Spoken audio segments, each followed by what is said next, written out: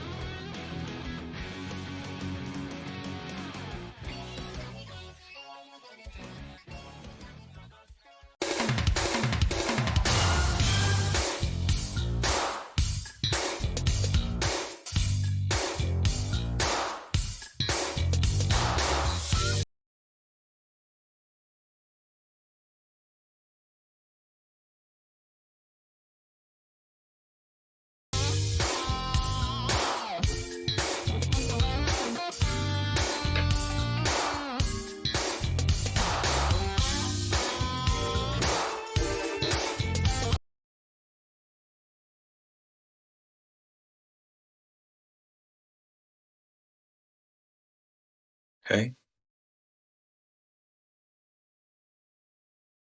What is going on? Hello? At least. Yeah, is it now? All right, then welcome everybody who's watching the stream to 87 Degrees Summer in the System, the great summer celebration for the anniversary of this amazing server and this amazing little community that we formed here in System 87. My name is Lisa, I'm captain of Think 87, one of the teams in this amazing server, and we're gonna have a ton of summer fun here today with a lot of amazing teams going on for a battle of the for a battle of the stars to see who wins this little celebration. Today also marks the celebration of 1-year anniversary for Inc in the System, which is the team that started the whole journey of System 87 with us. So thank you everyone so much for watching, and I hope you enjoyed the stream. I'll leave you now with my friends ESM Wait, Awesome saying he can't. To go with the stream. Guys, I don't think the stream's working.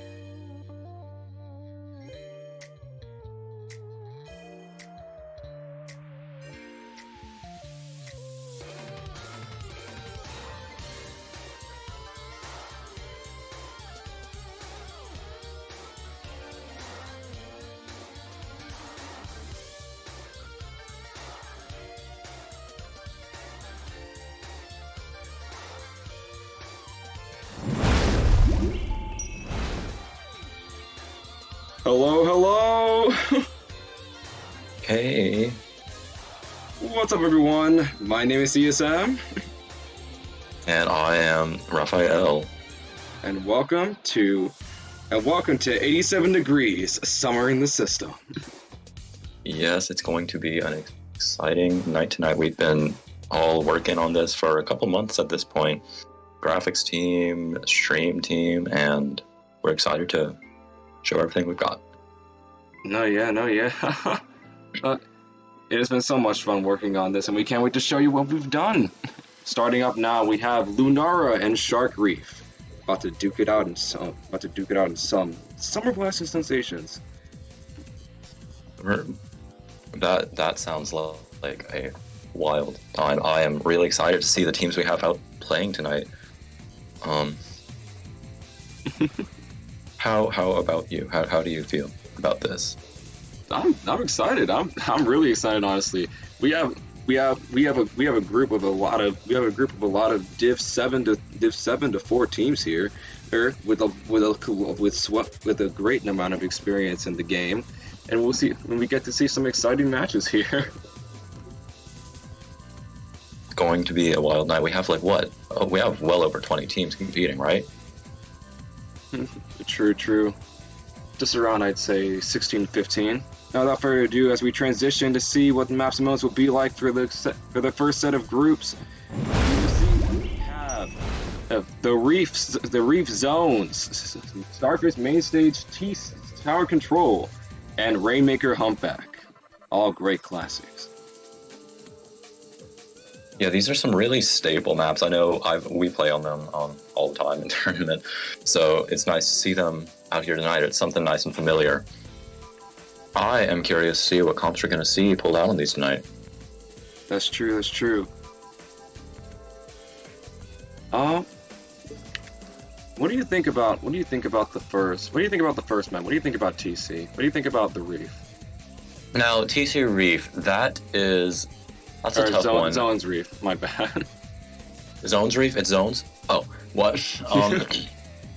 Now, this is actually one that I was watching a bit of earlier. So, I feel like that bridge is probably one of the most crucial parts to hold on this map. I see a lot of like Tents and K-52s coming out, vying for control over it the entire match long. Because once you have that bridge cleared, then your teammates under the bridge, well, they know that they're safe. They don't have to watch out from drops above, or they don't have to watch out for flanks from behind in the worst case scenario.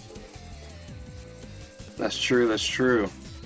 It's a very unique map, I'd say, from the rest of the ones where you can have a ton of control just from the middle ground, but there's still a lot of ways you can get flanked in bridge if you're not careful and don't have the control in trees. Don't have control in trees. True. It is really important to have people watching those trees. Because there are a lot of, especially whenever you're on the enemy side of the zone, there are a lot of ways to drop back into the action. It's a very, very wide map, I would say. Yeah. What kind of weapons would you like to play here on? What kind of weapons would you like to play here? Now, I do like seeing Tents up here. I'm the way they can kind of just plow through the bridge and dislocate enemy street if they have people backing them up. But then also I know a lot of other defensive weapons, like I mentioned earlier, K-52, they like to play around that bridge, try and keep it clear for their teammates. But then also some longer range things like E-Leader or any of the Chargers playing on that right snipe that you pass through car to get to. I feel like that's a really good way for them to contribute to the action by kind of just like hitting people on the bridge from the side where they don't expect it with their long range. True. Is there anything you're looking forward to seeing out here tonight? Well, what I'm looking forward to seeing, honestly, just I can't wait to see. Honestly, I just can't wait to see what these teams pull out. If I was getting really interesting, I wouldn't mind like playing a Hydra here. I know it's an odd pick, but like Hydra honestly works really well on this map. I really do like it. I can see it. Yeah, I can see it working. Especially if you get it on zone, it is so oppressive when it's on bridge. Just how much range you can cover on like both their bats and like their cut. Yeah. It's really good at locking people out, honestly. Yeah, you just don't want any kind of backline. If they're running a backline comp, you just don't want any backline. It's like on bridge and holding that position. It is tough to move that. Yeah, for sure. Especially because there aren't too many good angles to peek out with bombs and stuff. Like you do have. Well, technically, if they're on the bridge, you don't even have too much of a height advantage because of the arch. But if you try to peek at them through window, then either someone sharking below ledge with a roller is going to get you, or the Hydra themselves, or any other will just pick you off. That's true. Now here we go with the start of game one. We see coming out. We see on the side of Lunara a K shot, K Pro, V try, and V roller. And then on the side of Arc Reef, we have Tri, Bamboo, CDS, and another K-Shot. That's a pretty interesting comp. I don't see Tri too often anymore, except for these past couple of weeks. You rarely see a V-Roller in a comp either. That's true. I didn't even think about that. You see the Tri here. See the Tri here overextending, getting picked off, but able to take off 2 members of Lunara. True, but Arc Reef here has a pretty good lead already. They have a lot of momentum going forward with their specials outnumbering Lunara's. I'm curious to see. That zones counter is ticking down. It's already at 43 as we see the V-Roller move in. Booyah coming in from the side of Lunara. We're going to take a bit of space. Unfortunately, one goes down. Down. Arc Reef managed to hold.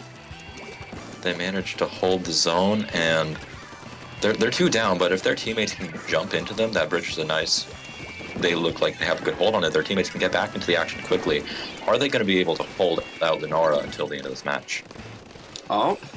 We see here they're making ground. Lunara making ground. Virola getting 1 pick. Virola getting 2. Splashdown. Picks in the splashdown. Oh. Virola taking 3 down. Able to 3 contest the down. zone by himself. Oh, but it's not enough as the zone's coming. The teammates are rushing in. Will it be enough to flip, though? Ooh, missiles coming out. They've contested so many times, but they haven't been able to flip. The K-Shot is able to pick one as the This Thembo might backs be it, off, though. and they cap the zone and giving them the penalty, giving them enough breathing room to try to bring up something together. Now, with their armor up and our Reef coming out of respawn, Ooh, they ambush from the might try. be able to flip Sorry. this around. Successful Yes, ambush from the try. True, true. Really well done. Really well done. Uh-oh. Wasn't able to sneak away for long to see the other try.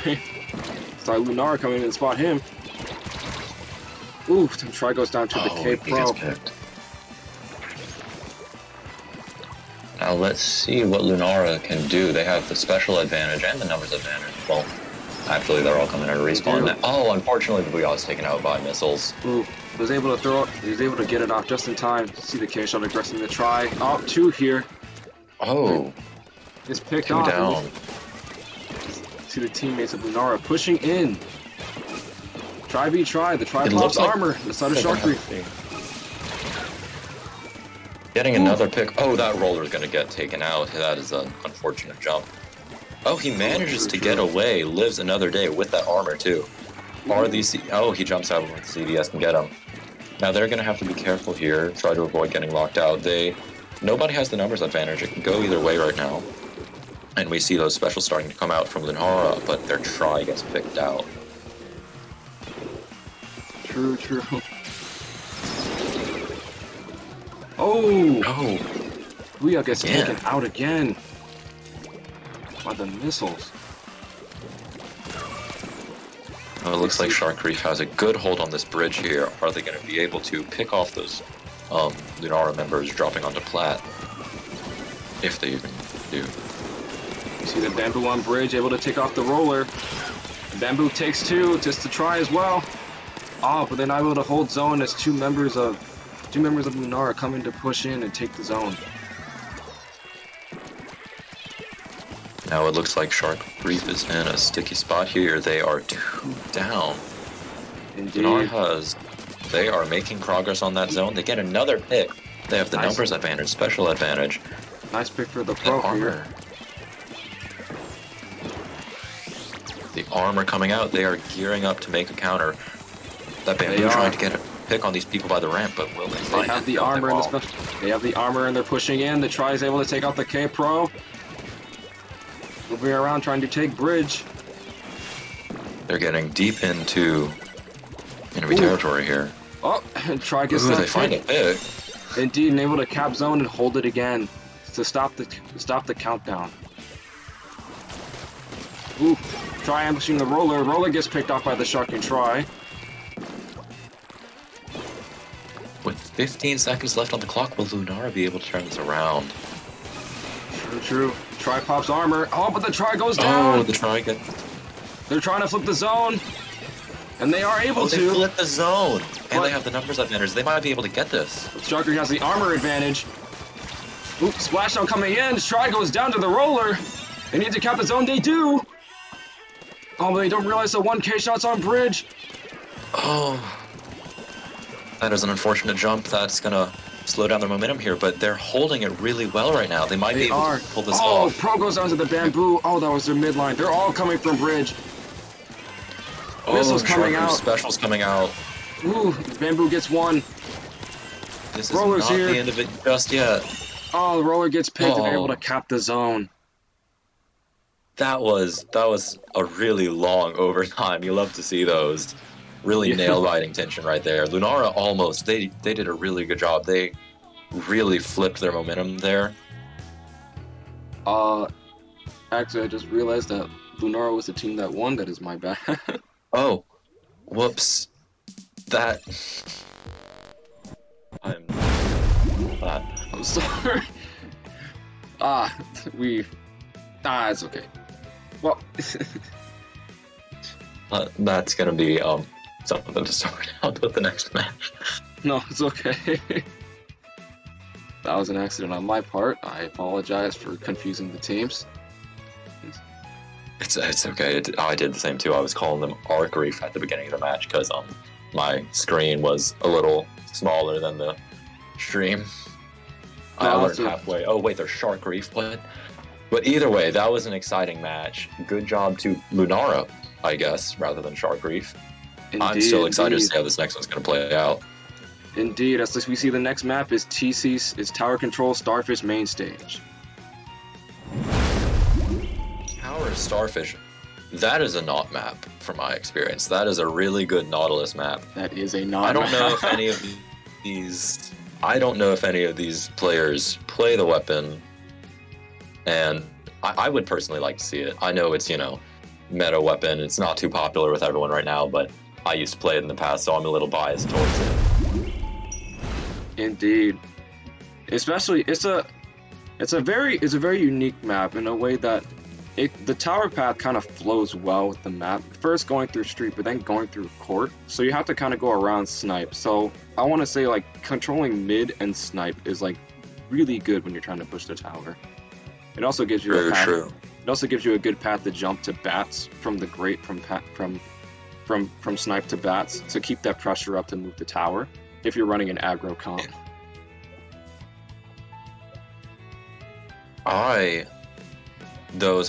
The fights right by that, I believe it's the second checkpoint next to snipe, those are always pretty long and drawn out, I find. There's a lot of, it feels pretty stally right there unless you can manage to get the enemy off of it. What I like to see backlines helping poke people off of it whenever their teammates are pushing the tower forward. Now on the side of Shark Reef here, we see a V-Bucket, a Squiffer, VDS, and Octoshot, whereas Lunara pulls out the K-Shot. The Nautilus, look at it, it's there. Oh yeah, Their try again, and the V-Roller. Oh yeah, Shark Reaper is the one with the V-Roller, K-Shot, not. Well, Lunara's on the side here with the Slosher Squiffer. Slosher Right. V-Squiff. VDS. As you see the K-Shot go down on the one side to a flank. You see the try on here, the side of Shark Reaper going for a flank here. Almost able to get the BDS. Ooh. As we see here, they're in a dangerous spot, able to pick the BDS off, but go down to the Octoshot. See Shark Reef moving the towers, slowly but surely. Now with both teams back up, how are they going to find these picks here? They have their specials, when are they going to start using them? It's true. A pretty There's an neutral armor state of the inject ready map on the right field. here. But the T-Tech And they goes get down. the pick. Oh, Slosher's able to pick one. Oh, Slosher trays with the V-Roller though. Now with Lunara pushing tower here, it looks like they have Shark Reef in a pretty, good spot for themselves. Shark Reef is going to have it tough here. They get the pick on the Squiffer, but will it be enough to stop them from getting this checkpoint? Ooh, that's true. But looks like here that it wasn't enough to keep the push going, as we see 1-2 members go down on the side of Lunara, as Shark Reef is able to gain more ground. Bueller coming in to do a little sneaky flank, able to pick the T-Tech. Yeah. He goes down, but it wasn't in vain. Now let's see what this bucket here does. Are they going to go for a flank of their own? No, they're going to choose to stay back in their street and try to get their missiles, gearing up for a counter to that. True. Oh, but goes down to the Tri-Slosher on the side of Shark Reef. Coming out of the the try attic goes like down that. as well. Lunara's going to be pushing tower here again. They have their specials up while Shark Reef is respawning. Will they be able to get past that checkpoint? They were not able to do it the first time, but looks like they are more prepared this time with 3 specials of their own. Inkjet coming out as a defense mechanism for Shark Reef. Double Inkjet. Or 1 Inkjet coming in. T-Tech. Now the push doesn't die yet, but with 2 down on the side of Lunara, 3 down, 4 down, that's a wipe! Let's see how Shark Reef bounces back from this. They really have a good chance here to establish control up front. Maybe they're going to try and get that snipe? Bueller going in. Bueller going to contest the Slosher in court. You see armor coming out from the try. But it seems like... Oh, Seems like only the V Oh, roller someone goes down in and the back. oh, the K shot went down, but they were both defending tower. But they're able to take the lead and ride it through. The Knots able to pick one in street as they continue to push the tower. Oh, but the Squiffer is in court. See the V roller They get the checkpoint. Will they be able to push it farther than this? Oof. Ooh, that was a weird pick. That B-roller is going to have to watch himself. He's the only one left alive. Oh, true, And he jumps true. out. Safe option, safe option.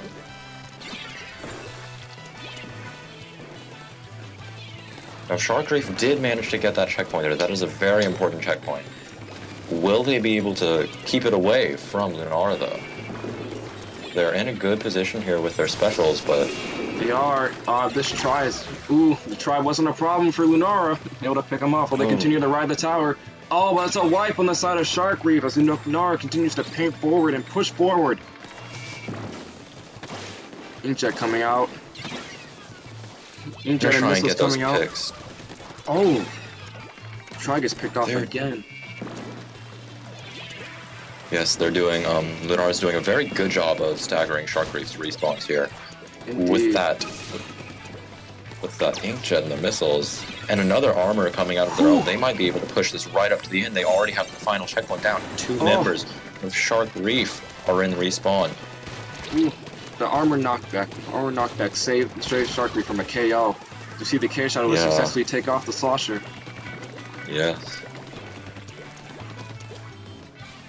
20 seconds left on the clock again. Shark Reef is going to have to be careful about how they play this. They do. They don't want to give... If they stay alive and with their well-timed specials, they may be able to continue this. They may be able to get this push and make something. With a pick on the enemy V bucket, they might be able to make something out of this. Those are the missiles. Oh, but nobody was riding the tower. No one was riding the tower. Oh no. Oh, that's rough. They had the V bucket down. That was they took out the enemy missile by doing that, which is a really difficult special to deal with in tower control, especially in overtime when it's super hectic like that. But unfortunately, without anyone on the tower, they didn't even get into overtime. I have to wonder, was there an enemy bomb or something keeping them off? Or I don't know. Not sure. It just seemed like nobody was on the tower at that time. As we see that game 2 goes to Lunara.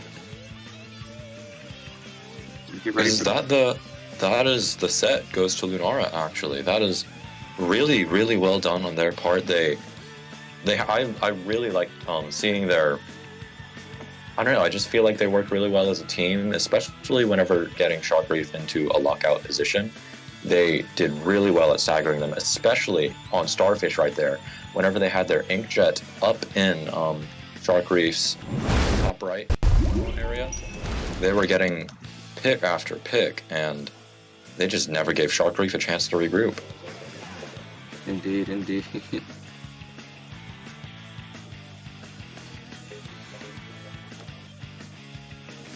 Confirmation here. But I just got confirmation here. It is play all 3, so as we get ready to move into the last match, Rainmaker Humpback.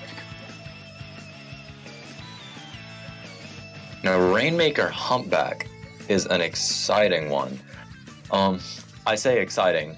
I don't know if that's the word I'm looking for, but it's usually really stally, especially up in the elbow. Every now and then, though, teams will get that Stingray or Bubbles or whatever it is, and they will just clear out a really nice path for their Rainmaker holder to get a lot of points out on the objective. True. Especially in a way, Rainmaker Humpback it's a really special map in the way it's fast paced, and it honestly feels simple in a way. It's a really, mainly there's like 2 ways you can go on Rainmaker. There's the clearly safe path on Elbow, and there's the risky but really efficient and really efficient and like high scoring path on right below Wall on Bunker. Now, yeah, that is a really, really quick path to the pedestal, but you almost need to get a team wipe before trying it, because otherwise you're going to have someone up there raining down bombs from above. It's just a really, really risky decision to take it. That's true. But if you are confident and you play your cards right, it really does pay off. Indeed, indeed. Here we go. Now, what's the height differences on these maps? Oh, is it starting? Oh, my. No, it's okay. Sorry. My thing was delayed.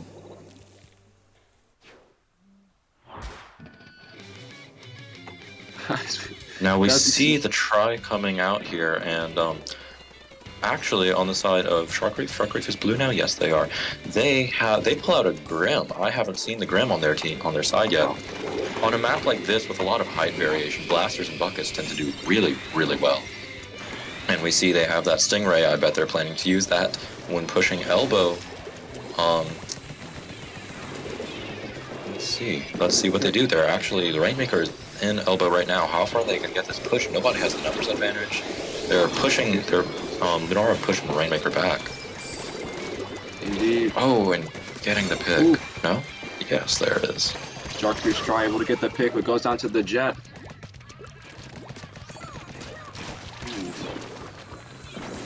See the Jet being contested, jumps back with the Stingray.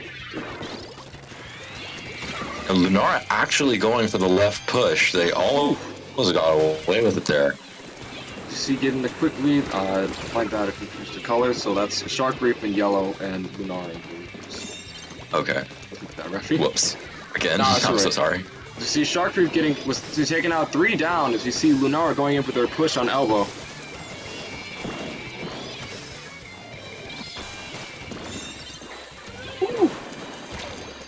Rainmaker going down. Shark Reef is getting picked off one by one. They're not going to jump out, hopefully, and save that Jet for a later push. No, he gets picked too. And Lunara bring it. Oh, they almost got that. They were speeding for it, almost climbed up on the pedestal, but unfortunately they get picked off from the side. That's true. It was almost a complete team wipe, and they could have gotten the KO if it wasn't for the K-shot and everyone respawning to be able to pick the Rainmaker at 3 points. 3 points. That's going to be hard to beat.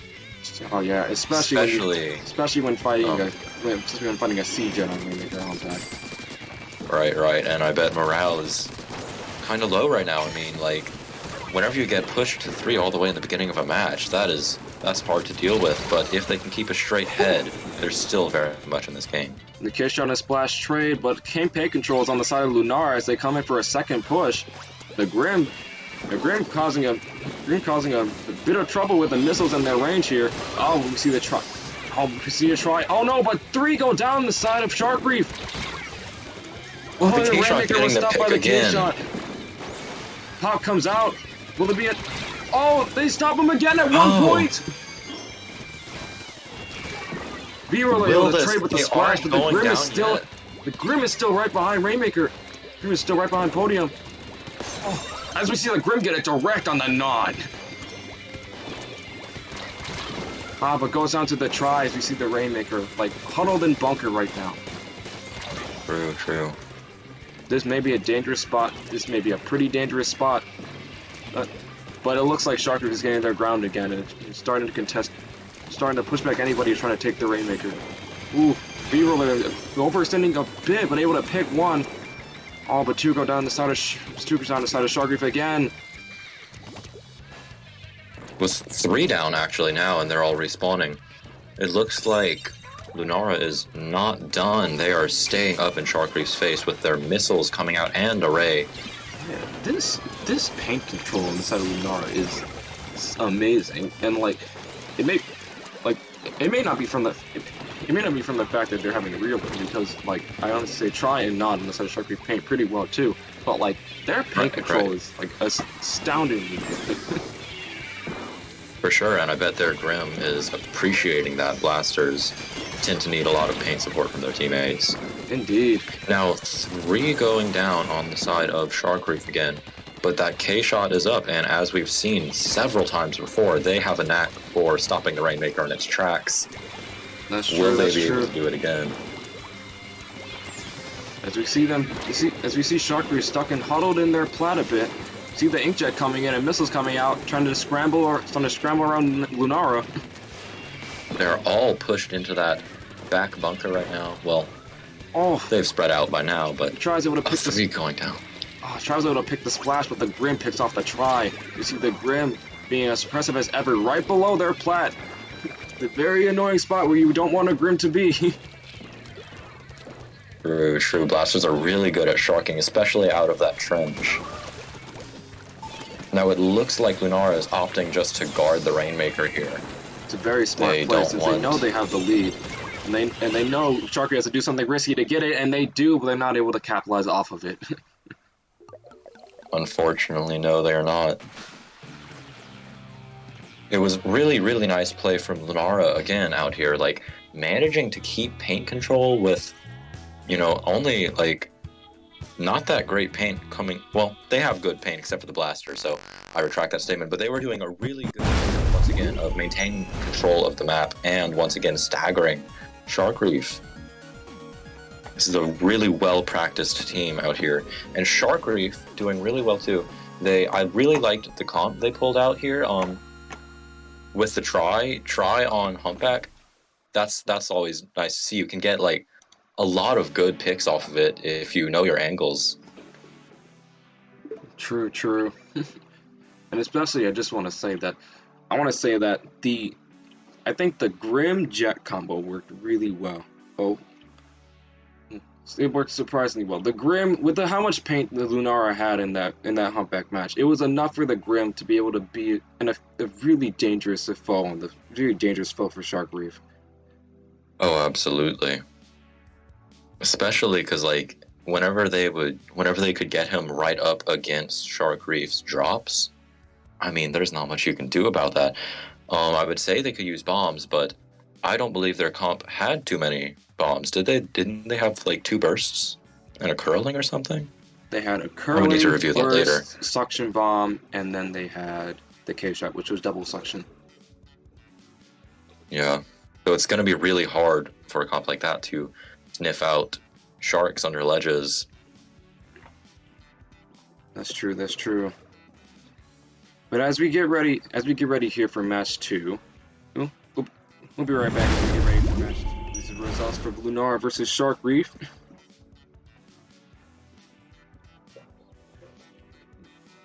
We'll see you. Sorry, Shark Reef, as we get ready for our next opponents.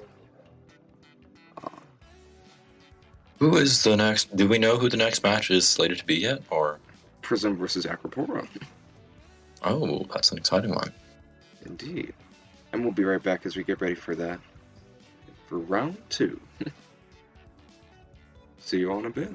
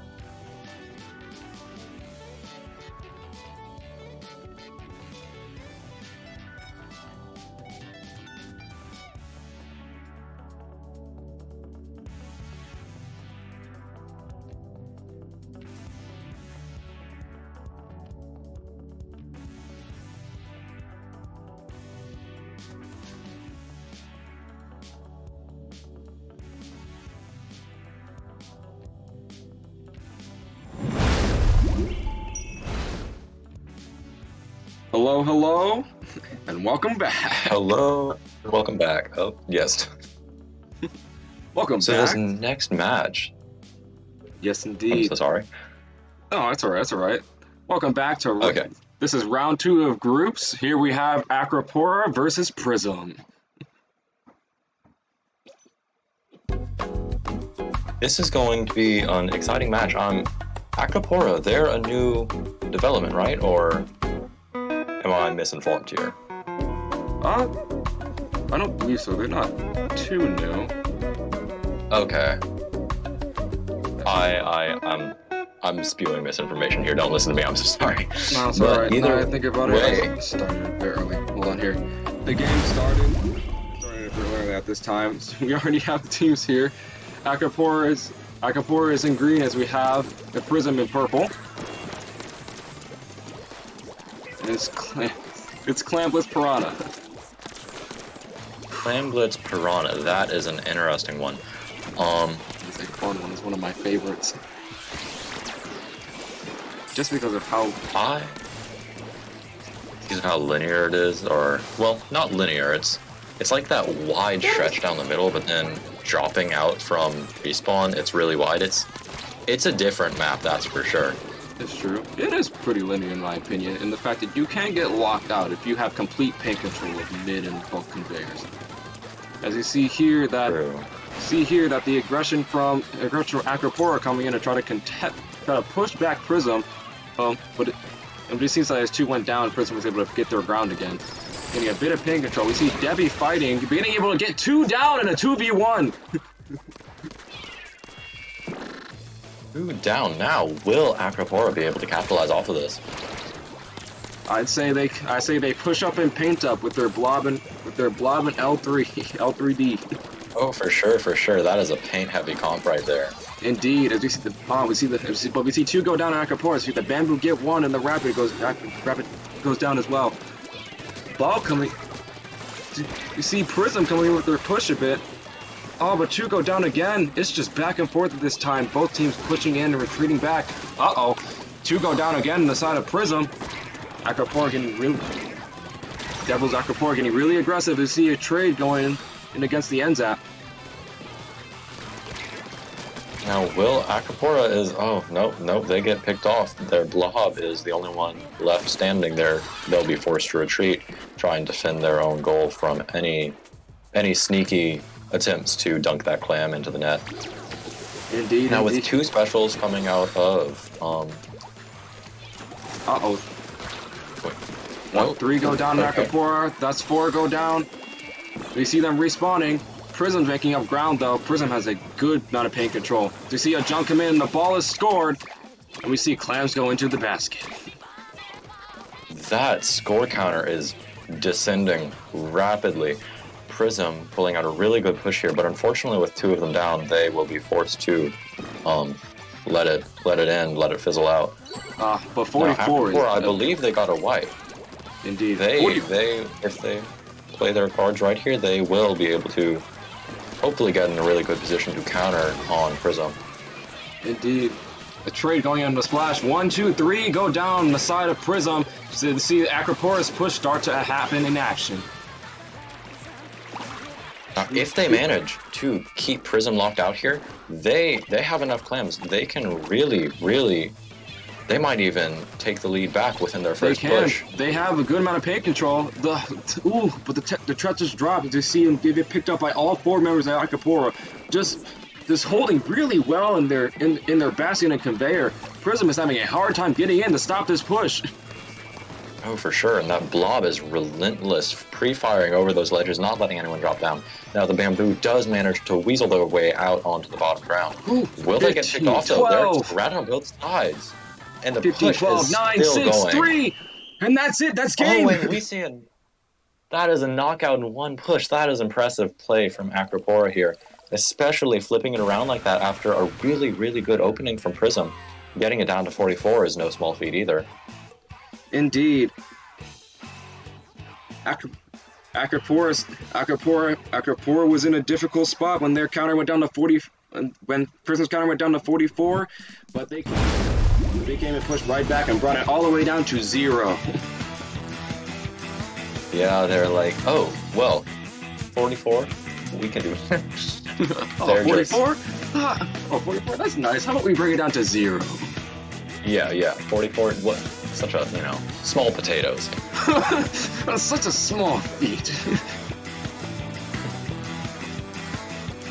Now, I'm excited to see, that was a pretty, I guess, bipolar match is what I'm looking for, because like right at the beginning it was I mean, they were in neutral, they were kind of having a stalemate right there at the beginning for the first minute or so of the match, except then whenever they got their pushes going, everything just exploded. It's like,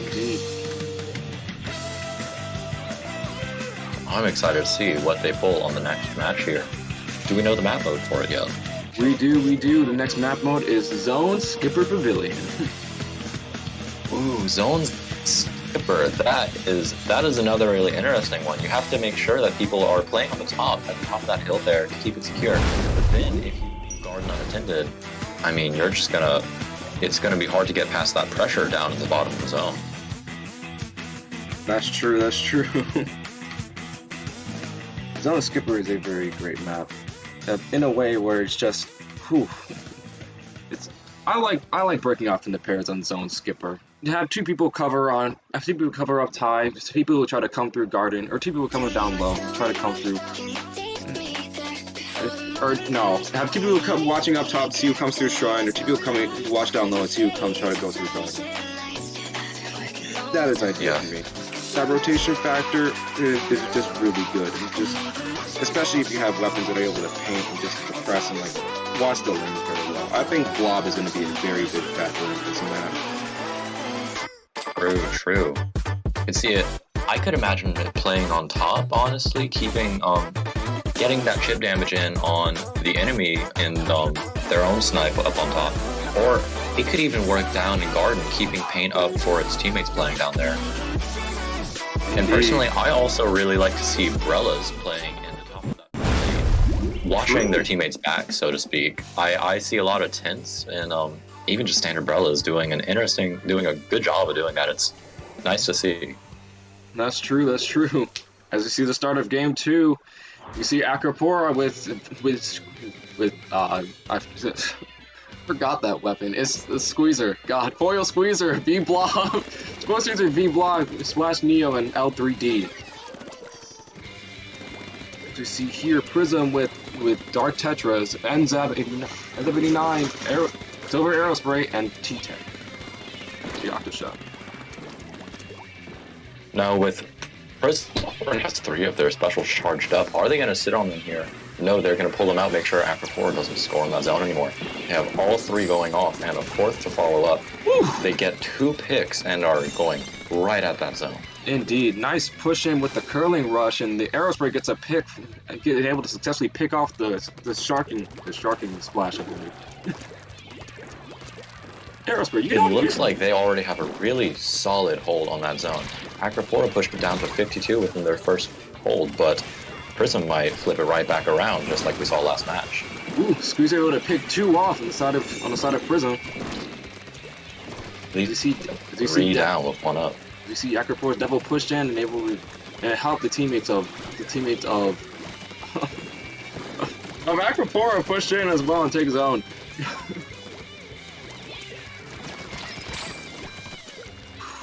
It looks like it's the other way again. Acropora is keeping Prism locked up, taking that zone timer down even further. Oh, no, yeah. That Blob doing a great job of blocking players outside of Shrine.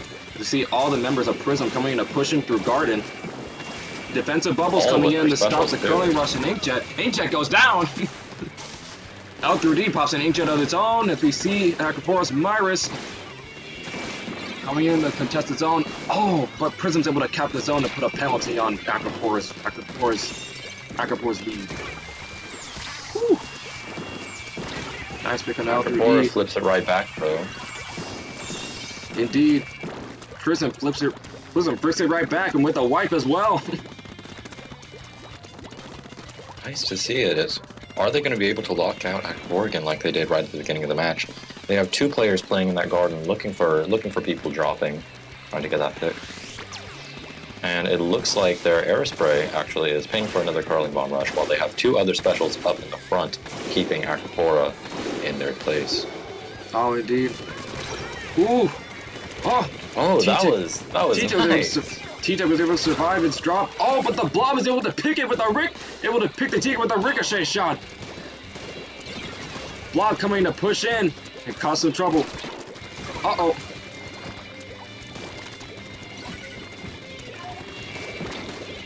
Two v 2 situation coming out here. It looks like Prism isn't going to give up zone that easily. Will they be able to push past 11? Oh, the Blob goes down, but they're able to cap the zone and put a penalty and a stop on Prism's push. That is really going to slow down Prism's momentum right here. But they take it right back, and I mean, with the number and special advantage, Indeed. They are still very much in this game. Armorous Pop, they're much in this game. They have, if they all work together with enough time, they can take it. Oh, one Blob goes down the side of Acropora. Inkjet on the side of Acropora comes down. They're able to pick the end zap. Major paint loss right there. For sure, it's going to be hard for them to keep the zone much longer without it, and just like that, it flips back in the hands of Acropora. Oh, they're able to pick one, but the curling rush comes in from the Aerospray. Oh, and Acropora handles that well with the bomb rush of their own. They pick 2 members off of Prism and are unable to get back into their garden like they were the first few pushes. Maybe they're opting to play further back right now, just in case they need to paint the zone. It is getting towards the end of the match. Indeed. Pick off 2 of Acropora. Prism picks off 2 of Acropora. That Inkjet doing a good job. Ooh. Prism coming to hold it right back. They need to hold this zone. They need to hold this zone for the counter to tick down. Uh-oh. The Tetris go down inside of Prism and the T-Tech. Acropora comes pushing in from Shrine. Able to pick the zone. They have 2 specials on the ready.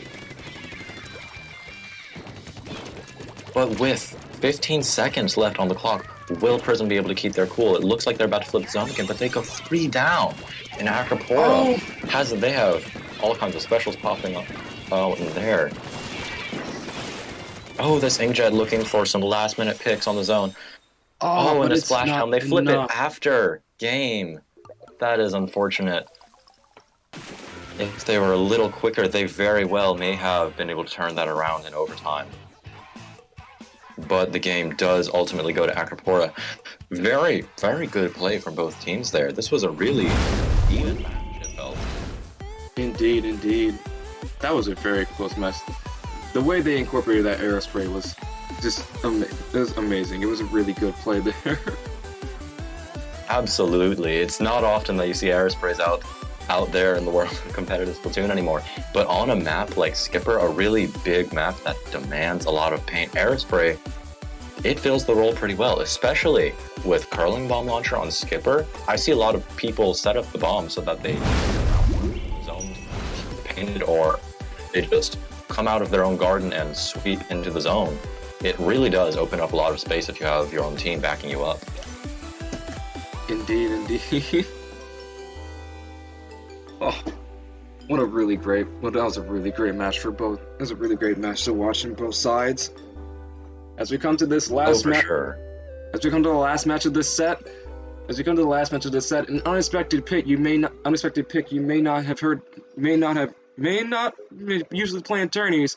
Tower Control Schellendorf. Oh, Tower Schellendorf. That is a rough one. Schellendorf. I love Schellendorf. Schellendorf is it's an interesting one to watch. You find the 2 backlines locked in a perpetual duel up on the top of the blast. True. While their 3 teammates scramble down below vying for control of the tower. Not too many other maps like it in this game. Call me biased because I play Hydra, but I just really love Schellendorf. The way backlines can exploit. It's a backline signature map. It is a very fun backline signature map. way backlines can exploit glass, it is. I just love that factor. It makes me enjoy playing a backline. I love it. True, backline players need something to enjoy, especially in the state of the game today. Yeah. But not to mention that it's a really good position for midlines too. I think the blob wanted to. Acropora dealing with good position on glass just to apply pressure, or get a good start to ward away the members of Prism. Oh, for sure. And I imagine that blob is probably going to be a really key player in this match. Raining down those bubbles from above, they are going to slow down any push. Indeed. Prism may try to make. But they may have trouble with the fact that Prism has a Dynamo and a Rapid Pro Deco in their comp. Oh, those are some... I like to see those picks on this map, honestly. K-Dyna, in fact, the Dyna going for the aggro route as they immediately push tower. The map is almost completely orange as we see the Enzap Dyna riding tower and Rapid Pro pushing, hitting ahead. Ooh! Inkjet coming on the side of Acropora as they try to contest this tower. Ooh! Two go down the side of Prism. But 52 lead is nothing to scoff at, and it's an immediate push in the beginning. Oh, for sure, and they got past that first checkpoint, which is always a tough one to get past, I find. Indeed. We see the members of Acropora starting to push of their own. Oh, we see the Dynamo sneaking in on bridge, able to pick one, on glass, able to pick one. Dynamo rolling on tower to stop the tower. Oh, the blob goes down on tower as we see three members of Acropora go down. And we see the specials ready on Prism. Ready, and they're continuing the push as well as we speak.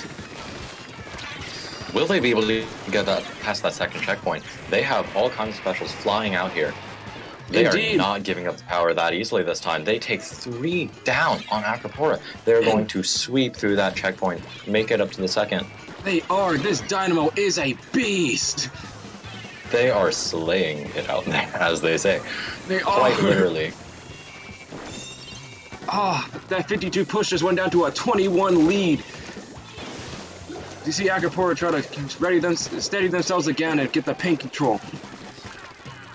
I say their signature play is to, if Acropora wants to take this over, they need to really watch and take over their glass. That Dynamo is a big threat on Schellendorf. Oh, for sure, especially with the angles you can get off of those roller flicks. Now, 2 down on Prism, it looks like Acropora is gearing up to answer with a push of their own. Let's see how far they can take this. Indeed. With a weapon like Blob, they're going to do... I can imagine they're going to have an easy time keeping people off of that block right by the second checkpoint. Yeah, specials are at the ready, though, as you see missiles pop out on tower. Oh, that is going to slow down their push, but they still are going to get the checkpoint. Ooh. That blob is on... Not quite bringing it far enough for the lead, though. That blob on glass might be a problem, as I saw them transition to on the top of glass. Oh, the Tetris trying to shark, but wasn't enough, as we see them get immediately picked off by the splash. Rapid Pro is also taken out as well, as you see Acropora taking up and starting to push. Oh, but the Dino gets a pick on the splash, and a Booyah comes out. Oh, but they go down to the L3D as they see the L3D take over, getting a pick with the Inkjet. It looks like he's about to get another one. Oh, he finds it right with his last shot of the Inkjet. That was an impressive play right here, and it looks like they might be able to take the lead off of it. Well, they see Acropora's L3D pushing and aggressing as hard as he can. Oh, but going down. But not without Acropora taking a 1-point lead. Oh, that is... They weren't able to get the checkpoint, though, so both teams are still going to be in a rough spot. Will Prism be able to find that lead back into their own hands, though? They have specials coming out. They got a pick on Acropora. They're gearing up to keep them out of that, out of their own glass. That's true. Now, unfortunately, the Blast are finding a pick. And true. We see the Enzap go down. We see the Tetris also get canceled in this splashdown. Splashdown is always a risky special to use in this environment. The Blaster finding a pick on Prism. The Dynamo going down too, and this Blaster gets another pick, finishing up the wipe. Oh. As we see... Ooh, it looks like Acropora is getting great control again. It's feeling a lot more comfortable with their lead, able to sustain a lot more ground. You see Prism going down one by one, being oppressed. We see the game ends on TC. The game ends for Acropora. Again, it was really, really nice play coming out of both of these teams here. I did not expect the Dynamo to be that much up in their face. That Dynamo was really impressive to watch. Truly, truly, that Dynamo was a huge factor, and it was a huge factor for Prism. Oh, absolutely. You could say they were just steamrolling through their front lines. Haha. But either way, it was another really, even match, it felt. Both teams were pushing in really far and just answering back with pushes at the same points of their own. Pretty explosive, I guess. You don't see too many matches like that. True, true. You can tell these teams both very much know what they're doing. That was a really exciting set to watch. It was, especially at the immediate push from all the way to 52 points, and then another immediate push after for Prism. Prism starting out aggressive on Shalador, but Acropora able to rebound back from it and stay calm and collected, able to KO them in the end.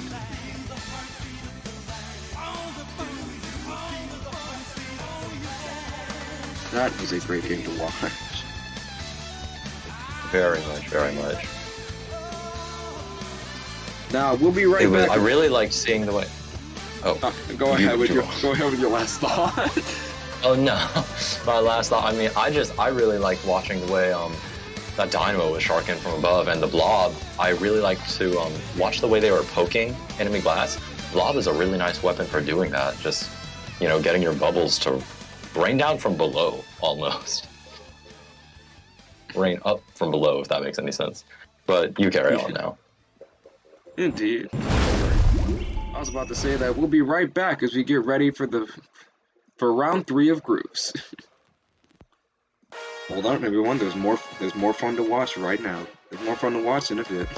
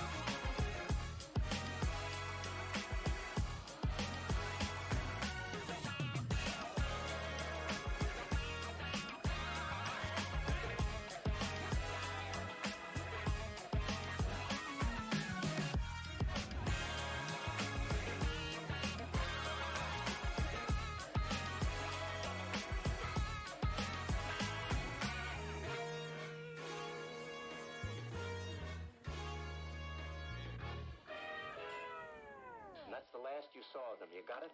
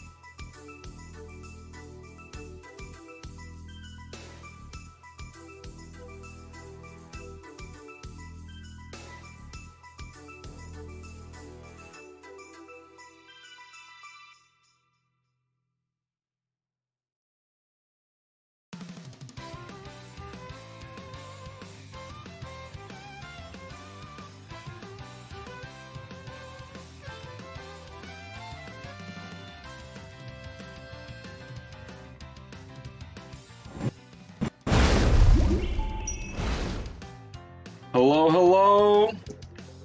What's up, Hello, everyone? everybody. What's up, everyone? Welcome to the last set of groups. Here we have on stream MSU Splatoon versus Surf and Turf. MSU Splatoon. That is.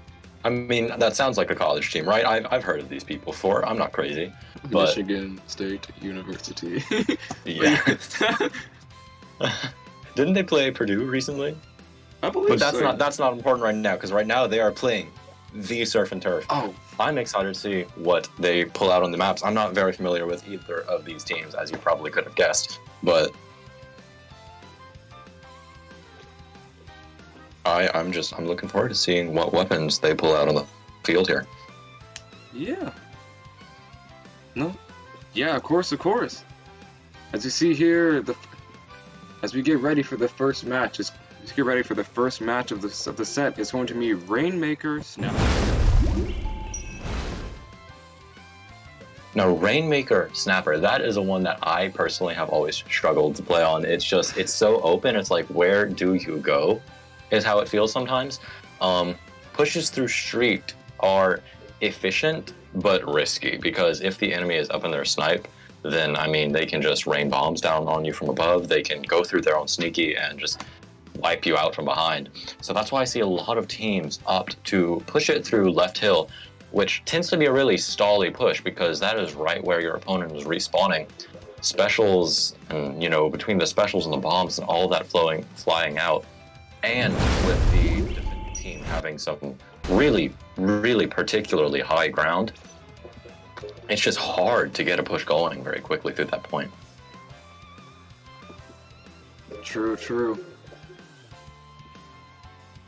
Yeah, like, a lot of the times when I play Snapper, I really don't like going through that left hill side, though, because of the fact of, like, how hard it is to just get through and able to, like, find the picks to be able to push up left hill side. Like, it is risky to go through street, but I find it to be the most effective in a way where you can able to score points. And I just find it's easier if you're playing an aggro comp, because, like, the hardest part about Rainmaker Snapper is the fact it's always an uphill battle when you're pushing the Rainmaker. It's never easy enough where you can, like, it's never easy enough where you can just, like, casually move up the Rainmaker a certain way. You do need those wipes or those picks in order to push the Rainmaker up, because it's going to be always unsafe. You can never see where you're going when you're going uphill. True. And I mean, having high ground in a game like Splatoon is, it's a nice thing to have, especially if you pull out some blasters or buckets on your own team. True. It is, however, tricky to drop. So any shorter range weapons that are looking to flank the Rainmaker during the push are really going to have to be careful about where they do that. Indeed. As we transition now to see the start of game one of the third set, MSU Splatoon coming out with a V-Slosh, V Junior custom jet, and a K-Shot. And then on the side of Surf and Turf, we have a Dynamo, some Tetras, a Squeezer, and a Junior. Very interesting comp they have there, and I like seeing the V-Bucket out on MSU's side too.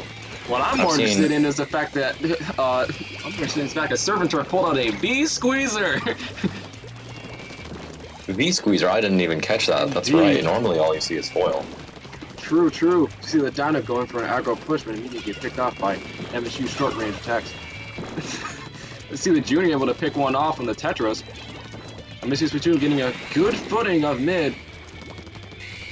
They're backing up Surf and Turf back into their street. This is where you want them. You want them. You want to make sure that you have a good path into the teammates backed up. You want to back them up into their spawn. That's how you move the Rainmaker. So you're able to pick them off, they try to overextend. As we see here that MSU, the three members went down as we see the push may have been a bit they didn't expect the push didn't expect all their members coming from the right side. We see three go down. And Servants are coming in to make a push of their own. But with only two members up, how far exactly will they be able to bring it, especially with the Rainmaker stuck in MSU Street? They get the splashdown cancel on those Tetras, and the Jet is going at that Dynamo looking to dislocate them or get the pick. Oh, the Dynamo coming out with the Booyah Bomb, but Ooh. oh. Now with Surf and Turf's Ray coming out, they're going to make a clear path for the Rainmaker through Street. The Rainmaker does get picked off, but not get before getting to 45. Oh, this aggro Dino. Who almost picked off the Hero Slosher? True, I thought he had him right there. I was a little surprised to see that the V-Slosher got away. With the Junior picking off the Dynamo, he picks up Rainmaker and opts to stay back a little until his teammates can clear some land ahead of him. Yeah, as we see that MSU Splatoon choosing to take it to left hill. I say they can be a lot more comfortable with this. It's a smart play on their part that they have the paint and the range to be able to pick off members and kind of overextend. Oh, for sure, for sure. Now this Ray coming from Surf and Turf is going to pick off the Rainmaker, slowing down that push before it gets very far. But not... And getting another player down, too. That's true. This Weezer is putting in work as we see him push up the Rainmaker as Surf and Turf chooses it to take it left hill this time. Oh, this Weezer going deep in, looking to clear out some turf for his teammates to advance. Indeed. Unfortunately, he gets picked off, but the Rainmaker goes to pick off the hero. Oh, but here comes the Stingray coming from the side of MSU. And down goes the Rainmaker. Giving MSU enough time and enough time to get control and ready themselves for their Surf and Turf's next attack. Dynamo on left, Dynamo on their hill. There's two in their street.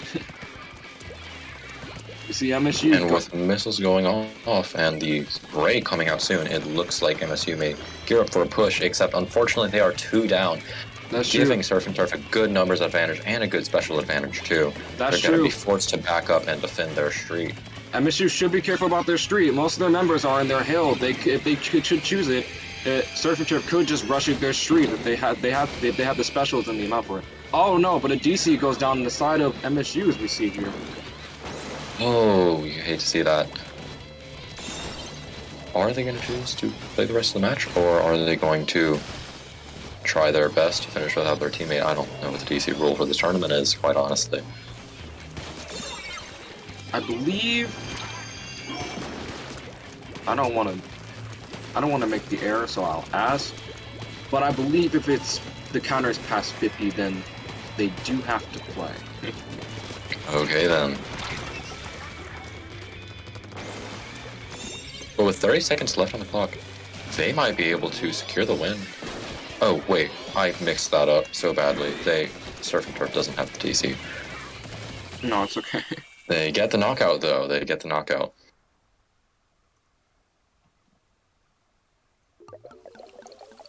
You see Surf and Turf get the knockout in time.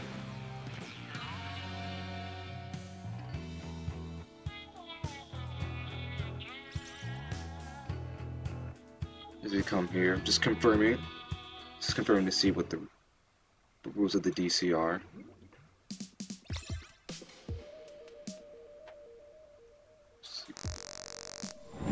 Yeah, it was really unfortunate that happened right there. Especially so deep into the match, whenever it wasn't necessarily their fate was not sealed. They still could have brought that back for themselves, turned things around, and gotten the lead on their own. But when they're junior DC'd, I mean, that's a crucial support player right there. Without the armor and without the bomb support, it's going to be hard to advance, especially on a map like Snapper. Indeed, indeed. And I've just confirmed that it was indeed that the counter is past 50. It was too far. It was far into the match that they were supposed to play it out. So that will go for a game to Surf and Turf.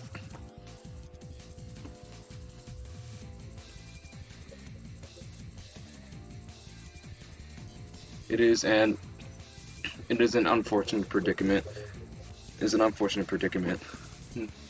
But it was a good game overall for both sides of the teams. Hopefully MSU's DC'd member can sort out their connection and make it back into the next game. I believe they can. As we get ready for the next map, Clan Blitz Mako Mart.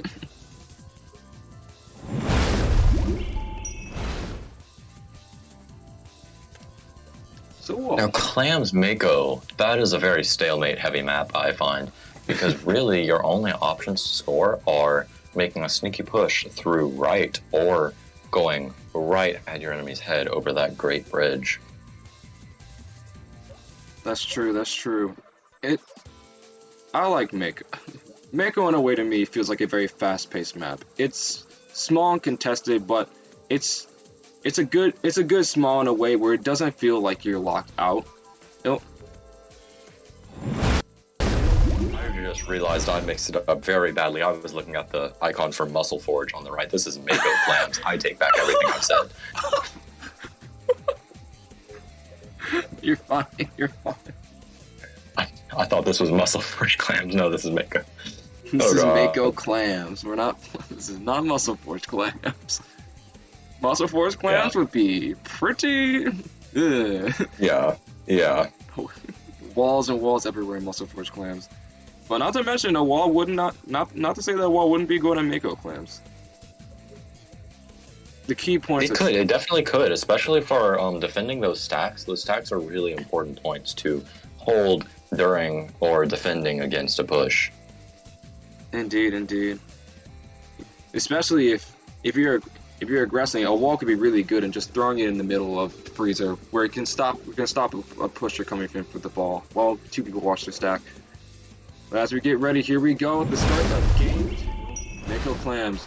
MSU Splatoon popping out a Hero Slosher, Foil Squeezer, K-Gal, K52 Gal, and a V Junior. Both teams right in the middle here, they managed to get the pick on Surf and Turf. Surf and Turf managed to get 3 down on the side of MSU Splatoon, scoring that power clam right away. It looks like they're going to get a good opening lead off of this push. Indeed. The way that Junior picked up those clams, it was kind of like a rhythm game. And he was able to get the ball in the nick of time right below basket. You see Surf and Turf is 2 down, but still scoring into the goal. Unfortunately, they get wiped, and MSU is going to rush to take their space in the middle. Indeed. That opening push and that amount of clams, it was a great lead for Surf and Turf. But as we saw in a game in clams before, a lead can go to 50, but another lead can go from 100 to 0. You see the start of True. You see the start of MSU Splatoon's push. Oh, but 2 get taken down by that Dynamo in mid. And it seems like the push for MSU ends here as we see Surf and Turf make more ground. Only managing to get in 1 power clam and giving themselves a penalty right at the start. MSU Splatoon is going to have to gear up for a really, really big push if they want to get the lead with their next one. Now, Surf and Turf is edging closer and in onto their net with 2 of their own specials coming out. They're going to get the power climb in, and that Ultra Stamp back in behind MSU's goal. Indeed. Gets taken down, but not before scattering them around a bit. That Ultra Stamp shaking up MSU Splatoon a bit. As we saw Shockery score a couple of clams, but MSU Splatoon is making their ground again. Oh, this splash, being a little sneaky, tossing in clams, making their lead down to 11. The brush coming in to score more. That's a 1 clam game. It's 1 clam away from a KO. That is exciting to see. Unfortunately, that Junior is going to have to back up, get his armor ready for his team once they respawn. But that was very nearly the end of the match right there. It was. Whoa. MSU is bringing out their specials. They're closing in on Surf and Turf. Opposing booyahs from both sides. Trading booyahs. Neither player goes down.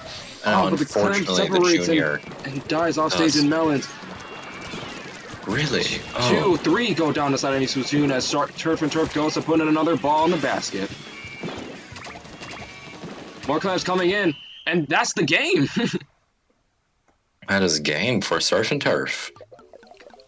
Very impressive play. They were just relentlessly going at MSU.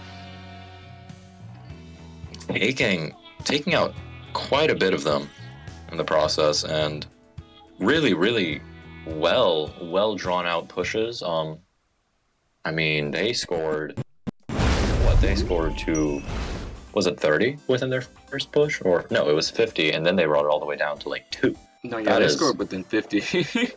Yeah. they scored more than 50 in their first push, and then brought it down all the way to 2 in their second, and then finished it off in the third. Finished it off in the third push.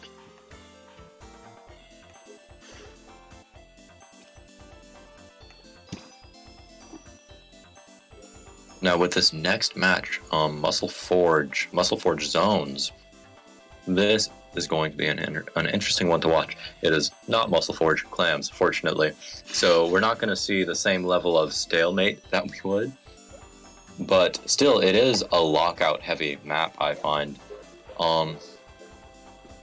If the defending team, if the team holding zone knows what they're doing, then I mean, nobody's likely to make it through that great bridge in the middle, and they'll be forced to take the path through lockers on the left and right. But having that height advantage up in the zone, even there, it's really hard to work your way up. It's hard to work your way up out of lockers. It is. Snipe is a snipe. Are we talking about the high ground?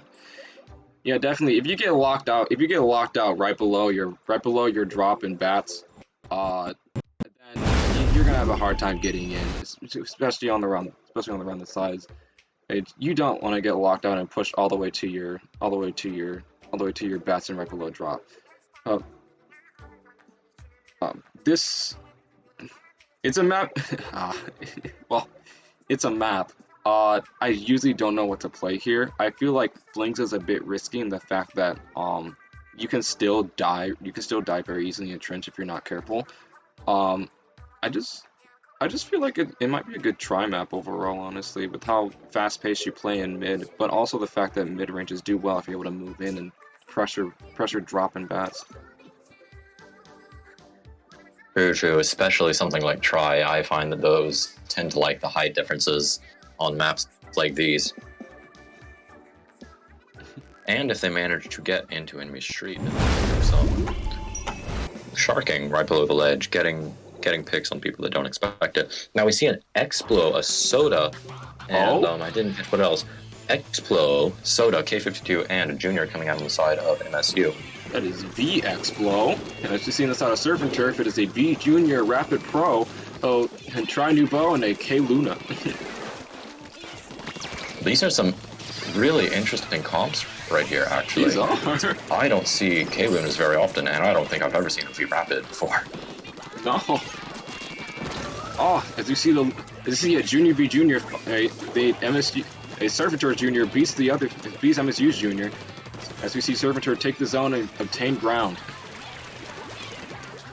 And as we've said before, it's going to be very, very difficult for MSU to work their way back into the zone from here. This is the dangerous lockout situation where you can throw bombs and just paint over their drop, and while MSU Splatoon has a hard time pushing in. That rapid being oppressive on their sponge.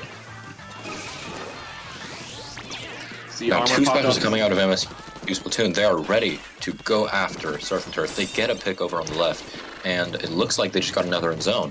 This Junior fighting the V Rapid here, unfortunately gets taken down, but does force the Rapid to jump out to his own spawn.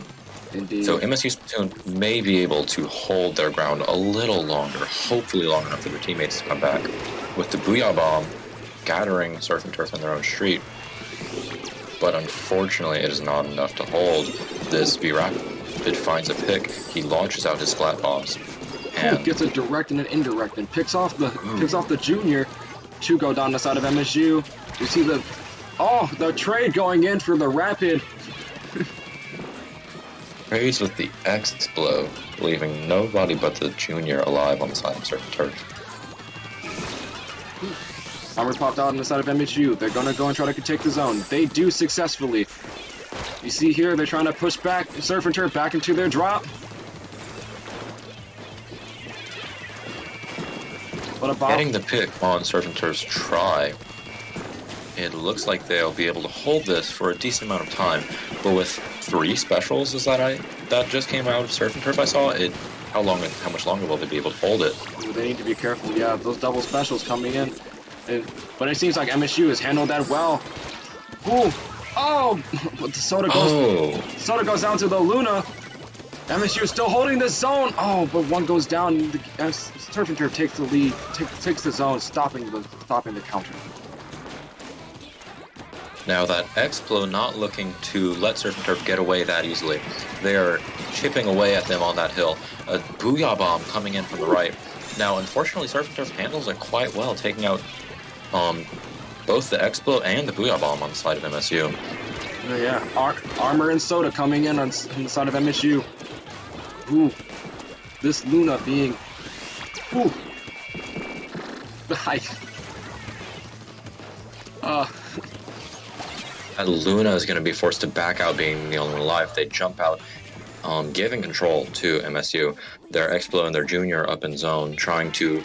That Explo trying to get that pick on Tree. He does get a pick on the Junior, and the Soda keeping people off snipe. Tree gets the trade, goes down. In a 2v2 situation with the zone, almost are they going to lead? They do get the lead. They get the lead. They're dealing with 2 Ink Storms, and the zone flips right back to Surf and Turf. But this match, I mean, they have a big penalty. Will they be able to get the lead back? No, yeah. As we see that penalty ticking down, it's not far for Surf and Turf to try to take the lead right back. As we see them situated, that Explo is positioned to snipe. Booyah comes in from MSU as we see them try to push in, but not without Surf and Turf taking the lead. Unfortunately, with 2 down on the side of Surf and Turf and specials coming in from MSU Splatoon, Surf and Turf is forced to back up. MSU Splatoon gets control of the zone again.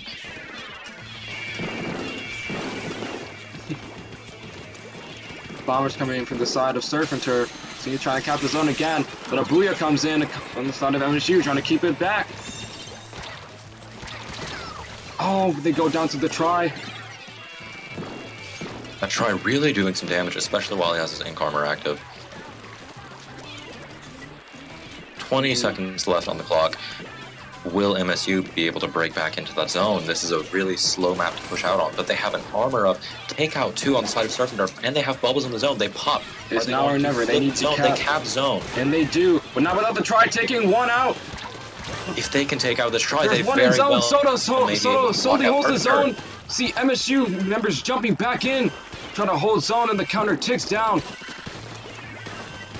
The zone is contested right now. It looks like MSU is going to hold. Will they be able to hold, get the lead?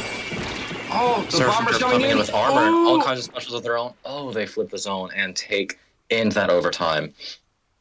That was a close match right there. MSU did a really good job, especially right at the end.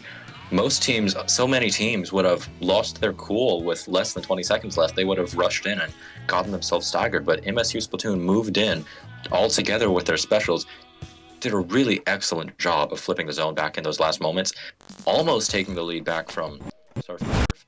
But unfortunately, the specials between the armor and the rain, it was too much for them to handle. That was insane. That was a game well fought. Well fought on the side of MSU, and well fought on the side of Surf and Turf. Holy cow. Excellent gameplay from both teams right there. I don't even want to scoff at the fact. Of how, like, that someone got 3-0. All those games were close and, like, just amazing. And the weapons we saw, oh my god, V-Explo, V-Rapid Blaster. Oh. I don't think I've ever seen a V-Rapid before. Well, you did now. You saw it in action. Oh. I saw it, and I fear it. The day I come across another V-Rapid, it's like, I mean, that's... I don't know why I've never thought about that weapon more. Like, between the splat bombs and, what is it, ink mines? That's honestly not a bad kit to have to pull out in zones, especially on a map like Muscle Forge, where bomb launchers are really, really good at catching people trying to drop into left and right on the bottom and clearing out the trench too. Whenever splat bombs start coming down on someone in the trench, they're like, I mean, they don't have much of a shot left. Oh, that's true, that's true. Huh. Well, as we see, that was the last match. That was the last set of groups as we get ready to transition into So, as we get ready to transition to move teams who made it to bracket, all in all, those are great. All in all, those are great games. All in all, those are great games, and yeah. I don't. Oh, for sure. Excellent play coming out of everyone who came here today. I saw some exciting matches. And I hope to see more going into bracket. Indeed. Just amazing with these crazy comps and just how many people, and just how close these matches were. Like, these teams know what they're doing, and they play the weapons they enjoy, and that's what I love about this game. Very true. Some nice picks going out there today. Definitely not the you know, dark and gritty shooter meta people talk about over on Twitter. Yeah, no siree. So as of now, we'll take a little break as we get ready to prepare the bracket for you guys. We'll see you all in a bit.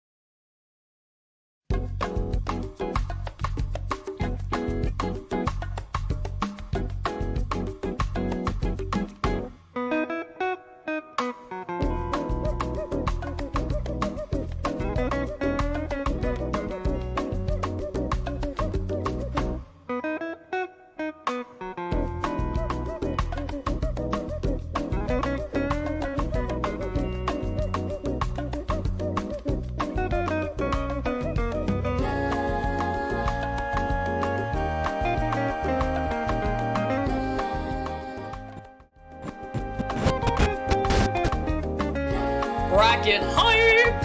Hello, hello! We are going to be your commentators for Top Cut. I'm Ikar, and I'm Elise. Nice to see you all here. We are going on to the bracket stage of the summer in the system tournament. This is going to be really, really hype. yes. Okay, so, oh my goodness, bracket. This is gonna be very intense. Just an FYI, we are doing double elim, and we will be streaming one of the games from losers. So if a team that you're rooting for does get out, don't worry, they're still in it and they can still win it.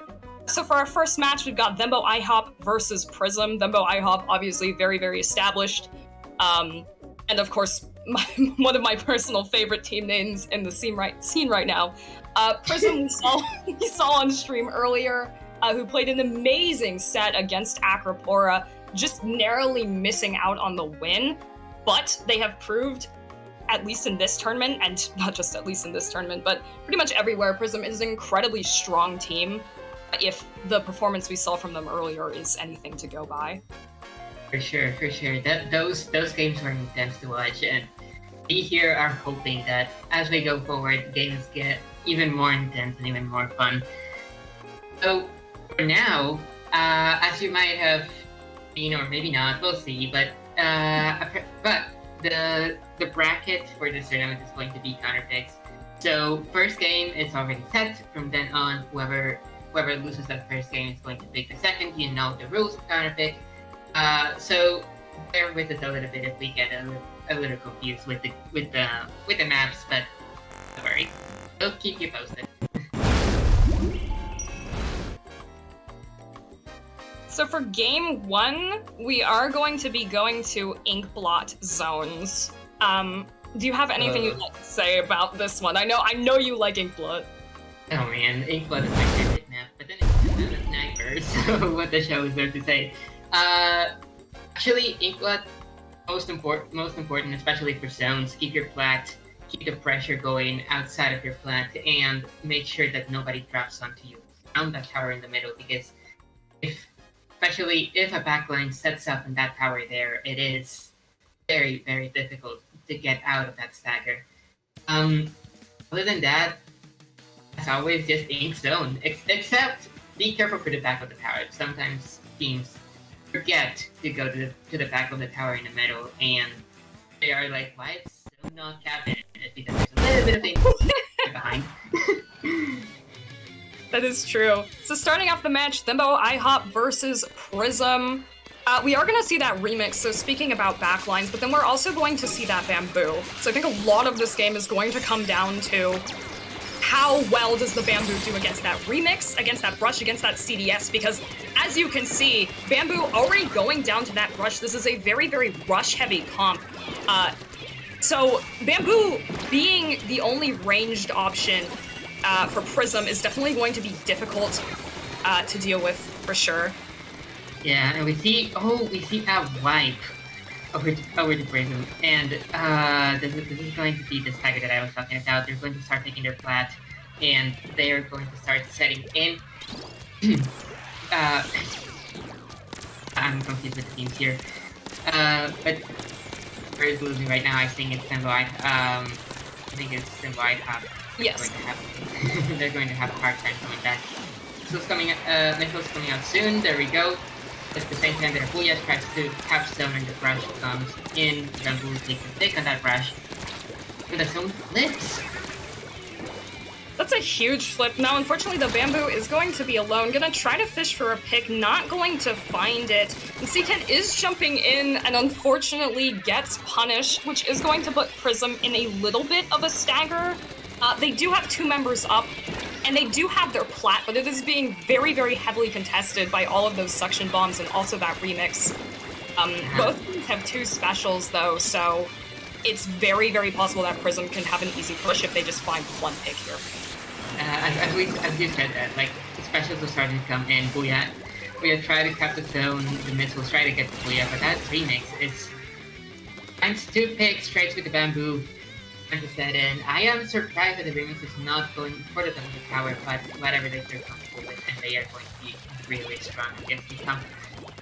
Oh yeah, for sure. And I definitely think it's working out for the remix so far. I mean, obviously you can see they did go down from that double, but mid tower is very heavily contested, so. For sure.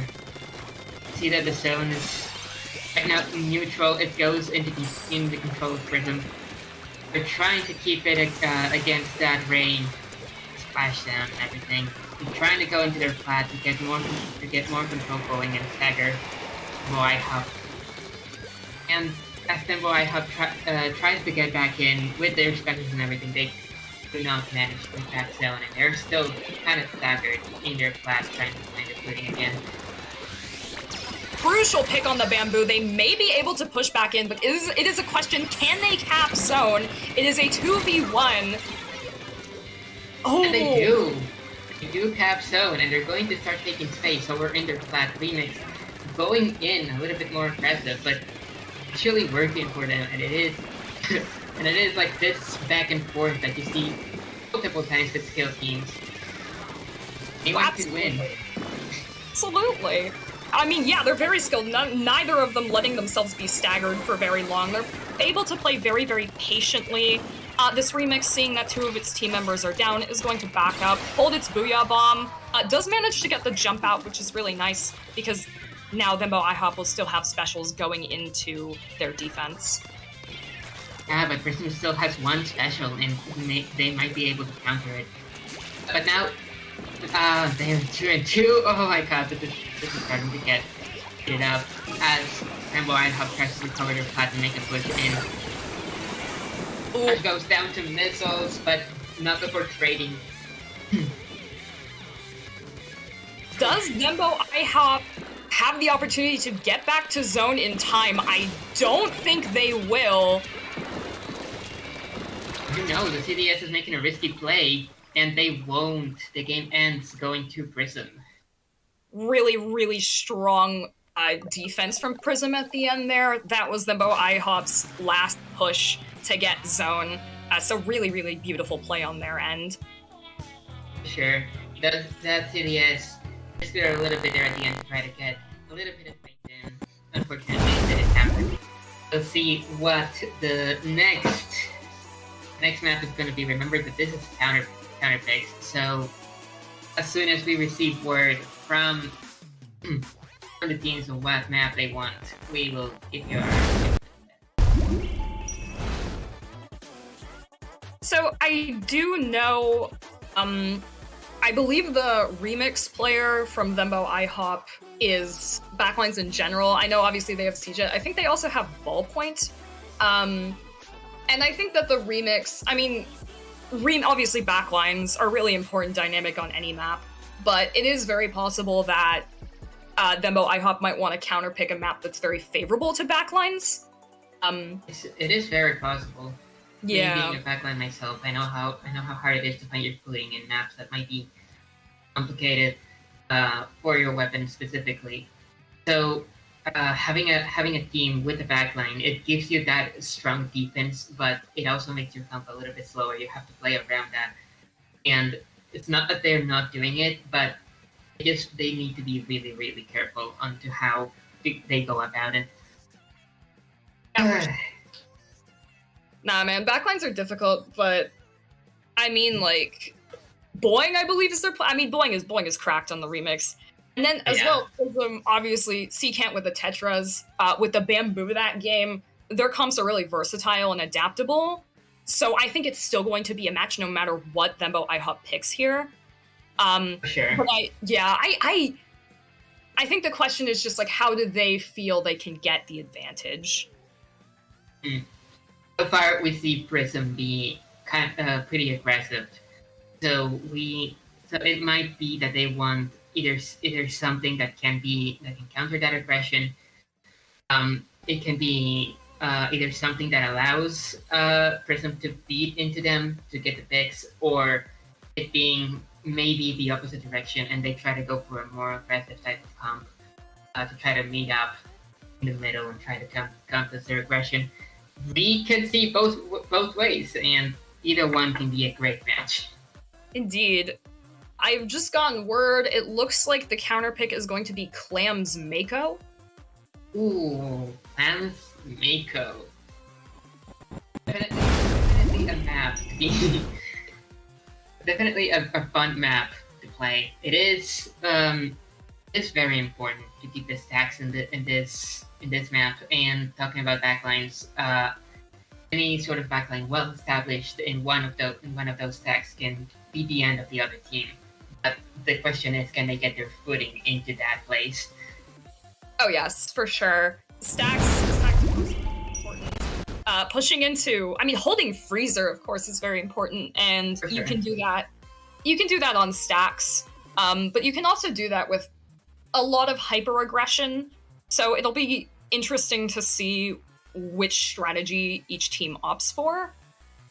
Yeah, the hyper aggression with the brush coming from behind, the brush or splash, maybe even dualies, going all the way back, and try to flank them under snipe and take that area. We know that is a very difficult place to take back if you're in a staggered. So let's see how it plays out. Yeah. I do hope we see a Tetris walkout if CCAT decides to run those. That I think would be very, very cool. I'm super excited for this match. And it seems like we will be starting right now with Thembo IHOP in green and Prism in purple. We see similar comps. We see the remix again. We do see the remix. We also see that Dynamo, so it looks like both teams are probably going to opt for more of a strategy of holding stacks. You can see that Dynamo already on stacks, trying to pick off this brush with fall off, forcing the brush to retreat. But Prism does lose their end zap. That means they are going to be left without armor in the neutral. Yeah, that brush trying to keep their ground over on right breakfast. And trying to keep control there for a flank maybe later, or try to go to stacks. We see a Booyah coming up from the side of IHOP. Unfortunately, camera is not helping too much here, but it's okay. the ink storm, yeah, right as you say that. But Thembo IHOP gonna go 3 down, and immediately you can see Prism rushing to their stacks, trying to gather clams, trying to make the super, but they do die before they can get the super in. However, they do have Jet up.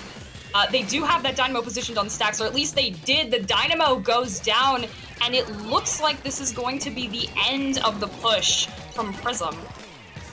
Yeah, right now Thembo IHOP taking back control, going to stacks, and we see a ball from the brush. Maybe they might be able to get it in from a flank or in a good way. But I'm not really sure right now. They're just trying to get control. Oh yeah. And armor coming up. Booyah up. Booyah trade.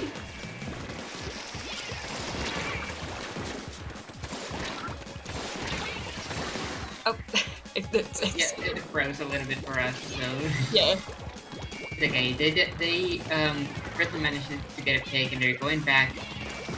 Try to take footing close to the basket of Thembo IHOP. They are trying to get them.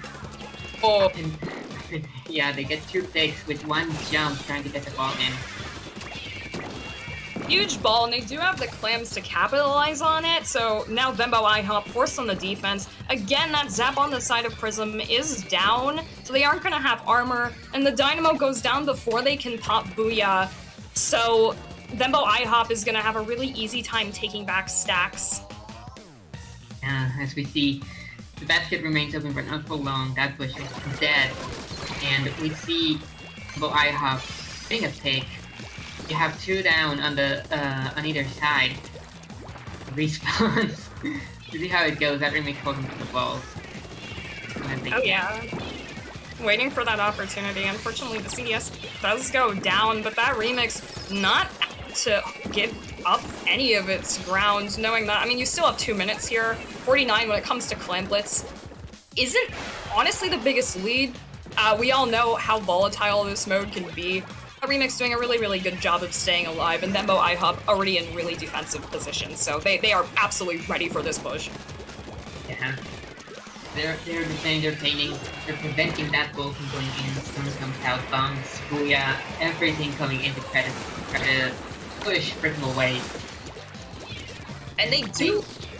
do. They do, yeah. Yeah. Seems like Prism is about to get a push. Yes, they get the ball in, and they are getting some clams, but they're getting picked up for the defense from Prism. You're Rush, right. however, is on top close to the basket. So they managed to stay there. Ah, they couldn't. They had to jump out. Choosing to prioritize their own life and armor, realizing that maybe they couldn't do much with their flank in that position, but that was a very quick and snappy counter push on the part of Thembo IHOP. So if they can do that again, if they've got more clams, then they basically have this game in the bag. But Prism, again, not apt to give up any space. Yeah, the T-Tech get times one tick, maybe two ticks. The T-Tech. They're trying to go in. There's specials like see bombs coming in.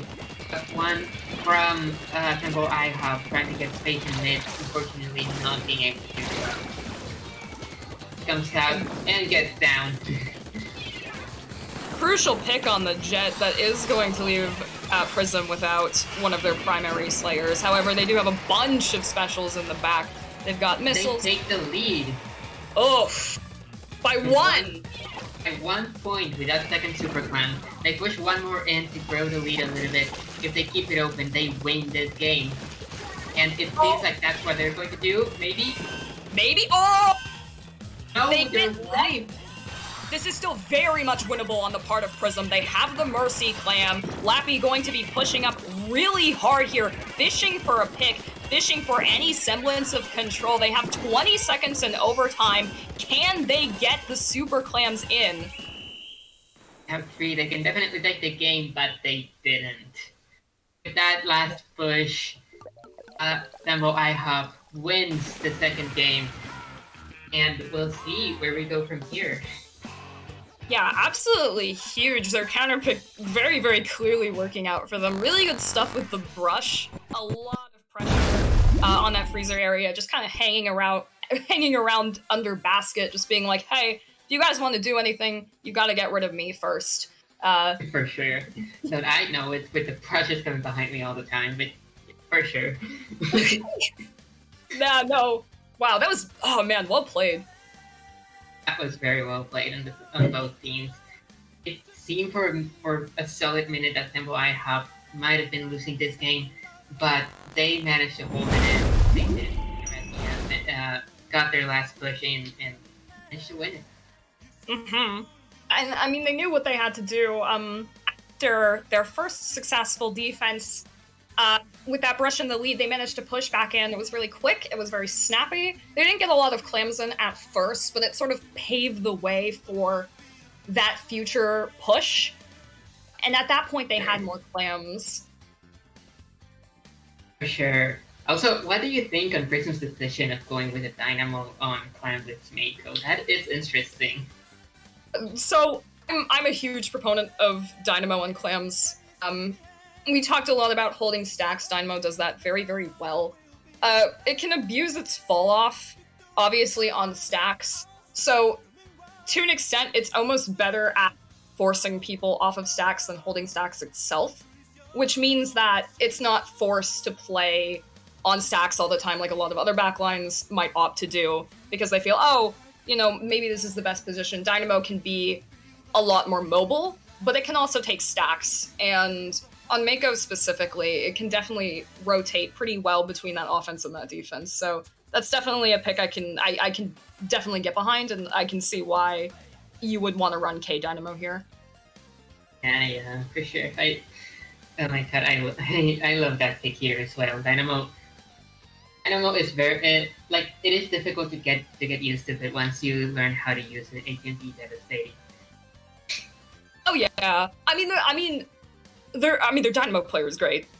I mean, so I'm not saying they're not. They're amazing. Yeah, it was Bovis from Prism. The TOs. I mean, we're all really excited for this. It's our anniversary. We put a lot of work into this. So, I mean, we're having a watch party. Prism, their last set, when Bovis came out with that Dynamo, I was screaming. A lot of people were screaming. It was very, very hype, so absolutely love to see it. Love to see these really cool weapons and these players that are really good with these weapons. Obviously, we've got Remix, not as prevalent as it once was, but Thembo IHOP making it work very consistently. The Remix is very good. Prism, their Dynamo is very good. They've been able to use that brush really well, really solid CDS, VDS. So both of these teams just incredibly consistent.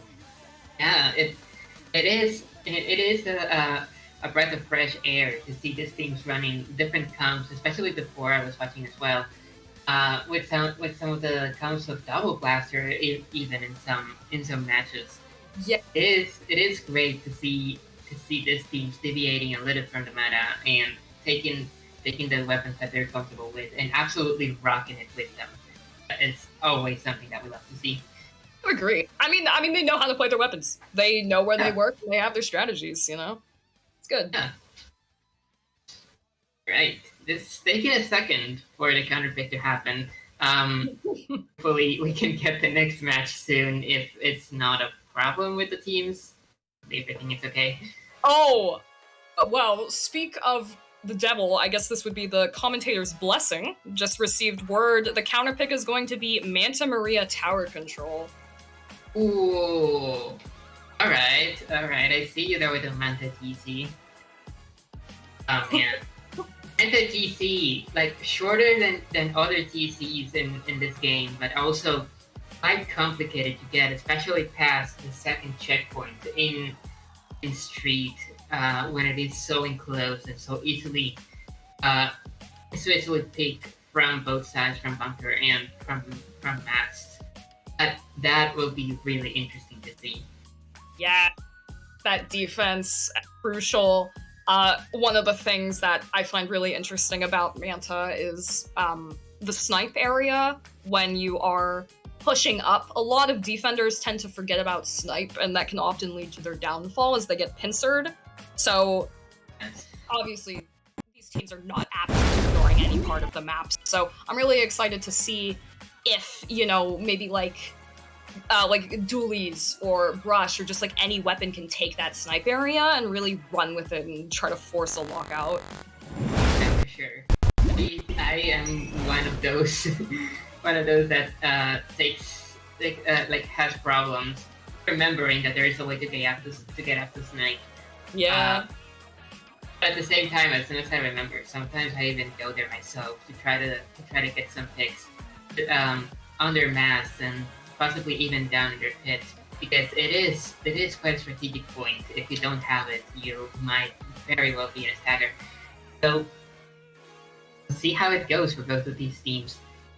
Oh yes. We've seen Remix both games. I know you said that you, obviously, Treasure player, you like to go on snipe, you like to fish for picks. I think it would be cool if we saw a Remix do that. Obviously, Remix, huge range, a lot of paint output. Yeah, so definitely just a huge variety of positions that both teams can take here. For sure. So far, I see a lot of people that can also be very good and also in from out there. And Remix also can be out there in bunker and pre-firing around the tower to get those picks. And yes, we see the Remix come back and the Dynamo as well. Ah, the return of the Dynamo, indeed. We also see Thembo IHOP switching to that Crapid, which is a really interesting pick. Yeah, for sure.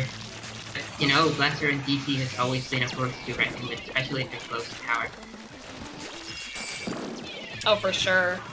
See right now, Thembo IHOP getting their foot in, trying to get Prism's bunker with this brush sharking and getting a couple of good positions. One pick, two picks, and really protecting good. That jump.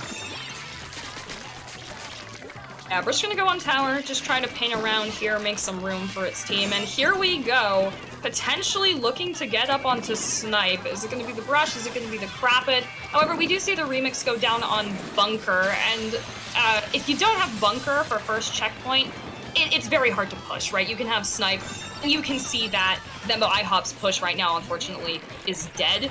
you need to take both Snipe and Bunker, which is very crucial. But clearly, I mean, Thembo IHOP knows that. So now it's just a question of how can they do it successfully against this very, very strong comp of Dynamo, T-Tech, Zap, K-Shot. That's extremely good on the defense. Yeah, but 2 goes down on the side of Prism and 1 down on the side of Thembo IHOP. We're seeing that Thembo IHOP is trying to make another push, and with a flank, they managed to take their street missiles from out, and the push going to checkpoint 2 for IHOP. Brush does manage to get armor off before it dies. Thembo IHOP potentially gonna try to force tower past this checkpoint. It's a 3v3, however, that Dynamo does have the Booyah Bomb, but just gonna stall out tower. Anyone approaching tower knows that the Dynamo could just Booyah it, and then you're just dead. So of course, Thembo IHOP forced to back out and respect that. Yeah, they just had to let the push die in order to save their lives, and maybe some putting it mid. They're trying to keep their bunker with all those bombs coming up there. But painted mid is pretty consistent from Thembo IHOP, and they're starting another push right away. Oh yeah. And we can see them taking similar positions. Yeah, and here we go. Here's the remix on Snipe. Had to go down. They had to go down from there. Yeah, they had to drop down into the entrance of street, refiring still, but not in a bad position. And street goes down to Thembo IHOP. This can be the flip for Prism to take the control and to get a good push going. Oh yeah, they've got right now basically free access to bunker. They've got missiles, they've got Booyah, they've got armor, they've got all of their specials. So now going to force their way into Snipe, gonna force their way into bunker. Their T-Tech does go down. Will it matter? Not necessarily sure. That Dynamo still has bunker, however, is going to be contested by both the remix and the brush. So it is not going to be enough. I'm not sure if they can get past this first checkpoint. It is proving to be difficult for them. So far, they are keeping the tower. They're keeping the tower past the first checkpoint, but they are trying to get it into street and possibly taking the lead. To the T-Tech, shot going into Snipe and taking that area. And Prism trying to get that second checkpoint to go down for Thembo IHOP. Yeah, comes up to stall the tower a little bit further, and they might take the lead here. They do. They do, with the wipe as well. And now, Thembo IHOP, they have a minute to retake this game. It's still winnable, but Prism has such a big lead, it might be hard not to find yourself in a stagger here. And with the Dynamo controlling that tower for even more points, it's going to be a KO for Prism. Wow. Huge comeback at the end there. Yes, huge comeback, even especially after struggling with that first checkpoint. They managed to get their act together with all their specials on the street to keep Thembo IHOP away. They managed to get power in, and the Dynamo keeping that tower made the rest to keep the push going and getting that KO. Oh yes, for sure. However, to Thembo IHOP's credit here, I know it's like, oh, you keep bringing this up, and we talked about this at the start, but Snipe, I think it's really cool how they prioritize that. I liked the remix's positioning, but Prism, once they got that initial wipe Prism,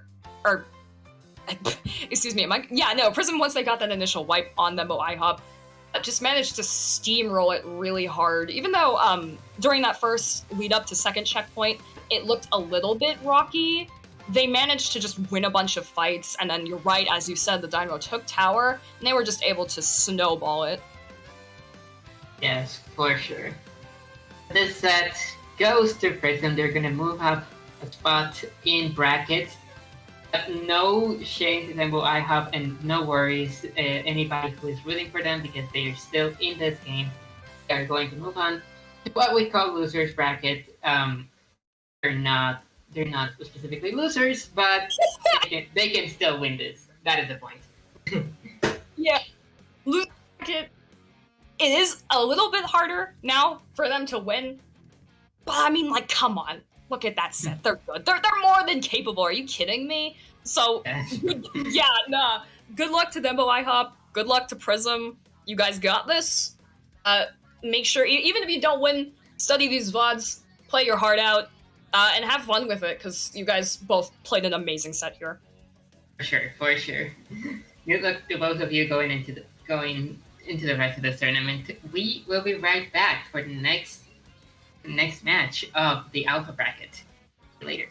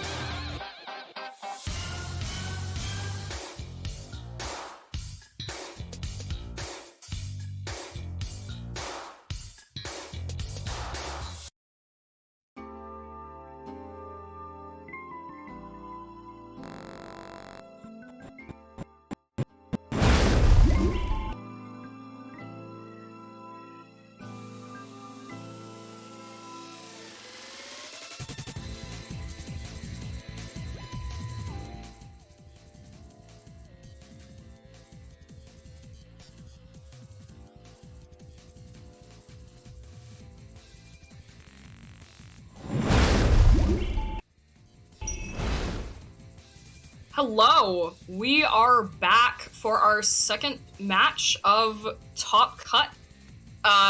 We are currently in winner's bracket with our next match, Intimidation Factor versus Downfall. Yes, quarterfinals. We are going to see which of these two teams goes into semifinals against Lunara, who won like the the match. The other match in the finals, just information there. But yeah, I'm excited to see because both of these teams, I know them and they are both really, really good. Yeah. Agreed. I gotta say, okay, I'm not biased. I said, Thembo IHOP, one of my favorite team names. Intimidation Factor is my favorite. You guys rock. And then Downfall. Yeah, as you said, we're both familiar with these teams. Downfall is Downfall is insane, honestly. I mean, Weem on the Carbon, Mitch, I know used to be on Squid Killers, I believe, moved to Downfall, has done really, really well there ever since. Downfall has a lot of synergy. They've been playing together for a long time. Intimidation Factor has been together for quite a long time as well. Let me think. Nah, I feel these teams are pretty evenly matched. I'm excited to see the set here, and I already mentioned Weem on the Carbon. I'm definitely expecting some pretty interesting weapons to be shown off. Yeah, for sure. I've seen Fletch a couple of times as well, and they also, of course, be reckoned with. We are going to see. We continue with our counter picks with our first match being Tower Control on Anchovy Games. So, what do we think about this one? I'm a huge fan of this one, honestly.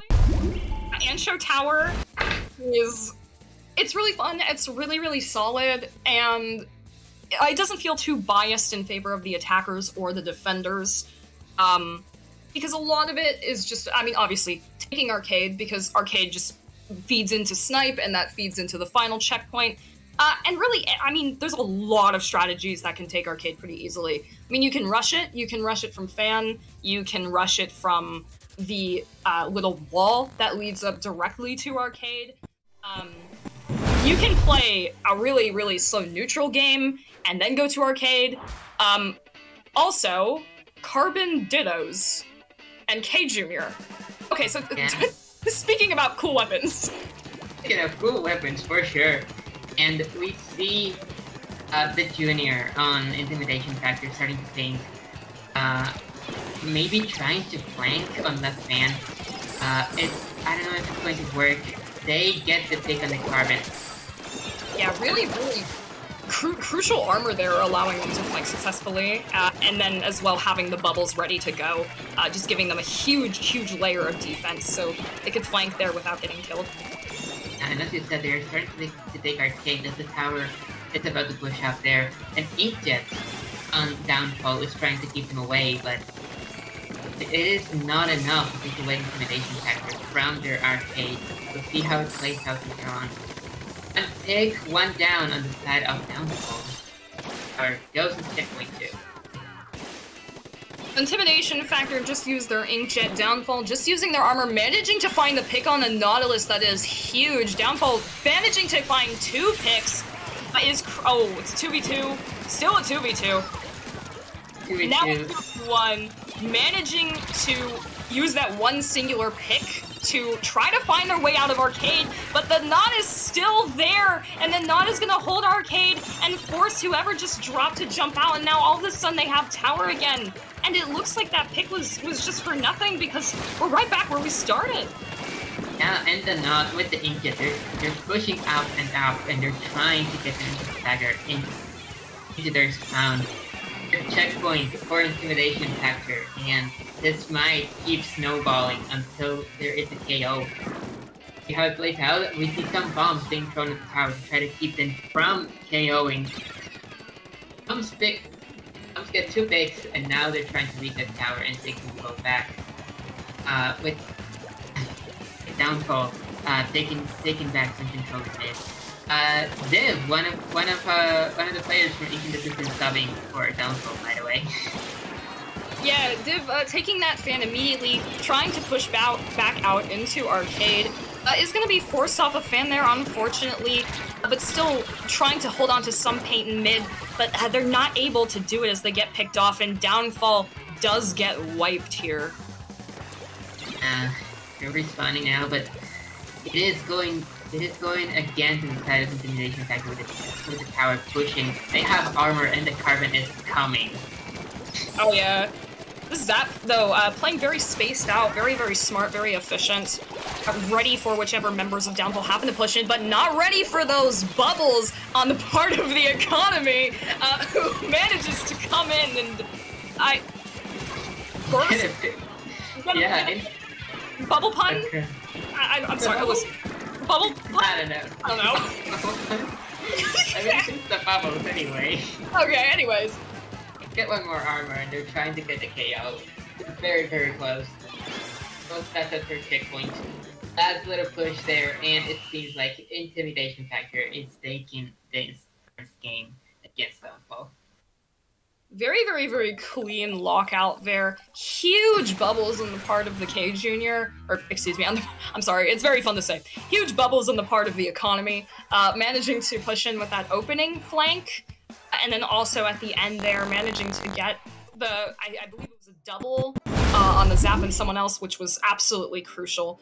Just allowing Intimidation Factor to snowball that. However, to their credit, Downfall, once they were out of their initial lockout, and don't get me wrong, it took them a little, but they were they knew what they needed to do. They were very apt to just immediately push fan, immediately push arcade, try to regain some paint in mid. Now this time they were not able to do it, but I mean, of course they have the strategy, of course they have the game sense, so it really is just for them a matter of execution, because they know what they need to do, they have the resources, so I would not count them out yet. I know, not at all. We're gonna see what we might want to see what the counter pick is after talking a little bit more. It was very cool to see that Nautilus was holding tower on the side of Intimidation Factor when the tower was going to be reset, but Nautilus was not let go of arcade, and that was a play that allowed Intimidation Factor to keep pushing in, locking Downfall out. But yeah, Downfall is not a bad team at all. They know what they have to do. Maybe now that they know what they're up against, they might be able to come up with something that might give them the next game. We'll see what happens. Yeah, for sure. And then especially, I mean, yeah, it's their counter pick now. And I mean, often you'll see a lot of teams where they'll lose game one and then they'll start doing really, really well after game one. You see this in Smash Bros, you see this in VGC, you see this in Splatoon, because game one, especially in a best of 5, you're really just learning what you're going up against for both teams, for both Downfall and Intimidation Factor. It's like, okay, we had Carbon Dittos, we had a Nautilus, we had a K Junior. K Junior obviously like to flank. And if you're Downfall, you're thinking, okay, well, they're running bubbles, so we need to come up with an adaptation to that. And so now that they know what they're up against, they know what they need to do, and so because they get to pick a map that can tailor to their strategies, they can really, really adapt their play to try to counter Intimidation Factor. Yeah, for sure. Oh man, but yeah, we didn't really get that much time to talk that much about tower control, and truly I was going to go how keeping flat for arcade for defense was also really good. Downfall unfortunately was not able to do it. It is not to say that it is impossible. It's just a matter of execution. From here on, if they want to be a little bit more aggressive to counter Intimidation Factor, they can pick a map that can work with that strategy. Agreed. Yeah, we did jump into that match a little bit quickly, but you're absolutely right. I think I had mentioned during that set how the Zap was spacing very well once they managed to claim their arcade. And you're right, unfortunately they could not do it successfully, but I think that if the economy hadn't made that really, really crucial bubble play, they probably would have been able to do it. So it really just is definitely a matter of coming prepared for what might happen. I definitely think they were a bit caught off guard by that. Yeah, those instant bubbles usually catch you off guard. I am really sorry that what happened to me there. That's alright. Yeah, it is one of those instances where you're not expecting something, and then all your plans are flipped around, and you have to think of another way to try to get them out of their push. And with 2 people down, it might be hard. I've been in that situation a couple of times, but stay patient. Remember to not panic and take the fights that you know that you can take. Oh yeah. Don't let yourself be intimidated, if you will. But intimidation factor, I mean, they're called that for a reason. They are an absolutely stellar team, and also, like, I mean, come on, that game was insane. So it's doable. It's gonna be tough, but it's also gonna be very, very intense. Yes. Now we see the counter pick going to Splatzone's Skipper Pavilion. A downfall, guys. Guys. Okay. Oh, guys, but it's fine. The Splatzone Skipper, it is not a map mode that I like, and I think that Icar doesn't like it so much either. But yeah, just a little, maybe, I mild dislike, you see. But, yeah, Zone Skipper, I know earlier in tournament we saw Aerospray come out, which was a pretty surprising pick, but also that Curling Boat Rush was able to hold Zone really well. And the thing with Skipper is that because the zone is so wide, it's very, very flat, and of course Zones favors paint-heavy comps, but Skipper in particular, just because, like, the way the map is laid out, you come in from top, you come in from bottom, and you just have this huge swath of zone in the center. And if you can get any amount of paint control on that and just hold it, you have a huge advantage. And so I think that's where you get kind of these interesting picks like Aerospray that work, because Curling Bomb Rush is really, really good into that area, and you can use it to force your way up onto the other side of zone. So I think that it might be possible, first of all, that we see a switch off of Carbon from both sides. Carbon definitely struggles on this map. It doesn't have a lot of angles that it can play off of. Yeah, and we'll see, like, I think, pretty paint-heavy comp from both teams, if I had to guess. Yeah, I just want to say also, the zones being so enclosed in that area that coincidentally it's called choke. It makes for the zone to be that much more annoying to cap. But yeah, as we see the usual strategy, 2 teammates going bottom, 2 teammates going top for both teams, to try to get a bit of paint, and it seems like Downfall is getting the first cap on zone. Try to get their footing. Keep intimidation factor out. Unfortunately, they get one in Downfall gets picked up, and so immediately flips to intimidation factor. Yeah, that armor lag at the end, definitely very unfortunate. I've had it happen to me a bazillion times.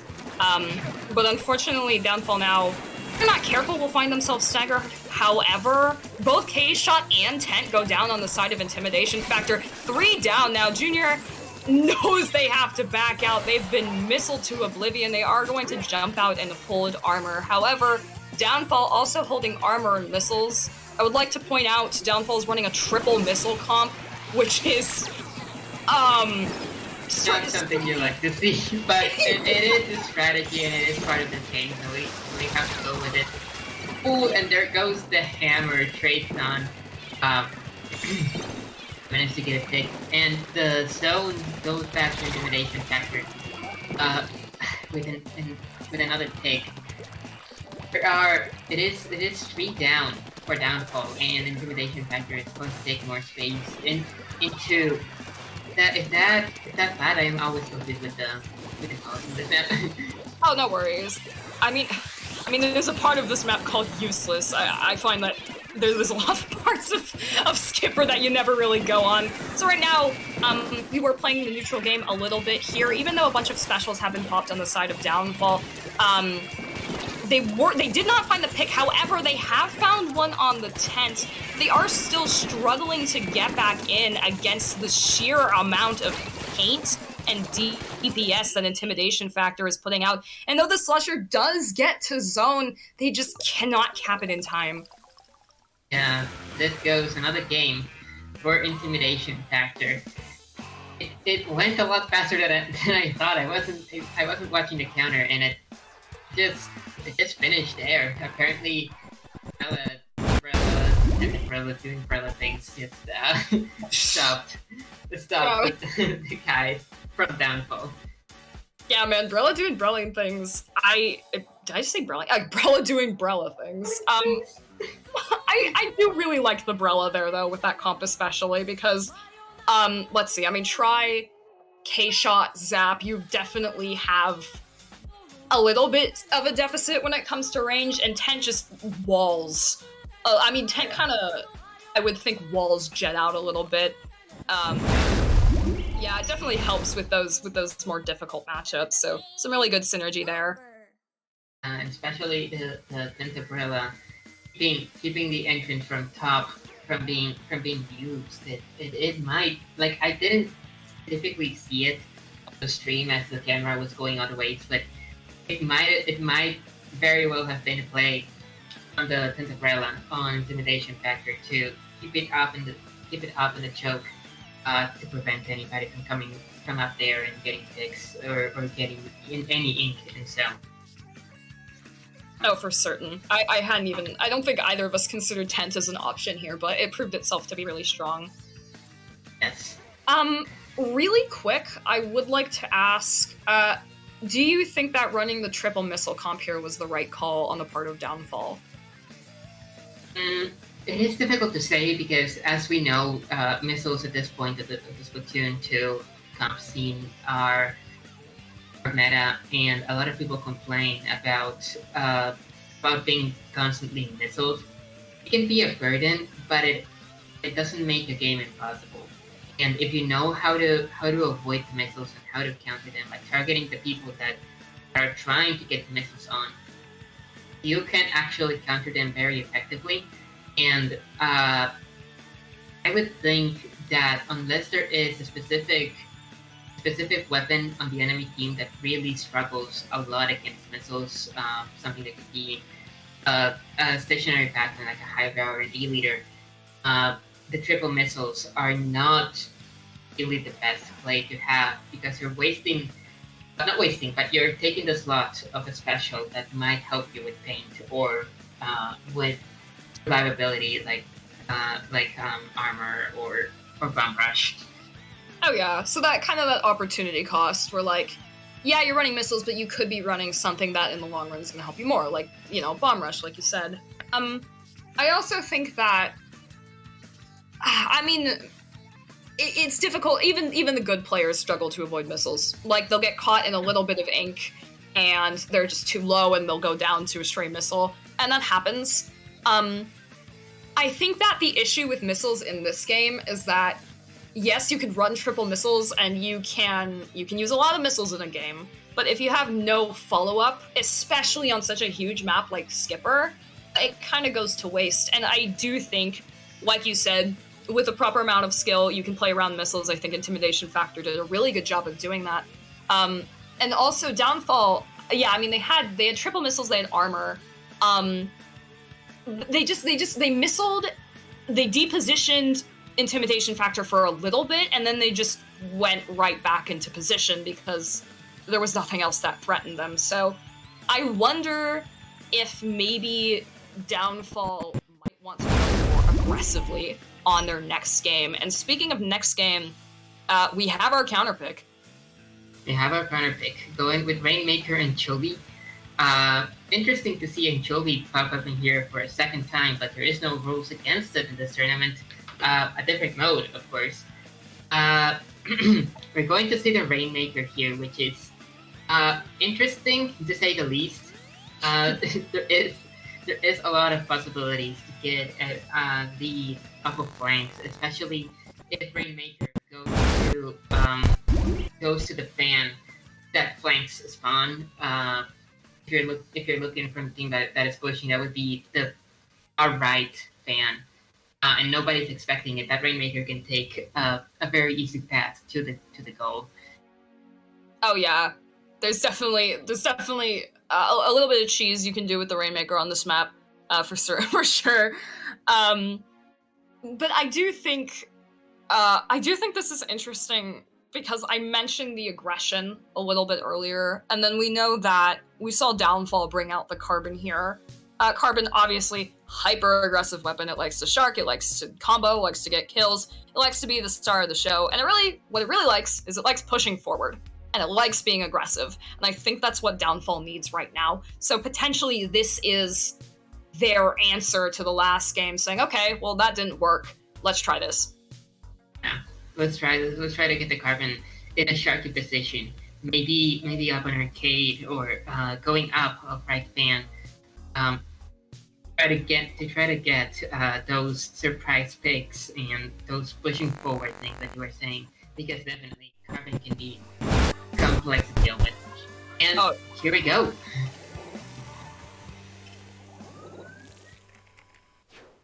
Ooh, okay. So we're gonna see a Carbon, but it's gonna be on the side of Intimidation factor. And on the side of Downfall, we see the vanilla arrow spray. So definitely, it's like exactly what we were expecting, but also not what we were expecting at the same time. Yeah, arrow spray, very good at painting, not very good at taking fights, but it can really help with keeping teams from other teammates. And actually, we see Reef going down on the side of the Intimidation factor, and Downfall is going to try to make a push onto arcade. Unfortunately, the tent is preventing it for now, but we'll see how they play it out. Oh yeah, oh! Yeah, that Rainmaker is going to get rushed as its teammates go down. Intimidation factor now has 3 specials. This Carbon immediately rushing to take Snipe, to take Arcade. It's up there with the economy. And they're making a push. They are going forward with everything, and the shield. They die right on the podium to a bomb. But they have the other pop, and the Raid couldn't do anything. This was a very quick match. Wide for Intimidation factor. I am very sorry for Downfall here, but they had an opportunity to contest their aggression. And I don't know if what they picked was the right call, but they couldn't do it, and Intimidation factor will take this game and take the set. I will say, I definitely don't feel sorry for Downfall. That sounds mean, let me explain. I think they played that to the best of their ability.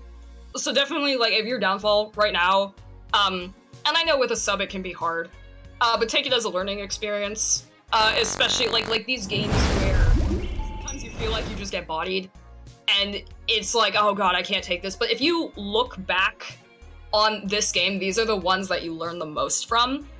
And if you're Intimidation factor right now, I mean, congrats, you guys. Continue to coast along in winners. You are going to have to fight Lunara next. Adapt is on that team. That man is cracked. But you guys can take him. I absolutely believe. I mean, this was a really, really dominant showing on your part. So keep going. Downfall here is going to drop into losers now. To losers, and they continue in this tournament for now, but we'll see what happens to them in losers bracket.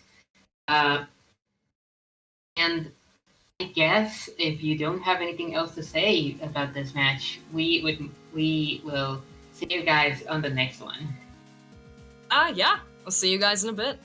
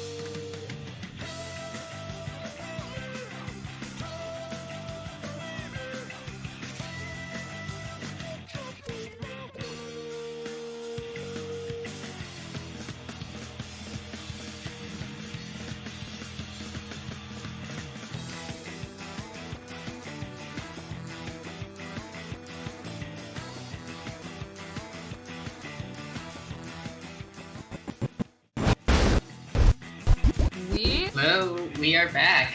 Are back. We are back for Yep. round 3 of Winners Bracket. We are going to be seeing Essence versus Inked, or INKD, however you want to say it. I mean, there's no E, so I don't know, I hate English. Anyways, yeah, so Essence versus, and for the sake of ease, I'm going to be calling them Inked. Essence versus Inked. Essence, oh my gosh, Essence is very, very solid. I absolutely love them. They've been frequent scrim partners of ITSs in the past. Versus Inked, a very consistent alpha bracket low ink team. I mean, everyone knows Deceased. Everyone knows Bud. Everyone knows their players. They have great synergy. They've been together for quite a while. But Essence, dude, Essence is kind of... I feel like Essence is really good. They're kind of underrated. They're... yeah, no, they're really good, honestly. So I am so hyped. As always, but yeah, definitely. Essence, I do know about them because of past tournaments, and I've seen them go very high out there, and they are they're one of the very good teams. But at the same time, Inked fought against them a couple of times, and they are a force to be reckoned with. We are for an exciting match here. So let's start this round, best of 5, starting with Rainmaker on Sturgeon Shipyard. Oh, okay. I'm a big fan. I really, really like this map. This map is incredible for blasters, Crapid, Pro Deco. Grim is a little bit of an orthodox pick, but Grim works here very well. Obviously, I mean, you've got your classics, you've got your C-Jet, you've got your V-Jet. But this map, it's really open. There's enough cover to play around that a lot of weapons with deficits can kind of make up for them. So you tend to see some pretty cool stuff here. Now, I think the issue with Sturgeon from a strategy perspective is that a lot of teams really, really like to focus on taking the shortcut. And yeah, that can sometimes be their downfall, so we will see if that happens to either team today. We'll see. Right now, we see Essence with a pretty standard comp with the Squeezer, and Inked. We see a Mini coming in from missiles. Oh, and Mini just goes down as I say that. A Mini is gonna go down, and those missiles are gonna force Inked all the way back out. So that Toxic Mist as well, kind of forcing Bud and the Splash into an awkward position. Junior trying to get that pick on the Rainmaker, does find a pick on someone else, and is managing to establish paint and court along with their team. Now Essence and after that wipe on Essence, Ink is going to take the footing again. We see one of them going into rotate, or whatever you want to call it, thing that rotates, and take the lead with Rainmaker. That counter push. Yeah, definitely a big Rainmaker run there. When you're holding a Rainmaker, you see an area that's not defended, and there's not that. I mean, there's still a lot of time left in the match. It can often be a good idea to just run it forward and get yourself an early lead that immediately puts pressure on the enemy team. Yeah, for sure. Speaking of pressure, we see Essence, right, with some pressure on Pit, on Ink, Pit, getting some ink. Oh my god, going in for the Rainmaker to make a push, and so far they are making it with the Rainmaker, going through the shortcut and dropping back down for whatever reason. I think that's interesting. If I may talk about that real quick. Yeah, go ahead. Yeah, so I mentioned a lot of teams tend to fall into this trap with Snipe where they'll just push it even though it really doesn't work. Especially, I mean, if you are, since you're fighting a Mini and you're fighting a Not, and those are both really good there, so, perhaps they just realized that Snipe wasn't the way to push, Now, unfortunately, they did not get lead off of that, but they still have mid, and they do get another pick on the mini, which is huge. They still have missiles. They have both a special advantage and a number advantage. Now a 3v2 in favor of Essence. However, with the Rainmaker just running in circles around that bumper. I mean, stalling it. It's a good idea when you have a lead, even if it is like not big. But see how it is right now. Essence is taking the Rainmaker again. They're going for a right push in the window. They're going to have some pressure from the Junior and those missiles, but they managed to avoid it. They might be tweaking sides to try another type of push now the window is being contested. Or maybe not. I mean, no, they do lose Rainmaker here, however, they do still have really good control of this court area, so they are going to continue, it looks like, to try to push the Rainmaker, just waiting for that team, getting a really, really crucial double, even though the K-Gal does go down there. This now gives Vanilla the chance to move up with that Rainmaker, does go down, but at the same time manages to find 2 picks against Ink, which is huge, and now Essence is in a position to just keep Inked in a stagger and force the Rainmaker forward. Yeah, for sure, but Inked is defending very, very well, and even if Essence takes the lead here, they are maintaining that counter pressure to prevent Rainmaker from going even further forward. Now the Rainmaker is in Inked's possession and trying to go back as they get their footing back on. The Junior... oh, specials come out, Junior goes down. I don't know what is happening, but this is an exciting match as we have predicted. Oh yeah. Dually things, I think, is what is happening. This Dually looking for a chance to be aggressive, holding their storm, again, waiting for the chance to use specials. If you're Essence here, you don't necessarily have to push up. You can stall it in mid, but at the same time, you have the resources to try to stall the Rainmaker further up. So why not just take them? And as you can already see, the Squeezer going really, really far in is gonna get punished for it, but it may not matter because they are making Inked waste their resources to get Essence out of court, which, honestly, if Essence ends up overextending into court here, that may come back to bite them in the butt, but for now it seems to be working out for them. See, the mini goes down in mid to the K-shot. They're putting some more pressure into Inked's hit to get the Rainmaker for a secure win, and Essence is going to take this first game. That was tight. That was so tight. That was very tight. That was a very good play from both teams. Essence keeping a lot of pressure, being really aggressive, but Inked keeping a lot of defense and managing to push that Rainmaker when they had the opportunity. Both of them played it really well. It just came down to the circumstances and how the battle just played off of one another. Oh yeah, and then also, I mean, that aggression, especially from the Dapples. I was really happy to see Dapples here because, I mean, I personally feel as though there aren't many good Dapple players. Woomy is great with them, and you can see, yeah, I mean, the Dapples and the Squeeze there, managing to play defense by playing offense, right? They're pushing really far up, and, you know, they are making Inked waste their resources to get rid of them. All of a sudden, they don't have any resources to actually get back into mid or push Rainmaker or do any of the other things you need to do to get Rainmaker to podium and win. So I definitely really, really liked the hyper aggression on the part of Essence. And so now it's just a question of how is Inked going to adapt. Yeah, for sure.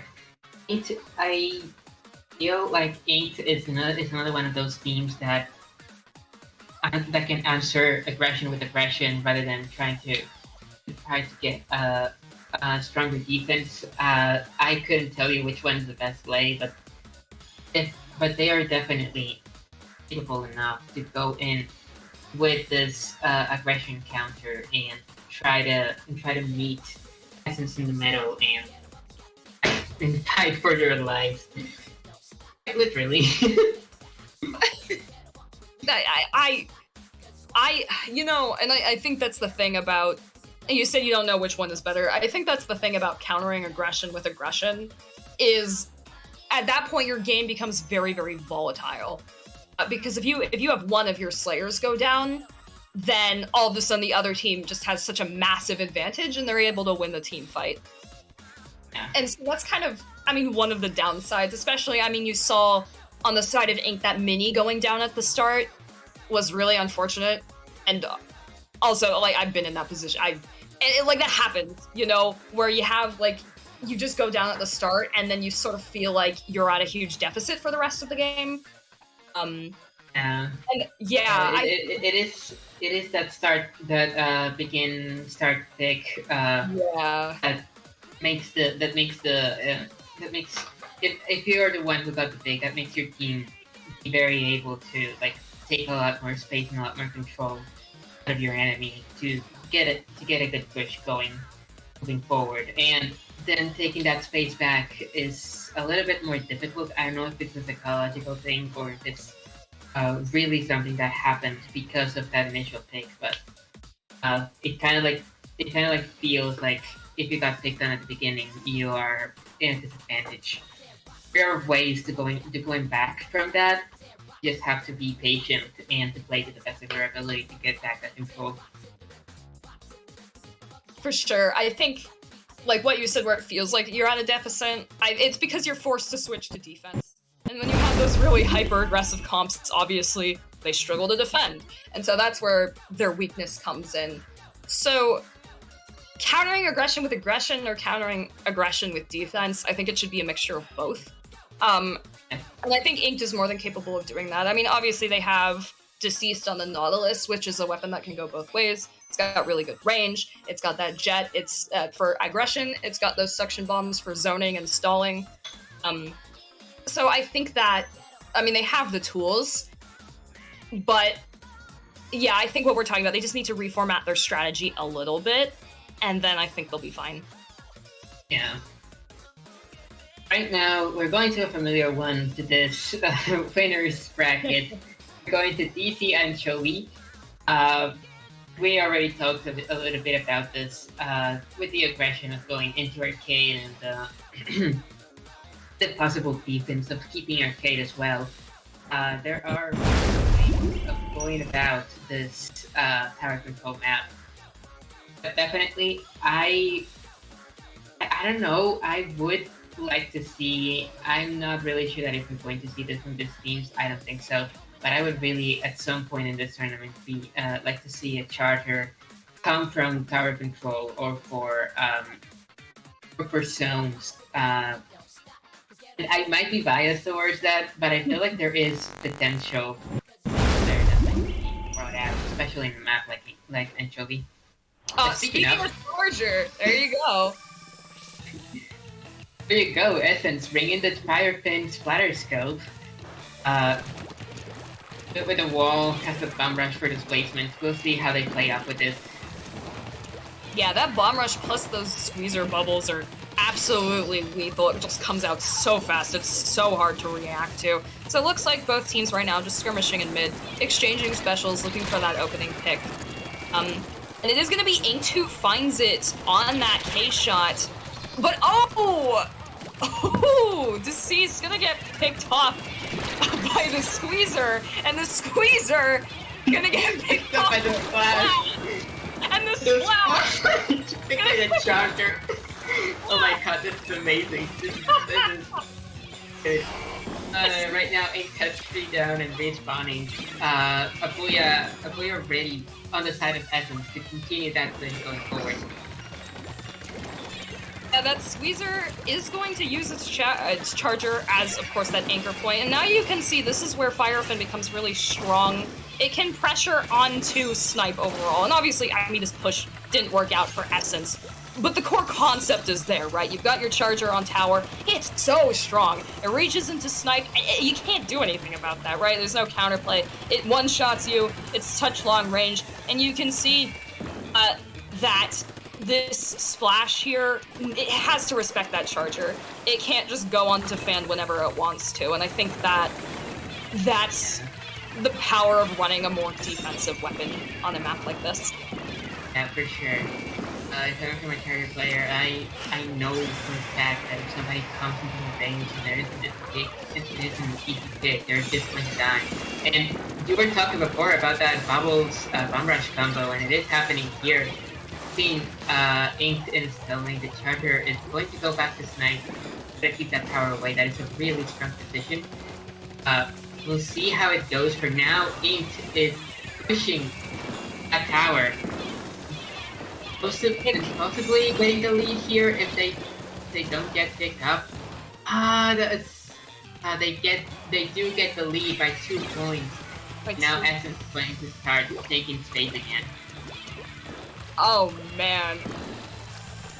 Oh my god, no, sorry, my thoughts are going a mile a minute. This is so close by 2 points as well. We still got 2 minutes and 20 seconds to go. Essence has 2 specials. It's very, very winnable for them. And Ink's lead isn't safe. It's only 2 points.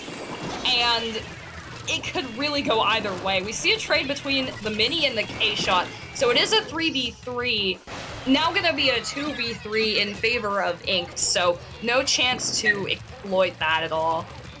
The Charger jumps out. It's a safe position. They were in a bad position there. No matter how good you are, you are cornered. You're dead. This point, it is losing that foot, but they are coming back in strong. Just trying to get their footing back out. Essence is keeping that aggression going. Keeping Inked out of mid. I mean, if you're Inked, yes, you have lead, but, I mean, right, you can't feel too comfortable. Essence has mid, your Mini's down, you're using your special, they've got missiles up. I mean, it's scary, right? And so though you have a lead, you are still in a disadvantaged state. And so you get to a point where objective doesn't matter, and you can kind of see the Splash here just painting for special, getting ready to defend. But Essence has Ink's Arcade right now, so that's going to be really, really difficult. But they do find the pick on Essence's Charger, and that's going to be huge. They get the pick on the K-Gal as well, and the Squeezer. Absolutely massive, just stopping Essence right in their tracks, playing that game of patience, playing that patient defensive game, just realizing, okay, this is still winnable, right? They've got armor, they've got missiles, we just need to play patient, and we need to let them come to us, and then we need to punish them. For sure. With 30 seconds on the clock, we see Essence doing all they can to go back to mid. They got one down, Squeezer dies to a bomb from window. Now the Charger is trying to keep their arcade all the way up there. Coming out. Charger gets a pick. That is a good pick. And that's a huge pick. Pick on the armor as well. Yeah, and that takes 2 down for Ink, but there's 3 down on Essence, and that Bomber is gonna pick the Charger. There is no way that they can win this. That game goes to Inked. That was, oh my god. Okay, well, we said this before, we'll say it again. That game was extremely tight. My goodness, Yeah. that was insane. This 2 teams being really, really well matched. That Charger there at the end, I've been in that position where you're the last one alive trying to make a push. At that point, unless you get a good amount of picks, it is hard to get a good push going just by being a Charger, but that is just unfortunate circumstances because the first 2 picks, Essence, kind of made it look like they were going to take it back until it completely flipped around. Yeah, it was very close, and that is, I guess, I mean, one of the downsides of running a defensive weapon is that it struggles to aggress, so, when you might want like a little bit more pushing power, you can't always get it, and that is the trade-off you make, when you run a weapon like Explo or Charger or Hydra, or these weapons that are really, really strong in defense, but kind of weak when it comes to offense, and the vice versa is also true. When you run like Dapples or Sploosh, really strong in the offense, but really, really weak on the defense. So definitely like a huge exploitation of the comp there on the part of Inked. Basically realizing that, you know, when your Slayers are down, I mean, the Charger, try as they might, they can be the best player in the world. They can't do anything if their team is down. And so, even though it looked like they were gonna come back there, they just couldn't. Yeah, it's. I would always call that the the Chargers paradox. Like it is. You can be really good, and sometimes you can even be aggressive by yourself. But without your team, you're pretty much dead there. But yeah, as you said, it's a trade-off, and sometimes you might want to risk a little bit of aggression to get that defense. For teams that are incredibly aggressive, like Inked have been for this tournament. Sometimes it pays off, sometimes it doesn't, and the match was still very, very close. So it is not the fault of the comp. It is just how it is what it was played, how it was played, and how these two teams went up with each other. Yeah, I would say these teams are really, really evenly matched. So, and I do think that Essence struggled to deal with the Charger, or excuse me, Ink struggled to deal with the Charger there. So definitely not really a question of oh, you ran a back line in this economy? No, never. It was more just a question of, I mean, one team just outplayed the other team, and I mean that's how the game works. Alright, so let's move on to the next game. We have the Splat Zones on the Starfish main stage. Oh my god.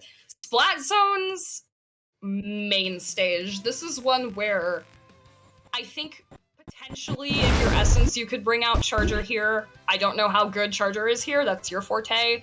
I think that actually, you know what? No, how good is Charger here? It is actually better than you think. Like, of course, like Snipe, it might be a little bit contested, especially because it is very easy to get out there. But there is other positions that a Charger can take, and depending on their playstyle, it can be really hard to mess with. I, for example, for this map would go with an E-leader to get me that extra range. First off, allows me to help my team with the zone, and at the same time allows me to go into a very safe position on lights. I think is what it's called, like the top left area where those rates. Yeah. Which gives me a very good advantage here. We see Essence bringing the fire pin again with that bomb rush. Wait. Yeah, no, that is Fire Pin with Bomb Rush. That is definitely a more aggressive way of playing Charger, I would believe. It would have to be a little bit closer and get in with that Bomb Rush, but it is definitely, it can be definitely strong if they play it correctly. Oh yeah, and the Charger had, I mean, you've got K-Gow, you've got Squeeze, you've got K-Shot, you definitely have the support. So really, really good zone stall. However, Inked is running a really paint-heavy comp, everything except the Knot here, and obviously the Knot is helped by the fact that it's being paired with the 3 weapons that can paint a lot. And, I mean, you can already see, I don't think either team has gotten a pick yet, and it's really just about who can outpaint the other one, who can cap zone. It's now a 3v3 situation. No team really has an advantage yet, however, the Charger does find a pick, is going to set up in zone, and right as I say that, it does look like Essence is going to have a pretty strong advantage here. Soon pushing up really, really far with that Charger, finding another pick. I was going to say, this Charger is playing the aggressive play in Starfish main stage. I wouldn't do it, but if you are one to be able to make those aggressive plays, let's go. That is very, very solid. Yeah, man, Charger, I don't play it, but Charger solidarity for you guys. I can't. Oh, man. Yeah. Inked, however, they've got 2 specials, using both Suction Rush and Tenta Missiles, trying to find their way back in, do get 2 down on the side of Essence, are going to cap zone. And now they are definitely in an advantage state. Essence just went 3 down. They are off of respawn. Their Charger is dead, so they don't have their anchor point to super jump back to. And now Inked is gonna push up again. And I I wonder how much Essence is gonna struggle to get out of this. They are 2 down already, so it looks like any attempt they made at pushing back in just now just got thwarted. Yeah, but the Nautilus is also down in the planet Ink. And as you know, Nautilus can be a very complex weapon kill with Starfish. The junior, yeah, I didn't see the weapon, but this guy went in a little bit too far, got punished for it. That was the splash. It's the splash, alright, as splashes do. Sweeter going to go try to find a victim with another teammate, and now Essence is going to continue getting that penalty down. I think what the Squeezer is doing is waiting for someone to come up on Snipe so they can bubble them. It's kind of like what we saw with that K Junior earlier, where if you do it above a ledge, no one expects it. So that Squeezer's still holding bubbles as Ink goes ahead and pops all of their specials here. Squeezer is gonna pop those bubbles. Huge, managing to find a pick. Ink is going to take zone very briefly, which is gonna put some penalty points on Essence, but Essence still has really, really strong control here. Yeah, and a very good lead. Like even if Ink has 21, Essence down to 9, and with the penalty just growing ever so smaller, ever so, yeah, whatever. They are continuing to push this forward, and now the penalty is gonna run out.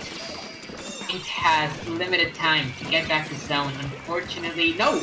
They managed to take it and take more penalty onto Essence. They buy themselves that time. Man, I'm sorry for. I'm just absolutely baffled. They managed to do that. They managed to do that so successfully. All right, man, continue. This is just, God, this is insane. Sure, that Nautilus finding a dig. They are popping the jet to try to get the charger away from zone so they can paint, but unfortunately they cannot do it. And Essence is going to take this game with a KO. Absolutely massive knockout. It's just been a back and forth between these two teams so far. So now it is going to be Ink's counter pick. I feel if you're Inked, oh man, I mean that set was so close.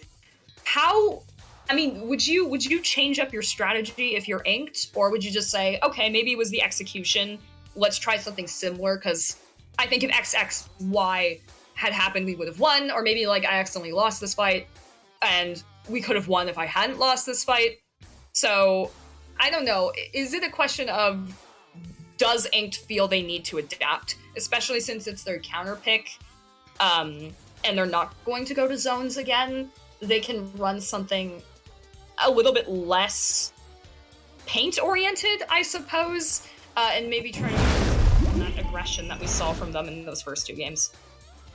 It's difficult to say because I am pretty sure that Inked was not really expecting the aggressiveness of that charger that really got good hits at the beginning when Essence got the zone, and that initially throw them around. I don't think that there was anything inherently wrong with their comp, or that could not like take away or take out the charger or any other of the players of Essence.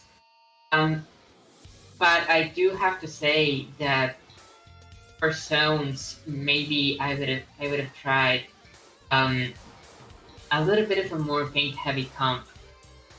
Not entirely sure how I would go about it in the context of Inked in this case. But it can go either way. At this point, it's a matter of, for Inked, it is a matter of playing what they're comfortable with and knowing their weapons good enough so they can take those fights that can possibly give them an advantage. Oh yeah, for sure. And I think, because what was Inked running that game, right? It was Mini, Nautilus, Junior, Neo Sploosh. Neo Splash, excuse me. So that's three heavy painting weapons, and then your Nautilus, who is supported by the painting weapons, so it doesn't really detract much from the comp there. That opening was like a huge stall, right? Until someone got a pick like 30 seconds into the game or so. So I want to touch on what you said earlier, where they just weren't expecting soon the Charger to play that far up. And I think that ultimately that may have been their downfall, because I mean their strategy just did not account for that at all. Yeah, it is. I definitely understand it, because it is not the most common thing to see a Charger, especially in a comp situation, to be so aggressive. But I am not saying that it's wrong. It's just it's a different way of playing. That if it works for you, then go ahead. Especially with the Splat Charger or Splatter Scope that gives you enough mobility with a decent enough range to do so. It all depends on how the Charger plays. Usually when you see them, you are expecting them to be further back. In this case, the Charger being so far forward really threw them off. But it's just a matter of adapting to it, I guess. Yeah. Yeah, I think you're right. I mean, because in that tower game, we didn't really get to see Charger playing super aggressively. They were taking, I mean, fairly standard Charger positions, but here, they were pushing like pretty far up. So, yeah, definitely not prepared for that. So we have our next counter pick, which is going to be Piranha Pit Clams. Do we have anything to say about this one?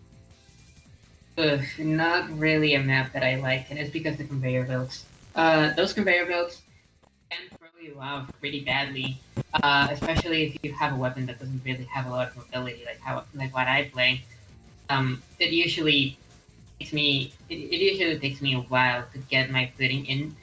At the same time, for Piranha Pit Clams, there is a possibility that even a slow-moving weapon, really heavily contesting the area under basket, can keep the others away and preventing a very damaging push.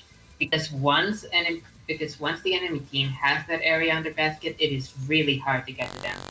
Yeah.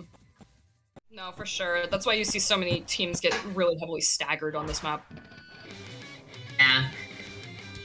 We see good choices from both teams for this match. The Bamboo, I would definitely run it here because of more mobility. We already see missiles coming up, trying to push up Essence away, and Inked, as I was saying, with somebody trying to maintain control of the area under that to prevent the push. Yeah, no, Inked does have the enemy conveyor, which is really strong here. It means that they can pincer any attempted defenses on the part of Essence. And as you can see, Essence is going to go one down. The Squeezer does have bubbles, does pop them, but is not able to get much use out of them. You could kind of see it there, the conveyor sort of forcing them back down, slowing their push a little bit, and as such, that bubble is just going to sit there, and Essence is able to push back in, but Inked has gotten all the way to 41, and on Piranha Clams, you can often see these games go into huge stall wars, so that might be all it takes to win them the game. Yeah, for sure. At this point, Essence at the beginning struggled a little bit with the defense against Inked on the first push. Right now, they are making a push of their own. They have two, Inked has two down, and Essence managed to get some clams in. They might take the lead if they get one more clam. And yes, they do. Actually get way past the lead down to 30. Down to 30, the basket is still open. It is possible if they get one clam in here, they might be able to keep it open. They're not able to, but Inked is one down. I believe their splash is off of respawn. So Essence is pretty comfortably in a defensive position here. It looks like Squeezer is going to try to pressure the enemy drop, holding its bubbles, just being like, hey, you have two specials up. If you are even going to attempt anything, I'm going to bubble you and you're going to die. And so, yeah, I think that kind of defensive pressure almost is really good for them in this position. They coming in with everything they got to get that pressure away as well. They managed to get the ball in, Nobody has gone down. Okay, no, now that I have to say that, to go down for Ink after they manage to get the ball and they don't get away from the penalty yet, and that is not going to be enough to get them the lead again. And you do at this point see both teams have a free Mercy Clam, and no team really has control of mid. So it's gonna come down. Oh, right as I say that, Batson, excuse me, Inked finding a very, very crucial pick on one of the Essence members in Conveyor. However, now Ink goes 2 down, and Essence is gonna push the bubbles as well. Oh, but the ball dies. They have another one. They're trying to go around the block. They make it. If they manage to save that other ball, which is unlikely at this point, they might get it down even further, but I don't think that's going to happen. It's getting control back, and going back to try to paint. We see a jump out of useless. Maybe somebody was just forced over there to not die. Oh yeah. Sometimes you get stuck on that conveyor and you just slowly go down and there's nothing you can do about it. Oh, don't I know it? Okay, we see the baller popping up, trying to get a little bit of a push. Those missiles are keeping Essence at bay. For sure. They get a pick, 1 down on each side. Yeah, sorry, we continue. Oh no, it's okay. I'm just. Oh my god, this is. Talk about I'm not sure if this is necessarily a stall war, because it seems like, one team very, very clearly has the advantage here, and then their push just fails. And you go, dang, okay. But then right as I say that, commentator's blessing, Essence gets a successful push in. Going to bring that clam timer to 23, now to 20. I'm not sure if they'll be able to get any more clams in. And they are giving Ink a free Mercy Clam here, which does mean that Ink will have 20 seconds. They already have the resources. They have 2 super clams, actually, to be able to make a push. Neither team has any specials here. However, Ink does have their drop. So if they can take Essence's drop, they might be able to make an overtime push here. Yeah, and with a pick from Ink on one of the people from Essence. Oh, but now the ball on Ink goes down, and the other else dies. This is like picks going all around. As we were saying, aggression with aggression. You just are dying to prevent pushes. And with what happens, the game goes to Essence. They take this set, and they will move up to the final game of Winners Bracket. Oh man, yeah, aggression with aggression, it's volatile. So when you have you've got constant trades, you've got constant kills going off on both sides. It can sometimes feel impossible to find that opening. And so it's very, very impressive that Essence was able to capitalize on the opportunities when they presented themselves, and Inked as well, managing to play a really, really strong defense, especially with Piranha Clams. Even the really, really cracked teams can get staggered here very easily, but Inked really didn't let that happen. Despite a kind of shaky-looking early game, they were able to rebound pretty quickly, so good on them. Good on them for sure. Oh boy. With this, a very good team, Inked, is going to have to go to the losers bracket. That is not to say that they're out, but it is unfortunate. However, we have another very, very good team continue to move forward in the winners bracket and possibly have a good chance at winning somewhere in the system. Yes, ma'am.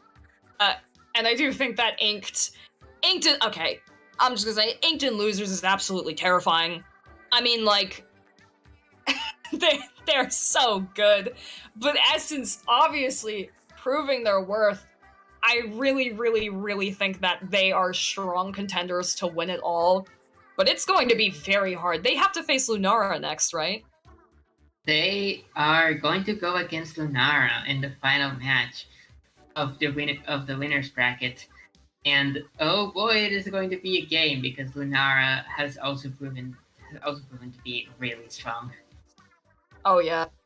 dude, all of these teams in this portion of the bracket, teams that have made it this far in winners are the scariest teams. I mean, they haven't dropped any games, right? They're not in losers. They are sitting comfortably. They have the knowledge. There's a lot less pressure too, and that definitely contributes to like playing better, playing stronger, playing at your best. And so that's when you see like these winner bracket demons come around, and like it's absolutely incredible. So both teams 100% still in this. That set was incredibly back and forth. But dang, congratulations to Essence on a really, really clean win. For sure. So, with that said, we are going to see you in the final game of the winners bracket. Maybe sooner than you think.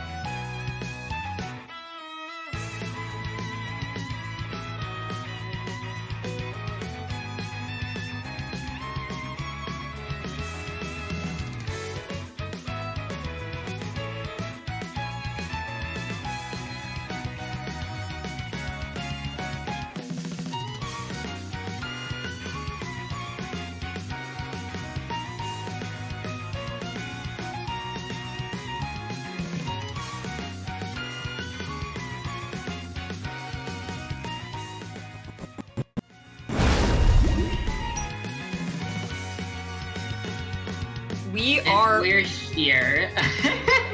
Baby woo! I don't know why I said that. You know what?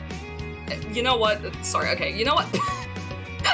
We're here. It's okay, it's okay. It's the hype of this match because it is going to be really, really, really amazing. We have Lunara and Essence for the final match of the winners bracket. This is not grand finals yet, but it might as well feel like it because these two have been like really, really strong teams so far. Dude, can you like imagine how hype Grands is gonna be? Oh god. It'll be something. But yeah, man, Essence we just saw on stream. Obviously, we know how strong they are. Lunara is insane, and I mean, I've been hyping them up. I mean, Elise has been talking about them, and they're incredible. I mean, obviously, Adapt on that Slosher. I mean, their Zap player is, I believe they have a Zap player, is really, really strong. God, Lunara is just really, really solid. They're really solid. We've seen them before on the stream, and they took the games in what seemed like, sometimes it would seem like they were losing, but they would take the game at the last second, and that really it shows that they know how to keep their heads leveled when it comes to those final moments. Take back a game that they might have been losing from the start, and that is really something like this. Yeah, and I think that's the word I was looking for, consistent. They're able to keep their heads up, and their players are extremely consistent. They win fights when they need to, they pop specials when they need to, they position exactly where they should be at any given time, and their mechanics are absolutely insane. I mean, they're winning fights that they maybe shouldn't be winning. I have seen Lunara just push super far up, and in your mind you go, oh, they're gonna get punished. And then they just wipe the enemy team. I mean, they're very, very skilled. Essence coming in here potentially is a bit of an underdog going against Lunara, who is, I'm gonna say it again, they're really, really cracked. But Essence is also cracked. Essence is really, really underrated. They've got Soon, who's insane. They've got their Splash player. They've got, like, all of these just, like, really consistent, I don't know, man. I'm sorry, I'm just stuck. This is going to be a match difficult. It lands with Reef, which is one of those games that requires a level head to win because it has a very, very specific win condition. And oh my god. If the other team has it, you have to be really patient to get them out of there and prevent that stagger. Right now, we see pretty good comp so far. Essence with the squeezer, Ega and Pride, and Lunara, who already have 2 down. Yeah, but they do have that the gold dynamo holding that armor. Now, unfortunately, the gold dynamo does go down. Essence getting the resources they need to push in and break basket pretty much right away. However, their try goes down, their squeezer also goes down, and it definitely looks like that's the end of that push. That was very, very fast, but it already gives them a huge lead. As we've already said, Lunara, very, very strong at keeping a level head, and you can already see Horchata is gonna try and get back onto the offense immediately, pressuring this court area with CDS just going, hey, you can't hit me, I've got armor, I can be there, I can back up and missile you whenever I want to. So Lunara doing a really, really strong job. Even though Essence just had a successful push, you can already see there's quite a lot of green on the map. Yeah. Go 2 down on the side of Essence. Bubbles come up in bridge to try to keep them away, but they die, and now it's 3 down on the side of Essence, which is pretty fun. Lunara is going to have their opportunity to make a push here. Unfortunately, it seems like they couldn't get their footing or not enough slams to get in, and now they are getting picked again. This is going to be a back and forth, but that is the type of game that slamless is. For sure. Also, quick apology, I called the Dewey Squelchers Horchata. That's actually the gold dynamo. I have dynamo brain rot, as per usual, so my bad. But anyways, Lunara, unfortunately, not going to be able to get any super clam into the basket here. It looks like the Squeezer's gonna try to get a pick against Lunara, but unfortunately they do get cornered in tree and are forced to back out. Now Essence is down their try, so it is going to be a bit harder for them to defend here, especially since Lunara has quite a few clams up, and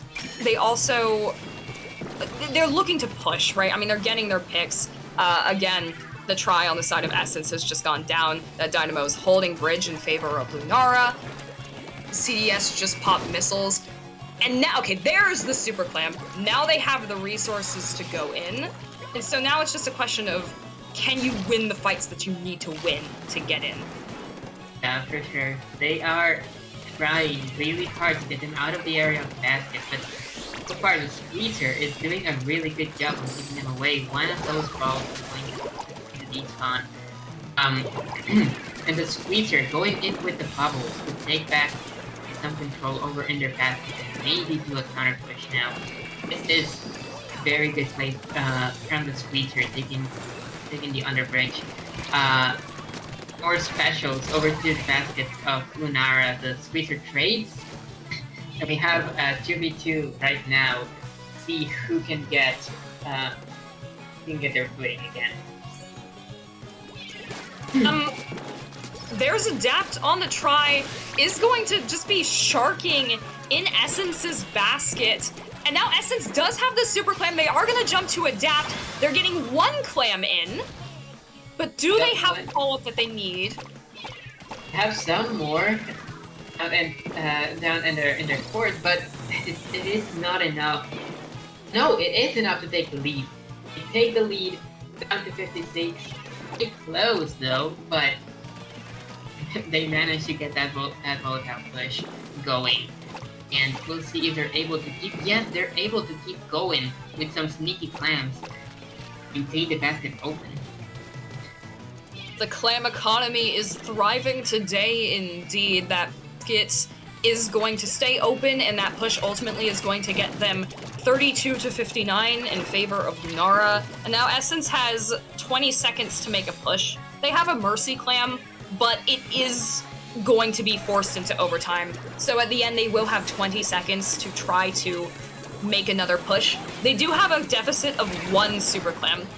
So they're gonna need quite a few clams if they want to do anything here. Yeah, and Essence is 2 down right now. That try doing as best as they can to keep that ball and not lose it, because that is the entirety of their push right there at this point. They're trying to find more clams. They managed to do so. They're getting some ink going. They might try to go in, but they get censored and die. And we have to back. That is not A dab. No.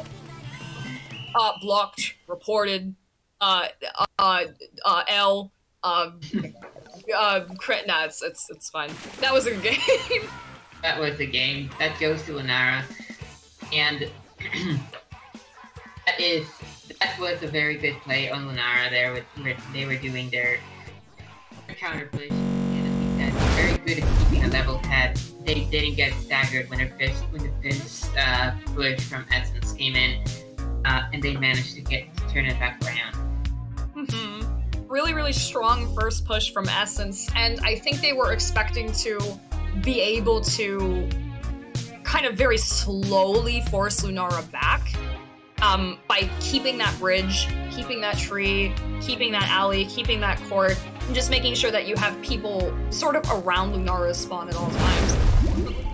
So nah, you know what, that's not what's gonna happen, and they just immediately just went back into mid and started fishing for picks again.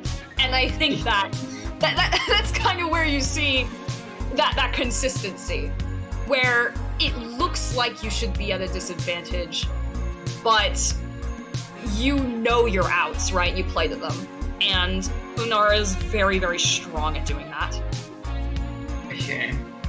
I would have to say, Clan Blitz on the Reef, it is one of those maps that again, it requires a specific win condition. Because keeping just bridge or just car is not enough to keep you safe when you're putting on clams. When it's car is a little bit more important sometimes. You really do need both, or some semblance of control of both of them, to be able to make a successful push. And we saw both of these teams being able to do that and play off of them. It was just a matter of who could keep a more leveled head when a stagger came, and that goes to Lunara in this case. For sure. However, Essence played that game really, really strong. And yeah, Lunara, at the end of the day, they couldn't get a knockout. And all things considered, their lead wasn't that big. I think because of the timer and the position they were in terms of, how many clams were on the map, and that, they already had map control, it was definitely harder for Essence to come back in. But overall, I think when you really get down to it, that game was quite close. Right. Yeah, for sure. Also, I'm not sure how relevant this is, but I gotta say, horchata. I love the gold dynamo. Dynamo is, again, proponent of dynamo clams. It's great. It's absolutely great. So hopefully we get to see that come out again. Yeah. Let's see what we get for the counter pick now. And apparently we're going to go for splat zones on on Starfish. Now we saw Essence being really strong at this one with that aggressive charger doing their picks at the front of the zone when Ink didn't expect it. And now we'll see how they play this against Lunara. If they're going to come up with a similar strategy, if this was their counter pick precisely because of that, or if they are going to do something else. Oh yeah, nah, I bet. I mean, especially if you are worried about that Dynamo. And Dynamo's extremely strong on Reef. A lot of teams don't have the tools to deal with it because it just sits on bridge. If you're worried about Dynamo coming out again, Toon can just pull out the charger. And that limits Dynamo's movement so much. That limits the movement of so many weapons. And, I mean, yeah, you're absolutely right. I mean, this is a map that they did well on. They're comfortable here. So, I mean, it makes sense why they would pick it. They really want to get up a game and get comfortable and just say, hey, we know Lunara, adapt. You may have squid bagged us in the first game, but dang it if we aren't gonna win this one. Yeah, for sure. And when we were saying Dyna versus Charger before, we have played that a bunch of times, and it is a thing. Yeah, we see both of those weapons actually coming up. Wait, I know both the Dynamo and the Charger, so we're going to see how Essence is up against the Dynamo of Lunara. That Charger coming in. Yeah, that's going to be a really interesting dynamic to watch. Now, fortunately, K-Dyna can play a little bit further back than Gold Dynamo, because Gold relies a lot on, you know, movement, because, yeah. Sorry. The try just going behind with the flank on the Charger, getting a pick on the the Squeezer as well. They managed to get some control for their teammates as they went into zone and capped it. So at this point, Lunara is taking the lead. But Essence is now coming back with specials. They do get 2 picks, and now they're gonna try to go back in. The Charger taking already those aggressive positions that we talked earlier, try to get those picks, and the team. This is absolutely huge.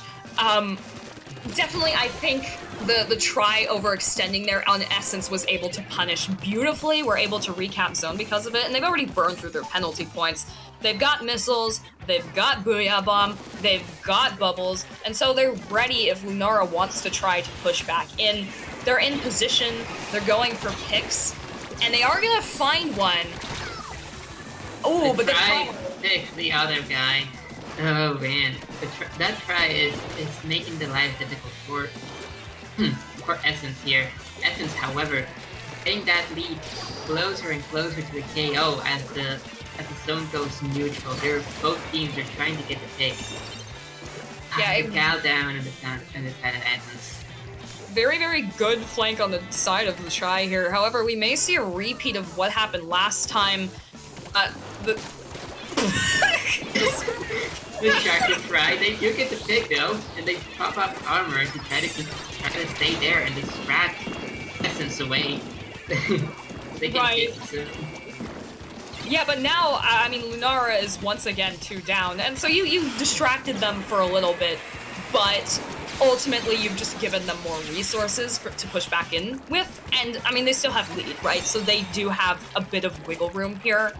And now Lunara is once again staggered. Its K-Shot's down, the dualies are down. The Dynamo is sitting on Snipe, trying just to flick here, trying to paint for that Booyah, all while respecting the space of the Charger. It's definitely a juggling task. Yeah. No, the Charger just gets the pick off of that Booyah Bomb. I don't know if a lot of people know this, but you can still pick up somebody through a Booyah Bomb with a Charger, so that is... that's what happened and props to them. And we see how Essence is keeping the zone to the best of their ability to burn through that penalty and try to get more points down. Charger gets a pick.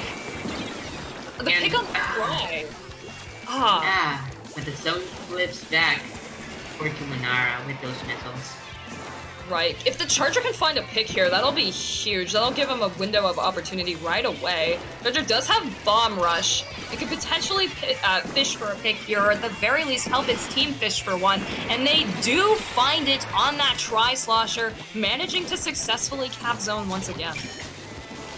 Missiles going out for Lunara again. This is going back and forth with Essence keeping the lead. But right now, Lunara doing their best to push up again. Going with the left push, that is not going to work, unfortunately. And now the K-Shot is going to go for a flank. So is that the K-Shot or is that the... Yeah, no, that's the K-Shot. Yeah, that's the K-Shot. Unfortunately, it's very hard to flank a Dynamo when they can just fall off you. However, Corio is going to successfully get the flank. Essence does lose control here very briefly. It doesn't matter too much because they can very easily just get it right back as they do. Now they just have to hold for 30 seconds. Lunara still has 23 penalty points to burn through, along with not a huge deficit, but definitely a point deficit. Essence's K-Gal is going to come down. This is Lunara's desperation push, trying to cap zone. Not sure if they're going to be able to do it. We do see that try extending really, really far is going to get punished for it. And soon the Charger is back in position, trying to fish for a pick, trying to give its team an opening to come back in. Are they going to find it? They don't, but those bubbles. But those bubbles gave them the thing they needed to get the zone and take this game. So Essence gets the second game in a map that we already saw was very strong for them. But that is what counter picks are for, and here we are having very exciting games again. Yeah, oh god, Horchata. Dude, I hate the matchup. I'm so sorry, man. Oh my god. But yeah, I gotta say, soon coming in at the end, even if they didn't manage to find a pick, you could see that they were taking peeks behind, one of the little walls in mid. And if you're behind that wall, you can't really come out, you can't really paint zone, otherwise you just die. And so I think that pressure was absolutely crucial to allowing those bubbles to be popped at the very end. And of course, bubbles are obviously very, very strong in every mode, but especially on zones because they're so fast. You can just take that. So, Essence, definitely still in this one. Yeah, for sure. We are going to be extending this one for one more game at least, because now we're 1-1, as expected from the one that for a game that might as well feel as the finals, even though they're not. Yeah, right. We are taking feedback about the tournament, so thank you guys a lot for all of your input, and we're definitely gonna work hard to make this tournament the best that it can be. For sure. Yeah. Oh man, this is definitely the celebration that we wanted for the 1-year anniversary of the server and for the 1-year anniversary of IPS. And we've been working on this for a very long time, both in graphics and in organizing everything for the tournament to run as smoothly as possible. We might have our hiccups, but we're here running, and we thank you all so much for being here watching and being here playing in this tournament and celebrating with us. I don't know if now's the time to get sentimental, but you know what? I'm gonna do it. I've been with Ink in the system for since its first day. I still remember our first lowing. Oh my god, the first lowing does remind me. Oh my god, we won one game Not even a set. We won 1 game in group stage, and our name didn't even get called on the Discord announcement where it's like, you guys are on stand. Nah, they just forgot about us. It was really funny, but we were so happy to be playing together. I mean, we were all new to comp at that point. We were just like, oh my god, we won a game! No way! And oh my god, we've come so far since then. I could not be more proud. For sure. Even if I am no longer with ITS as a team member, I am still here in the server and I'm still here supporting everything that you guys do, and I'm also very proud of you.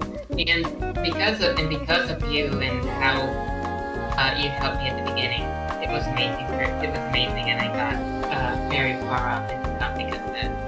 I'm here commentating this tournament. That's more than I could have ever.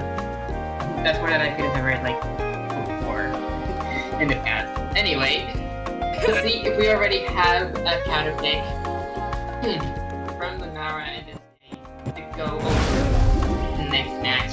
And it seems like we do. We're going for our control on flat.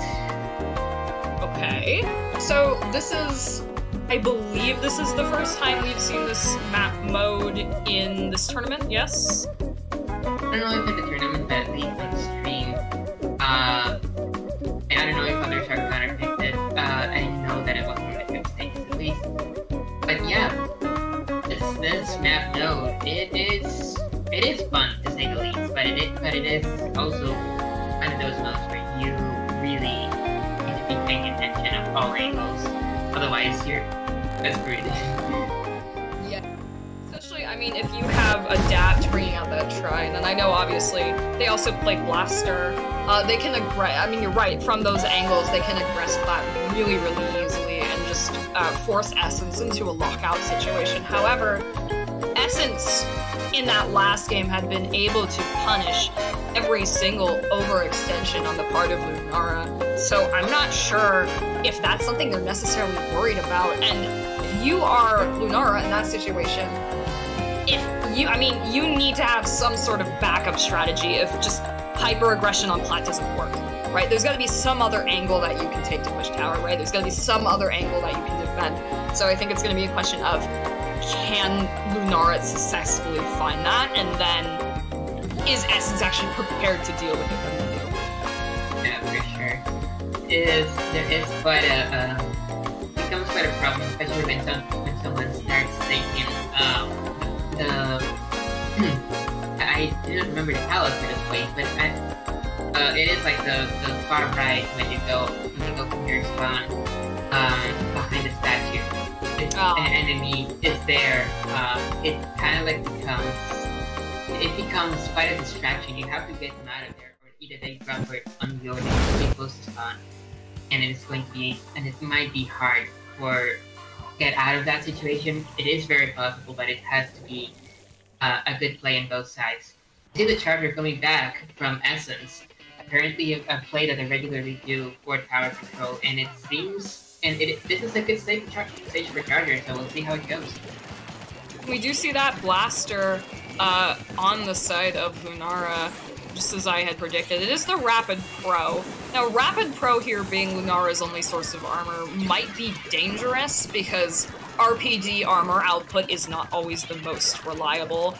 And you can see the RPD there going down at the beginning. Even though Lunara has a successful push, they didn't have armor for the start of it, and so that kind of left them at a bit of a special deficit.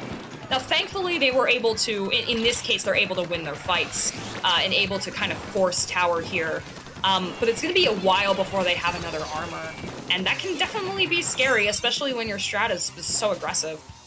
Yeah, oh my god, was that a bomb that got the double pick? I don't know, but that means there are two down on the side of Lunara, and they are still on tower, pushing it past the second checkpoint here. It is second or is that first? That is the second checkpoint. Alright. I mean, pushing it past the second checkpoint. But cancel, for sure, and missiles are going to come out, so a missile that CDS try to get them away from there. Fortunately, they just keep coming in. Yeah, there's the hyper aggression. There's the angles, right? They come up from that wall onto bats. However, the T-Tech who just came up onto bats was very, very swiftly punished for it.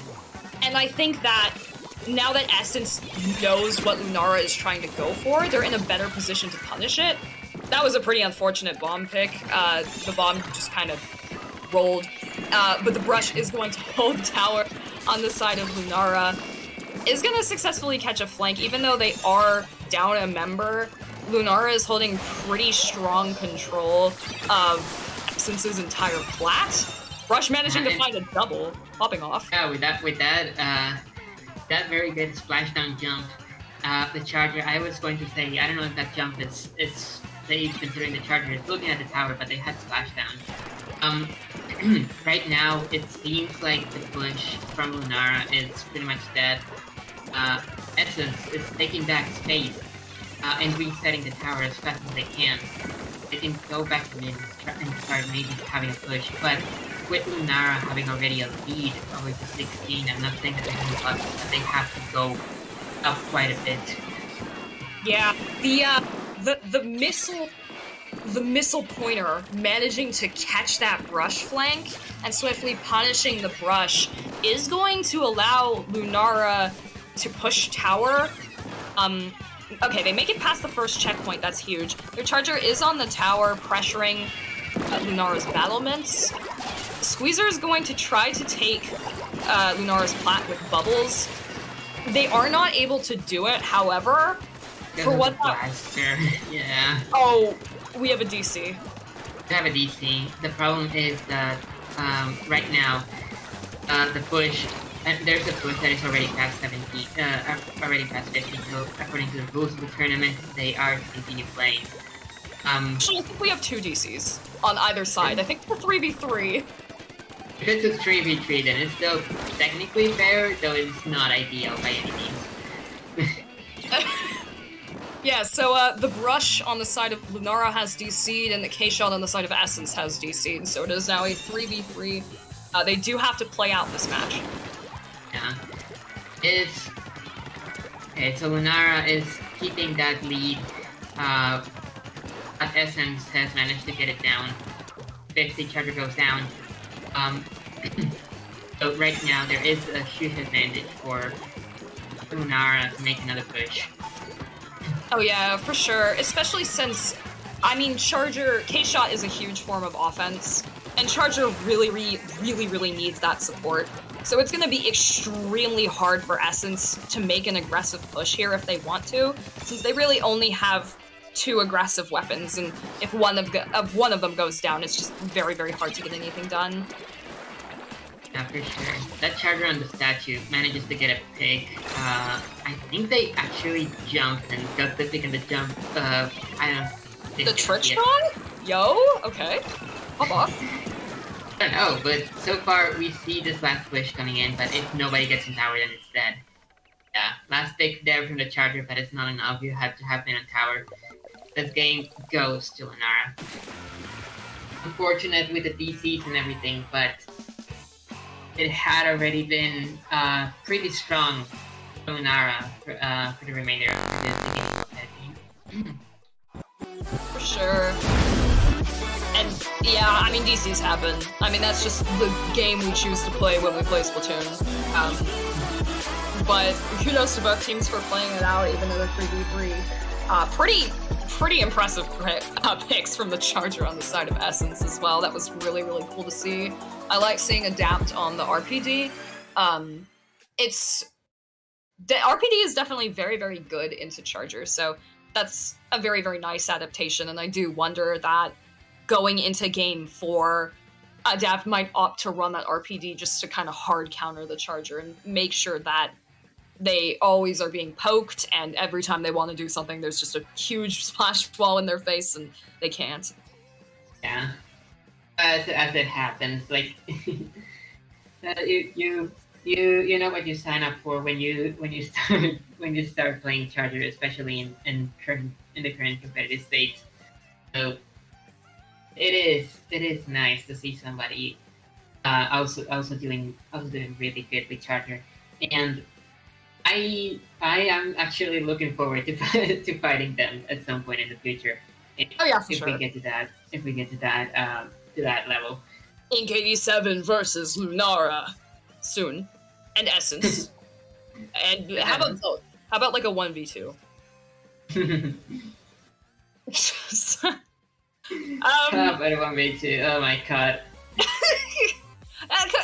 You could take him. I believe. I believe that you. Yeah. I've beaten my coach. Okay, so it is not impossible. Listen. We almost beat Lunara in League one time. Okay, I'm you know what? I think that's pretty good. I think. all right. Let's go back to being impartial here because we have to go more. Yeah, got you. Oh man, I wonder what the counter pick is going to be for the side of Essence. They already run out their strong counter pick that was Starfish. We do not know if they have something else that they are very strong at. At this point, they have to get this game, or they will be losing the set. Yeah. I'm sure they have other maps in the back, but it is also possible that they're just not as warmed up with them as they are with Inkblot zones. But I do trust that they have maps that play to their strengths very well. But again, Lunara with that consistency is actually going to be enough because Lunara seems to be able to adapt very, very well to whatever strategy Essence is going with, right? Where it's like, okay, I run Dynamo, you're gonna run Charger, okay, I'll just go Brush. Good luck trying to hit me, right? So, yeah, definitely, I think we're gonna see a lot of adaptation from both teams. Oh man, and we go to one that is not often seen in tournaments. We're going Rainmaker on the Reef. Is that? No way, really? That's such an oddball map. I love it. Oh my gosh. Yeah, it is not something you see often, but it is one that we have here, and it is available for the counter picks. So they decided to go for the Rainmaker on the Reef. This is going to be interesting. I think. You first. Go ahead. I was just gonna say, in Rainmaker here, the underside of the bridge doesn't get as much attention as in other modes, but it is definitely not something that you have to overlook or ignore because otherwise you would just get a point from underneath and you're going to die. I think it makes sense why Essence would opt for this map. It's very for Rainmaker specifically. The path that the Rainmaker likes to take is very, very linear, and I think it suits their playstyle and their comp well, and it also counters the aggressive angles that Lunara likes to take. So I think that if you're Essence here, especially if Soon opts to run that Charger again, they're gonna have that offense, pushing with defense, because in Rainmaker, usually the stronger your defense, the stronger your pushes will be. And especially on this map where there's just a ton of chokes, it's even more potent. Yeah, for sure. Alright, so let's start a game. We get a beat where we get no Charger, but we still see those aggressive parts of the comp that they like to take. Right now, the bridge is mostly under control of Lunara. They're going to take the Rainmaker, get away from the path of that Outer Bomb, and start pushing. Start pushing here. Unfortunately, Lunara is not going to have missiles for their push. That's not a huge deal since they're not super integral on this map. Now the Rainmaker is going to get picked off by the Squeezer, who now has bubbles. Getting ready to try and find an opening, noticing that Lunara is 2 down. Trying to retake bridge here. Nice splashdown cancel. Unfortunately, their Tetras are going to go down to that V-roller, but now Vanilla, the Squeezer, seeing their opportunity, pushing in with bubbles. Now all of a sudden, Essence has control of bridge just like that. Yeah. Sure, another Rainmaker is going to be pushed for Essence. They might even be able to take a lead here. They do, and they're going for Car. Not the best play. They get picked up, and right now the roller is popping up, getting 3 picks. Be able to stop the push from Essence. Absolutely insane roller play here. I love the drip. I think V-roller on this map is quite interesting. V-flick here is insane because of the amount of ledges there are. And so I think that's a really, really strong comp on the part of Lunara that I definitely was not expecting. Yeah, that roller is really doing a vocal award here. I am not saying that they're carrying, they're popping off and it's good. They are definitely popping off. Yeah, there are some contestants. The roller finds another pick. Let's go. Huge. Bubbles kill the Rainmaker and the companion who would happen to be behind them. Rainmaker is going to be popped by Essence, and we'll see. They're trying to take back control, not picking it up immediately. It's nice. That is the right way to do. Yeah, coming up and try to get even more control. On board to push that Rainmaker later. Getting a really, really nice flank on bridge there. Immediately, that's going to give Essence bridge again. However, with their Tetras down and a huge special deficit, I'm not sure if they're going to really be able to capitalize on that in the way that they might want to. Yeah, they have been struggling a little bit with bumps that Lunara has been throwing at them. So far, they maintained the lead. Lunara is trying to get the Rainmaker pick so they can go back in. It is the back and forth that we've seen so far. Roller goes with the splashdown to try to take the Rainmaker. And there you go.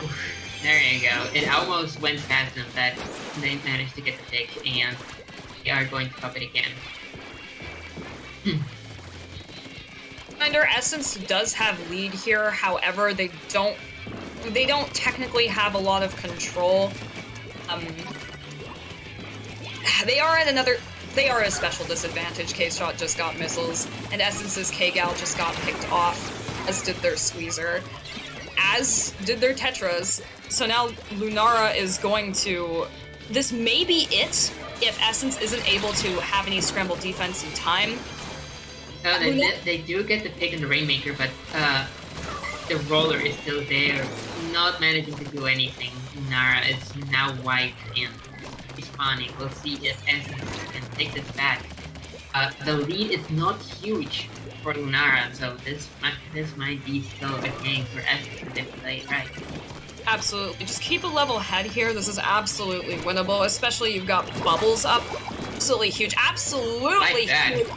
Like that. Just like that.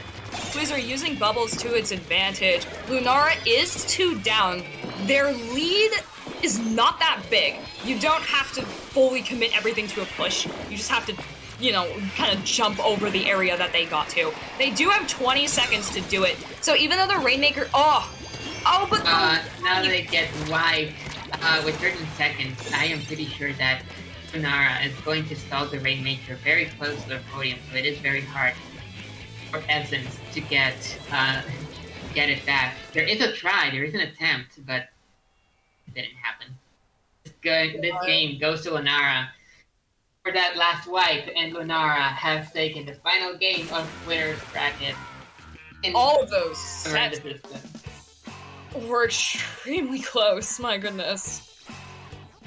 Yeah, oh my god. Alright, lay down the excitement for a bit, because we are still in the way of grand finals, and that is going to be huge. Absolutely, and do we know who Lunara is going to be fighting in finals yet, or are we still waiting on that? I am going to take a look at the bracket right now, and as soon as this refreshes, I can tell you. So, as we see, Lunara has won. Right now, Essence is going to go fight Prism for the spot fighting Lunara in grand finals. Alright. Got you. It'd be funny if we get grand finals, Lunara versus Essence again.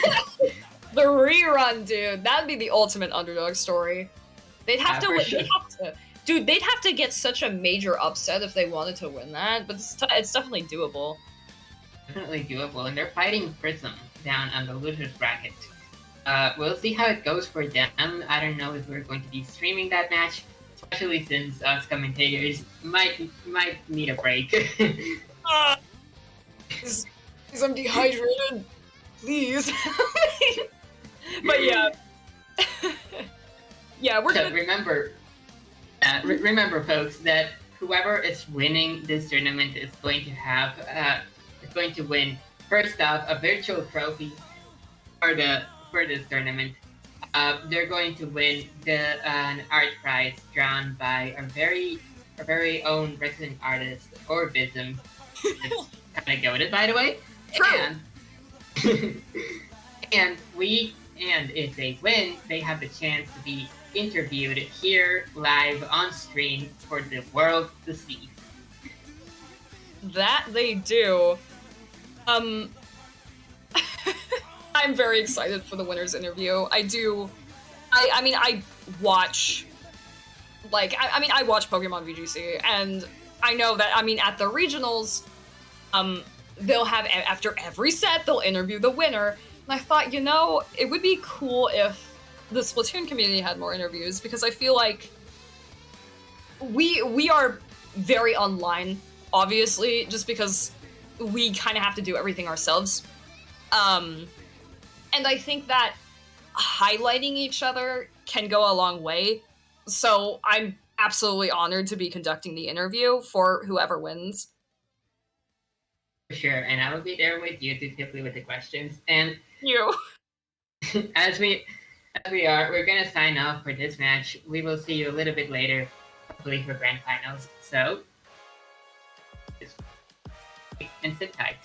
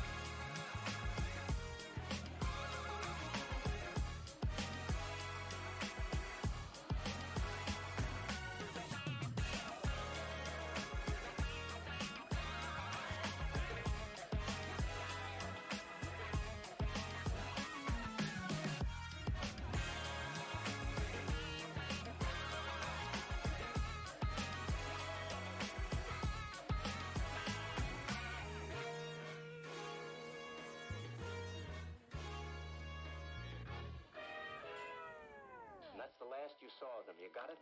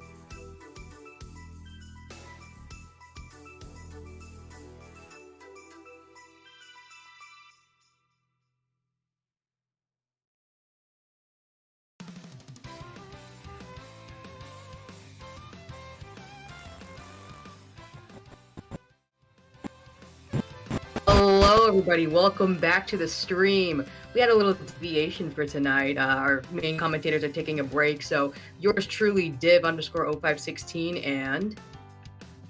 Hello, I'm Orbism. Orbism with 2 eyes on Twitter.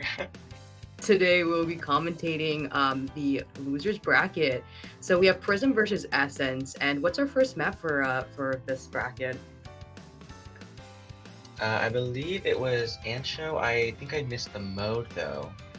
Anchovy in general is a pretty interesting map with both of the fans going up and down. Definitely want to take advantage of that when pushing up, and having a teammate that can be there with you to rise the fan for you, especially if you're a weapon that can't paint very well, can be very good. Very good matchup for both of you. Oh yeah, absolutely. Anchovy zones. Oh, for sure. What are some weapons do you think we're going to see here, Orb? Especially since it's Essence, I'm counting on a Charger. This is like the Charger map. I wouldn't be surprised if it was an E-Leader even. Although I'm not so sure if Sue plays. Here, you know what? I wouldn't be surprised if they break out a Dynamo in this map. It's because of how much area denial it has. Even a Blob. As well. Anchovy is just so area denial heavy. Once you have one of those 2 weapons, it can definitely give a team an advantage point. So, considering that both of our teams are kind of having a long run here, we're still a lot of good plays happening. Yeah, I'm just really excited to see, what these 2 teams have in store for us. Essence just coming from a really, really good bracket from Lunara. What do you think of that? I definitely think you have to put some credit to Essence name. I mean, they were the first one to make Lunara lose a game. Before them, they hadn't even lost a single game. Oh yeah, for sure. So I think the pressure's pretty on. Maybe Prism has a bit of a mental advantage because they got this huge break between grand finals with Essence and Heroes 3. The match before finals, so they've got to be pretty tired. Oh yeah, for sure. So we can definitely see some different, mentality shifts and strengths. Right. We definitely do see an E-Leader. Very, very cool. We see Prism opting to go Tetra is really interesting actually. Yeah, definitely glad to see the E-Leader, definitely expected that. We have double Zap actually on the side of Prism, which I haven't really seen that in quite a bit. Sadly, the Tetras do end up going down to the missiles. Backed up in the corner here. Oh, trying to get a flank, will they get a pick? Zuya helps, but no, they go down. Man, K dualies on Essence. What do you think of that? We don't really see, dualies, let alone K dualies on a competitive scene. That's really, really interesting with Baller. Really good for just dropping, raising that fan and just dropping to get that immediate cap zone. Really interesting comp from Essence. I'm really liking that diversity. Yeah, definitely liking the dual diversity. Whenever I think of it on high platforms, I like to think of Baller as like the budget Booyah Bomb because of how well it can just like drop from those fans over there. Right now we have kind of Prism on the defense with Essence taking charge of the zone and trying to push in with that Rain. They do armor, although Rain might shred that armor pretty well. There goes the Baller dropping in. We do see trying to get special, and now they're rushing in. Taking the fan, loses the fight unfortunately. Right now we see Prism having a hard time breaking in, keep getting picked off, and looks like to be a stagger. We see the K-Doolies looking to push in the arcade, or there goes one of the Tetras. The points are ticking down. They really can't afford to die anymore here. They really gotta make a push or something happen right now. The clock is at 10 ticks already. They don't have much with them. They don't have any specials. To pick on the K-Dooley. They are rushing zone. Will they manage to cap it? It's really, really close. And Yellow does manage to cap it. Prism does manage to take zone and get this really big penalty. So that the game is just not over yet. Yeah, here we see a Booyah Bomb being charged up on the side of Essence. Trying to push back in. That E-Leader really pressuring Lappy on their left fan. Not quite managing the cap zone. Oh yeah. Either we were trying to get that pick on the charge the Jet over here. They are armored though. They are Yeah, able just to the whip E-leader, up not three. really much they can do there. Oh yeah, they are managing to whip up 3. We see 3 of them pushing that arcade for that aggression. And this comp is an aggressive comp. So you see them really struggling to push back in, but once they're able to get back zone and push into the arcade, you really do see this aggression just starting to snowball here. And it's really nice to see this tick is going down 40, 49, 30, so we might see a reverse here. And there's the baller in the zone. Will they be able to pop the baller before it explodes? The baller does get it off, but they're pretty alone. I don't think they'll be able to do anything. Yeah, that's a little issue with left on the side baller. of Prism. Oh yeah. Zone does go back to Essence. I just want to touch upon the fact with Baller. Baller is a special, in my opinion, that can definitely be worthful. But however, if it's not used in the right time, it would be considered an overextension and a pick. So that's why Baller is a very difficult special to kind of understand and work with other people. And Essence just uses it flawlessly. Yeah, we see Seekant over here, maybe trying to get a little bit of a sneak on that charger. I really want to pick them off because of all the pressure that they have. They're kind of alone, they're a bit isolated. 3v4. Oh, Seekant with the 2v1 does get picked. This player advantage does go in the favor of Prism here. We do see this KD kind of skirmishing at many eye, and then we do see this ends up painting here. 32 ticks up. Will they manage to actually get this zone back in their favor? Missiles online for Prism over here. Really trying to take that snipe and push them away because they do not want this to be set up.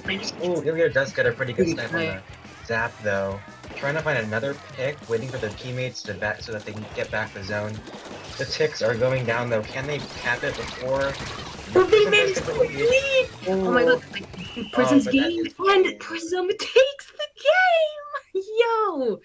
That was nice. You could definitely see a back and forth between both of the teams. Ultimately, Prism comes on top. That was a really good game. I really like seeing duties on both sides of the team. What do you think about this game, Orb?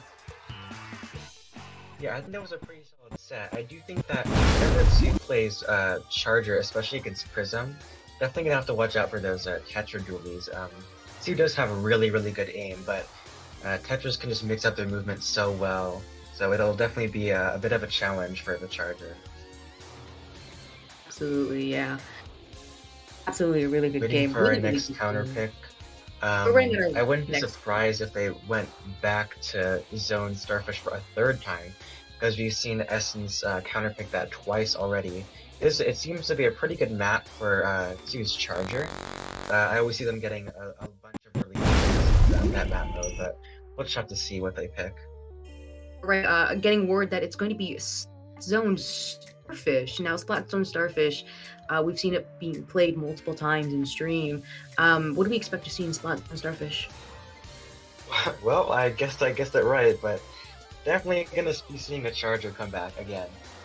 I wonder how they're gonna adapt to the Tetras. I know that they'll probably go the Splatter Scope, not E-Leader. I seen them run it on Zone's Starfish. So I do notice that Prism does tend to go mainly shooters, but I do know that 5 does play some Bamboo and some Clash, so maybe we'll see something on this stage. Absolutely. Bubbles. Rain is something that is very undermined in zones. I would like to think of it as a slow Booyah Bomb. So I wouldn't be surprised to see maybe like a Tri Nouveau or like there was Zap Rain even, if Prism wants to keep opting for that Rain comp, And it's just such a special that's just, like I said, undermined. Of course, Bubbles as well works on this map too. Let's talk about a little bit of kind of positioning on this map. What are some strongholds of Starfish zones? Well, I think with shooters in general, watching flanks is just so crucial because with your wing, they can just make a great push off of that. You really got to be careful of not getting wiped because they can just lock you out so easily on this map, especially if they get your snipe. Yeah, okay. We're on Prism. We're seeing the same comp and a pretty similar comp from Essence. Definitely going for that Charger as I mentioned before, but actually a Fire Fin. Yeah, Bomber's just pretty good on this map. Yeah. We do see the first engagement happening here. You know, it looks like the zone will go. Actually, no, it's been a neutral stance, and it goes into Essence's favor. You see the Booyah coming out. Oh, it does get canceled By the missiles. It's a 3v3 right now. Charger's trying to find some picks, I think. Charger Yeah, we see does Prism have moving up on the left side, trying to take that left side. Does get a pick with the auto bomb, actually. Oh. Probably gonna try and take snipes soon. Oh, we see missiles online. Ooh, one Moving to the does people go on the down. left, trying to pinch them in. Don't want them to get anything done over there. You do see that that orange zap trying to go in, start skirmishing in there, but they do get picked off, so they had to back off. Armor is being popped, trying to hold the zone as much as possible, which is the play here, because, you know, with these two teams, it's so easy to just have, you know, each team KO each other, but because, you know, the skill level, I believe, is so even, you know, it's just such a back and forth game. Yeah, and with that wipe, you're definitely going to see Essence taking the lead here, trying to get a bunch of those strongholds, like keeping left side. The Charger's going to want to try and get some cheeky shots and into core and maybe up on their top left area. I think they're noticing someone trying to go for a flank kill on left. Missiles coming out, bomb rush to try and stall them from coming even closer to the zone. Yeah, there's that flank on the left that I mentioned. I think it might be the duelies, wouldn't be surprised if it was. If you're trying to fight them in the street, we are waiting for zone. Yeah, and there goes 2 down. 1v1 with the Tetras. Yeah, Tetra's only up, and like I said, this is the issue with this comp right here. The aggression is just so much, but once it comes to lockouts, like I said before, you know, it's going to be very difficult because there's no range to challenge that Charger, and we're going to see Essence take this game with a KO. Wow. That was a very solid KO. I think that Prism's definitely going to want to counterpick a map that one highlights the Tetras, something that has a lot of ground that Tetras can just move around on and people from, and also not very Charger friendly map. They do not want to see Sue on that Charger and would not want them to have an advantage with that. Yeah, for sure. I mean, you know, that was just kind of, what we just saw there really was just kind of, you know, disadvantage being exploited with this aggressive comp. It can be so aggressive, but once you get picked off and once you have disadvantage, it's really hard to go back in. You see them try to compensate with flanks, but, you know, they just got picked off, unfortunately. And that's really just a lot of risk and reward in terms of aggressive comps with the lack of range. So they definitely want to pick a map here, or even just switch up their weapons to compensate for that Charger and that range. So they do have a chance of actually kind of like having more of a advantage when it comes to having disadvantage. Yeah, I do wonder if Prism might go opt for a longer range weapon on their side, since their longest range weapon really is just the 3 shooters that they have. Kind of hard to get in unless you have a missile or an armor to try and sneak around that Charger, or yeah, like you said, the flanks on Starfish was one of their main ways of getting in, but once they shut down those flanks, there's not really much of a way for them to get in. Exactly, and I'm getting word that their next map will be Manta Tower Control. So Manta Tower Control, I'd say, is very actually aggro friendly, because once you get that tower going, it's just that consistent pressure of aggression until you get that KO. So this could be in favor of Prism, although Essence may be opting to drop that backline for something else. I normally don't see backlines run in TC unless if it's like a Hydra. They might drop that Charger, but I actually I have seen E-leaders that will like really push up their team, and it's very hard for the enemy team to do anything when they set up on the enemy team's bunker and they get the tower past second checkpoint, because that laser is just pointing at you no matter wherever you go. So I'll definitely be interested to see if they opt for the Charger or not the Charger. For sure. You know, and Manta Maria, let's see, like, strong points, of course, bunker. Bunker is something that you need to take, or else, you know, you're not going to be able to do anything. And, you know, it's really just an access to basically your spawn. Once somebody has bunker, you have to make sure that you play it safe here. What are some other stronghold points for tower control, Manta? Well, bunker is the main one. I do tend to see it takes spools in the top left quite a bit. Just because once you have spools, you can kind of collapse on them from the left and from the right if you also have bunker. It's just not a very good... Yeah, there's the clash I was talking about from 5 earlier. And from Essence, we do not have a charger. We do have the Galuga dualies, so with mine and Inkjet. I think that's a pretty interesting pick. Yeah, for sure.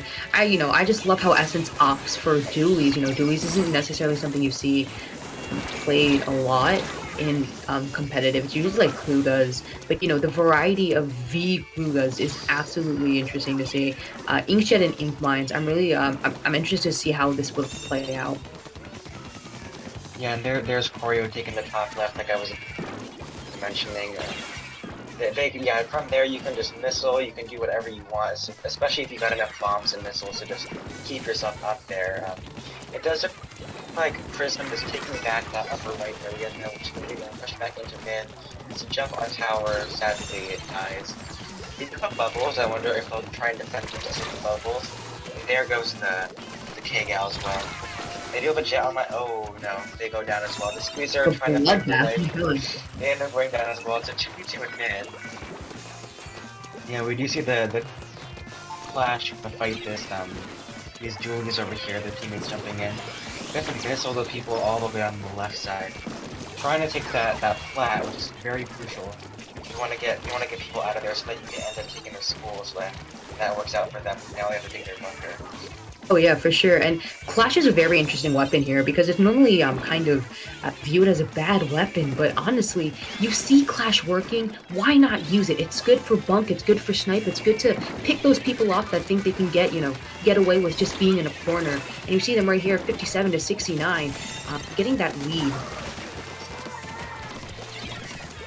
Yeah, we see. Oh, he does get a really good pick on that T-Tech right there. Oh, and another one, all in schools, of course, as we mentioned before. The bubbles on tower, that'll shut that down pretty fast. Moving up to mid. Oh, look out, one more bubble. Wants to take their flat as well. They can cut. But they're all on their flat, trying to just get some specials and move up into mid. Possibly take their flat. The Zapling armor on Prism. Might pop that soon, and it's a 3v3 in mid. A lot of fighting happening. A trade from the Tetris and the Squeezer. Now it's a 2v2 in mid, I believe. Say this would be right here. Yeah, oh yeah. I'd say right now they're kind of in a neutral stance. Never mind, tower's being pushed by Essence here. They do get 2 down though, and there goes not a second without anybody going down on either side of the team. And this is what I keep talking about with the balance of both teams and just a good matchup. Tetra's managing to get killed by the Inkjet. Really good direct. Yeah, there they go. They pop 2 specials. They do still have bubbles. They might want to use that bubble and we gotta take that top left area and bunker as well. They're always trying to aggress on top left. Bubbles on tower. If they can keep those bubbles and not pop them, that could be a really good shield, but there goes the clash wiping them off tower. Now it's a 2v4, and they're all kind of staggered. They have to try and defend now. Oh yeah, for sure. You see K-Gal right here. Trying to get something happen right now. Not a lot. Jets online. Really moving into their flat, really trying to back them up. Crucial pick there. Oh my goodness, that was a really good pick. This could initiate the team to take back that lead, and set up somewhere in yeah. They did do a pretty good job of defending it. They should have a little bit more defending to do though. It is a 3v4. So he's trying to keep that upper right corner while they're trying to take the bunker. But that shot does not want them to take the bunker. They do have their own bunker. Missiles coming out. It is raining down the wire, but there's only 1 minute left, and Prism really has to make something happen for them to get that lead back. 2 specials up on the side of Essence.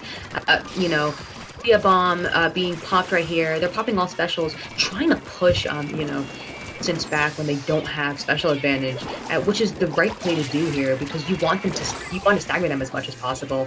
Two does go down in essence, one on Prism. Here we are. This is probably one of Prism's final pushes. They have to do something here. Are we trying to take top left? Two are in their street trying to skirmish with them, trying to get them off of there. Splash down, does land, but it's only Seekin. I don't know if Seekin can do anything, and that's a wipe, and that's probably game. It's most likely game. It was really, really close. 52 to 51. Like I said, this set could be anyone's game. This comes to show how balanced these teams are, and I keep going back to this. And weapon variety and stuff like that. This was an absolutely balanced game, and I'm absolutely really excited to see what else they have in store for us. This honestly, this could be anyone's game. Yeah, it's always got to be tough whenever you lose by 1 point because it's like you were so close, you were right there, and whatever happened, and not really much you can do about it now. But at least the game was close, and you can probably make it back in the next game. Absolutely. It is Prism's counter pick again, though. Doesn't feel good to lose on your own. We'll have to see what they opt for this time. Definitely another not so charger friendly map, I'd assume. Yeah, definitely.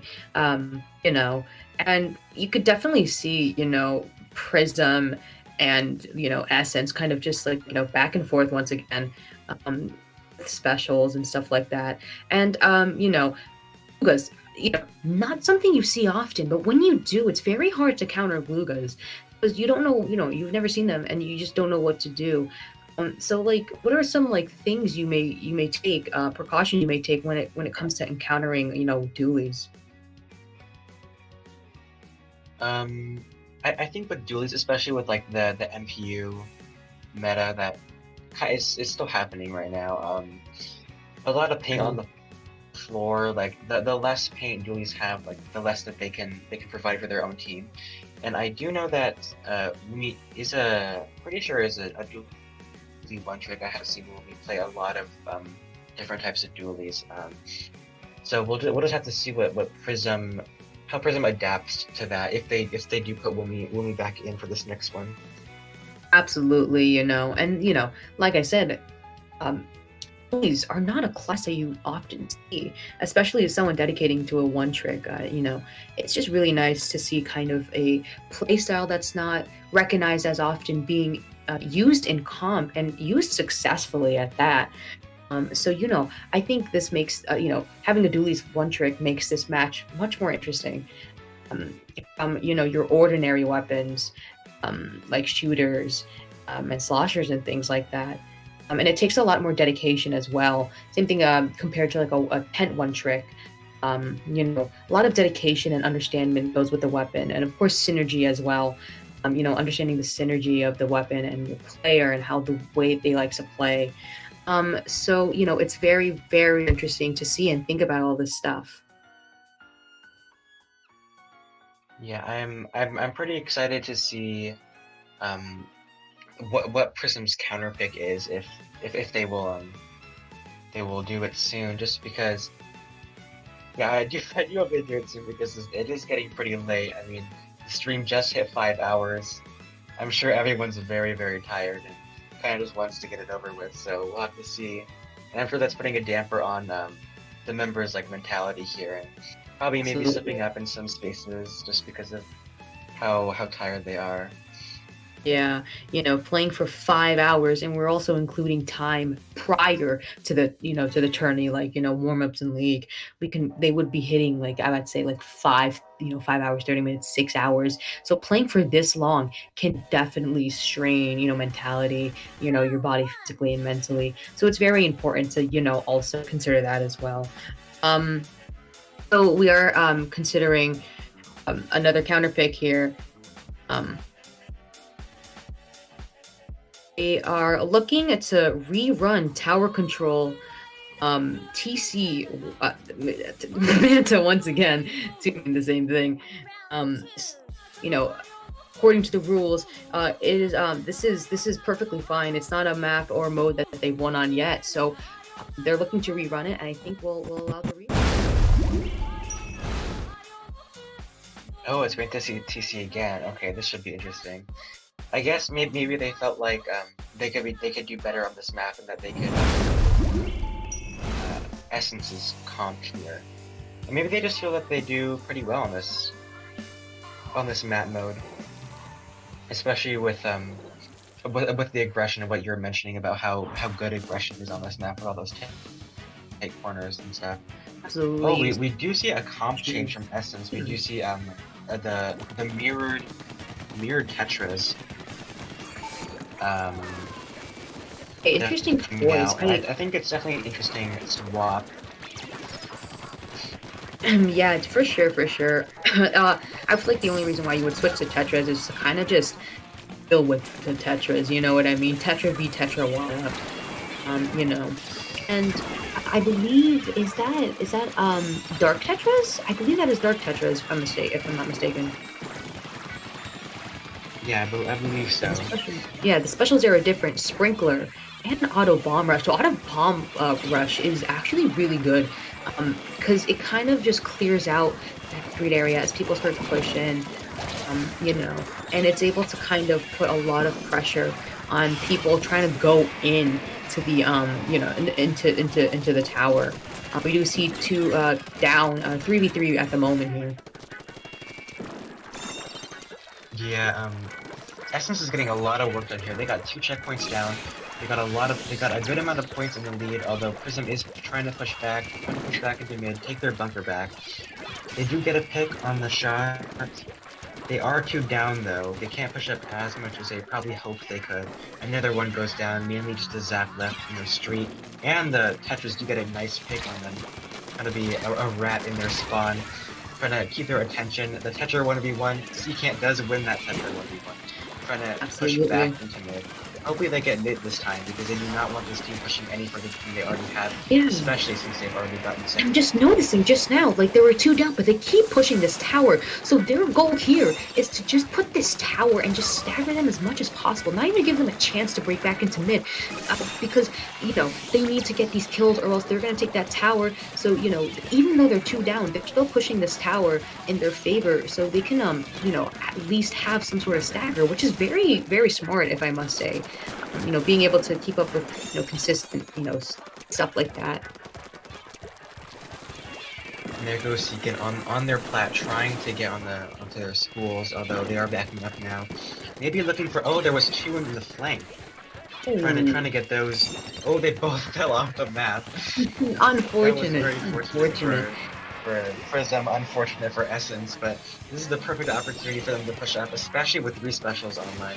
They just pop missiles, pop jet, good special combination, waiting for the armor, waiting for Essence to really push in to pop that armor. T-Tech does go down. Popped, the shot does go down. It is a 3v3. Tetras have splashdown. I don't know if that'll really do much. They're at second checkpoint. Unfortunately, they do go down. Trying to salvage this push, but not really much they can do here. I say definitely taking that snipe is very important. That one person just missing there. They really are trying to push into that street area, but this control is just an Essence, and they managed to get 3 down. Here's Essence trying to push up, take the enemy bunker. Already in the enemy bunker, already in the enemy schools, trying to keep these places to themselves so that they can really collapse and push in on them. They already have second checkpoint, so it should be a pretty easy ride into their street. Stream is lagging a little bit. Bubbles all the way on the left. 1 goes down on the side of Essence. 2 go down on the side of Prism, though. It's a 2v2 in mid. 2v2 indeed. You know, we have a minute left in the battle, and it just leads me to think that altercation in street where they just kept jumping and stalling that tower really did waste a lot of time, because now Prism has a minute left to push. They do manage to get kind of a delayed wipe here, so who knows, they may take nice double from Lappy. Lappy just get a nice double, already setting Inkjet up on the top left, trying to get these Tetras out of snipe, and you get that nice triple, maybe the quad, or looking for it? Not quite. On second checkpoint, trying to get it. Ooh, 2 go down. It's a 2v2. Desperately trying to stay on tower. Ooh, splashdown cancel. It's a 1v1. It's a 1v1. They need to get on tower right now. And they do get the Oh pick. my god. Will They they might get the take lead this. from here? Definitely going to take lead as everyone respawns, trying to rush. Takeout goes down. Lead is taken in Prisms. Oh, the lead. They're going for those extra points. They do have Splashdown down. They have 2 hours. Oh, that E-Jet. Oh my goodness. This is absolutely insane. 36 to 25. You do see this Tetris sharking, looking for a crucial pick here. And it looked like they managed to get it. They get 1, they get 2, and now it's in overtime. Really smart jump. 2. Now they just really have to hard defend. Essence is already 2 down. They can probably try and... Essence is desperately trying to push up. They need this space. They need all this turret control to really push up and get this lead back. But they, as I mentioned before, they already cleared second checkpoint, so it should be an easy ride here. Although a lot of bombs going on tower, 1 set on tower, Booyah bomb on tower, and that's game. That was quite the unexpected push to take lead there. That 1v1 that Lappy won against those Tetris was really crucial. It allowed all their teammates to jump back in and get the lead, and quite a bit of a lead too. Essence kind of staggering a little bit, and just letting Prism get like farther and farther. Look at that end screen with all those kills. No, I know. It just keeps going back to that crazy, just oh my god, just absolutely crazy. Oh my god, 7 hours. This is just 7 hours, people playing. You really start to kind of see it in gameplay as well. So best of 5, last match for this set. Who will it go to? Will it go to Prism? Will it go to Essence? This counter does go to an Essence's favor. 2-2, you know what I mean? At this point, you're not even feeling nervous anymore. You're just getting tired, Yeah, it's a 2-2. This is game 5, match for grand finals. I mean, a lot's on the line, but like you said, the teams might just be too tired to even really be nervous anymore. I mean, they really just want this to be over with. I do think that Essence will probably pick a Charger-related map if they do want Sue in. Sue was pressuring Prism quite a bit. I can't really think of any Charger maps off the top of my head. Can you think of any map modes that they might counterpick? Oh yeah, for sure. Definitely like Inkblot for sure. Inkblot's very Charger dependent. They might opt for another like Manta map. I definitely can highlight Inkblot. It's just so strong, and it's just such a stronghold. And backline are friendly as well. Just a lot of like safe points you can have as a backline. And it looks like they're opting for Clam Blam Pit. Okay, very interesting. Clam Blam Pit with a backline. They may not opt to have the backline here at all. What are we thinking? Yeah, this is a very rush-centric map, I believe. Like when you're pushing to their basket, you're just popping specials. Bubbles are very good here, just because if you don't instantly pop them, they can create quite the shield for you. So yeah, I do not think that we'll be seeing the backline here. I am curious if we'll see a Bamboo, just because I see Bamboo a lot here, and I believe I actually saw 5 playing Bamboo on this map mode earlier today. So this should be interesting to see how the comps change here. I agree. Oh, it's just something, that it's Bamboo. Listen, all right, Bamboo is pretty fucking busted, but it's good for all it's all for the good reasons. It's one shot, it's good specials, so I wouldn't be surprised seeing a Bamboo. Definitely not surprised if I see a Squeezer here as well. Those bubbles are just so nice because on a pit so flat. We're entering our 5th and final game before grand finals. Let's see what our teams have in store for us. Same comp from Prism, sorry. Bamboo, you see the Bamboo right there? Okay, we do see a Bamboo not from the team that I was expecting. Definitely an interesting comp. We got Glugadeka, which I quite enjoy. I like the playstyle that is offered with that. Already down the Glugas and the the shot. Both already down. Both teams are looking for picks. They want mid here, and they also want to try and take the enemy drop. That's a very crucial space to take. So we do go down on Prism here. And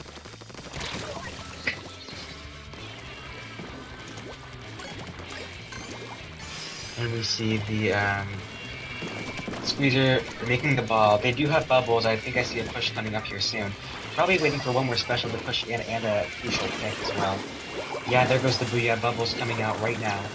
Quite the shield. Oh, they do instantly pop them though. That was definitely I thought they'd use that as a shield. Squeezer does get punished for that. And they do a pretty good job of defending 3 down. Only the Bamboo left. Bamboo does get a pretty good pick on the shot though. Now it's just the search for clams. If you like on this map, I can never find any clams. And they do have a ball though, which is a good start. They do have 22 clams actually. That's a lot of clams for their next push. Yeah, for sure, for sure. You know, it's just, man, yeah, you're right. Finding clams on this fucking map is hell because it's just, you know, so stressful. You know, you have so much control, and it's like, guys, we have 2 clams, and it's like. Nice double on the dualies. They do have a ball. They might try to push back here. The Booyah is out. Yeah, they're going for it. They're going for the push. The ball does go in. Now Prism just has to try and defend. Booyah, very, very well placement of that Booyah, getting those dualies to try and stay Oh my back. god, you see the tick going down to 20. All the way down to 23. They keep going. Very, very hard to defend on this map. It might just be game right here. Oh no, but they do. Squeezer manages to get picked off here. Squeezer does go down, yeah. Can they get a few more clams in? Yeah, and there's Wow! game. That was The sneak game! right in there. Wow. And it looks like we will be seeing Essence It's for the Lunara. rematch, actually, for The Grand. rematch. This should be interesting. Wow. Going for a Essence has got to be rematch. so tired because Prism got a break. Prism got a break before this. But Essence did not. They've just been playing. So, and Essence was the only team to take a game off of Lunara. So, Grand should definitely be entertaining. Absolutely. That was really quick. I didn't even process what the hell was going on. Oh my god. Yeah, I think that if we do go to a bracket reset, it's gonna be it is already such a long tournament. I can't imagine a bracket reset at this point. Bracket reset. That's. Yeah, I have a 3-2 from Essence and Prism.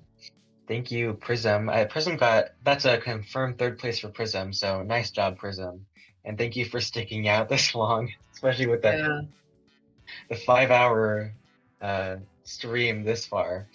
Yeah, for sure. And Absolutely. we will see you guys in grand finals with Essence and Lunara. Stay tuned.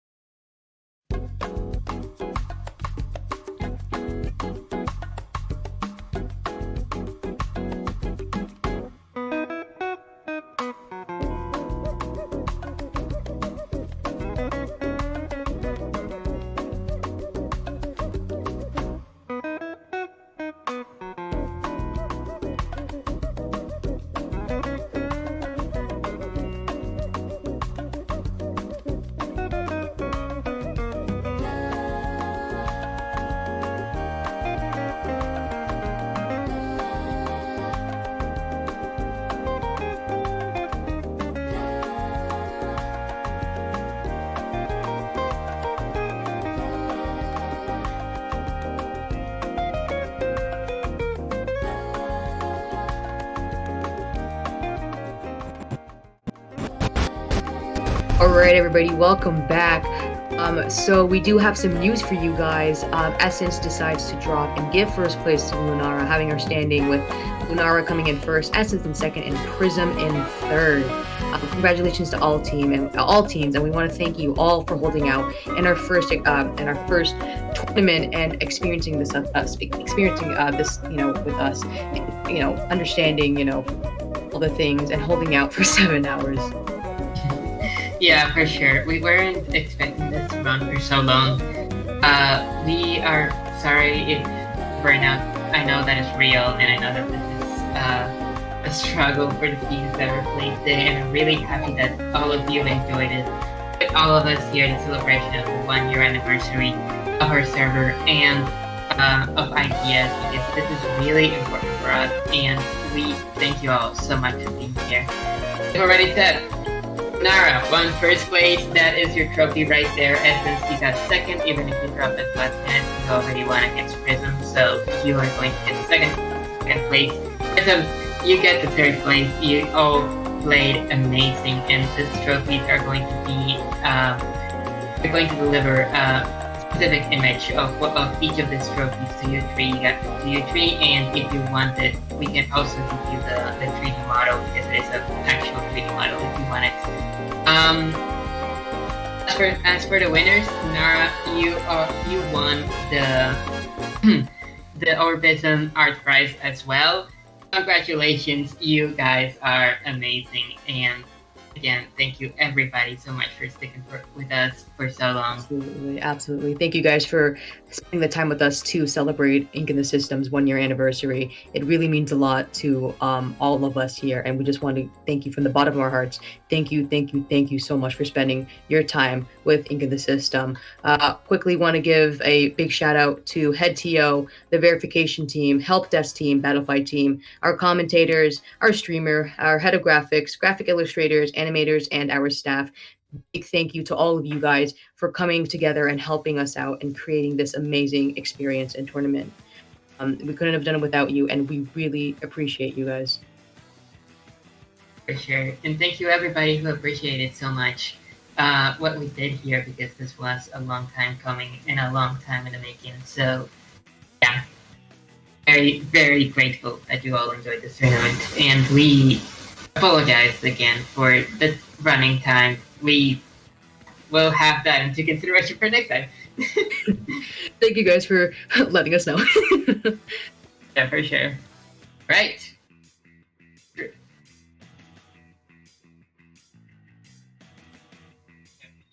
All right, streamer, on credits. Do your thing. Much. Credits time. Woo! Thank you, everybody, and have a good night. See you guys later.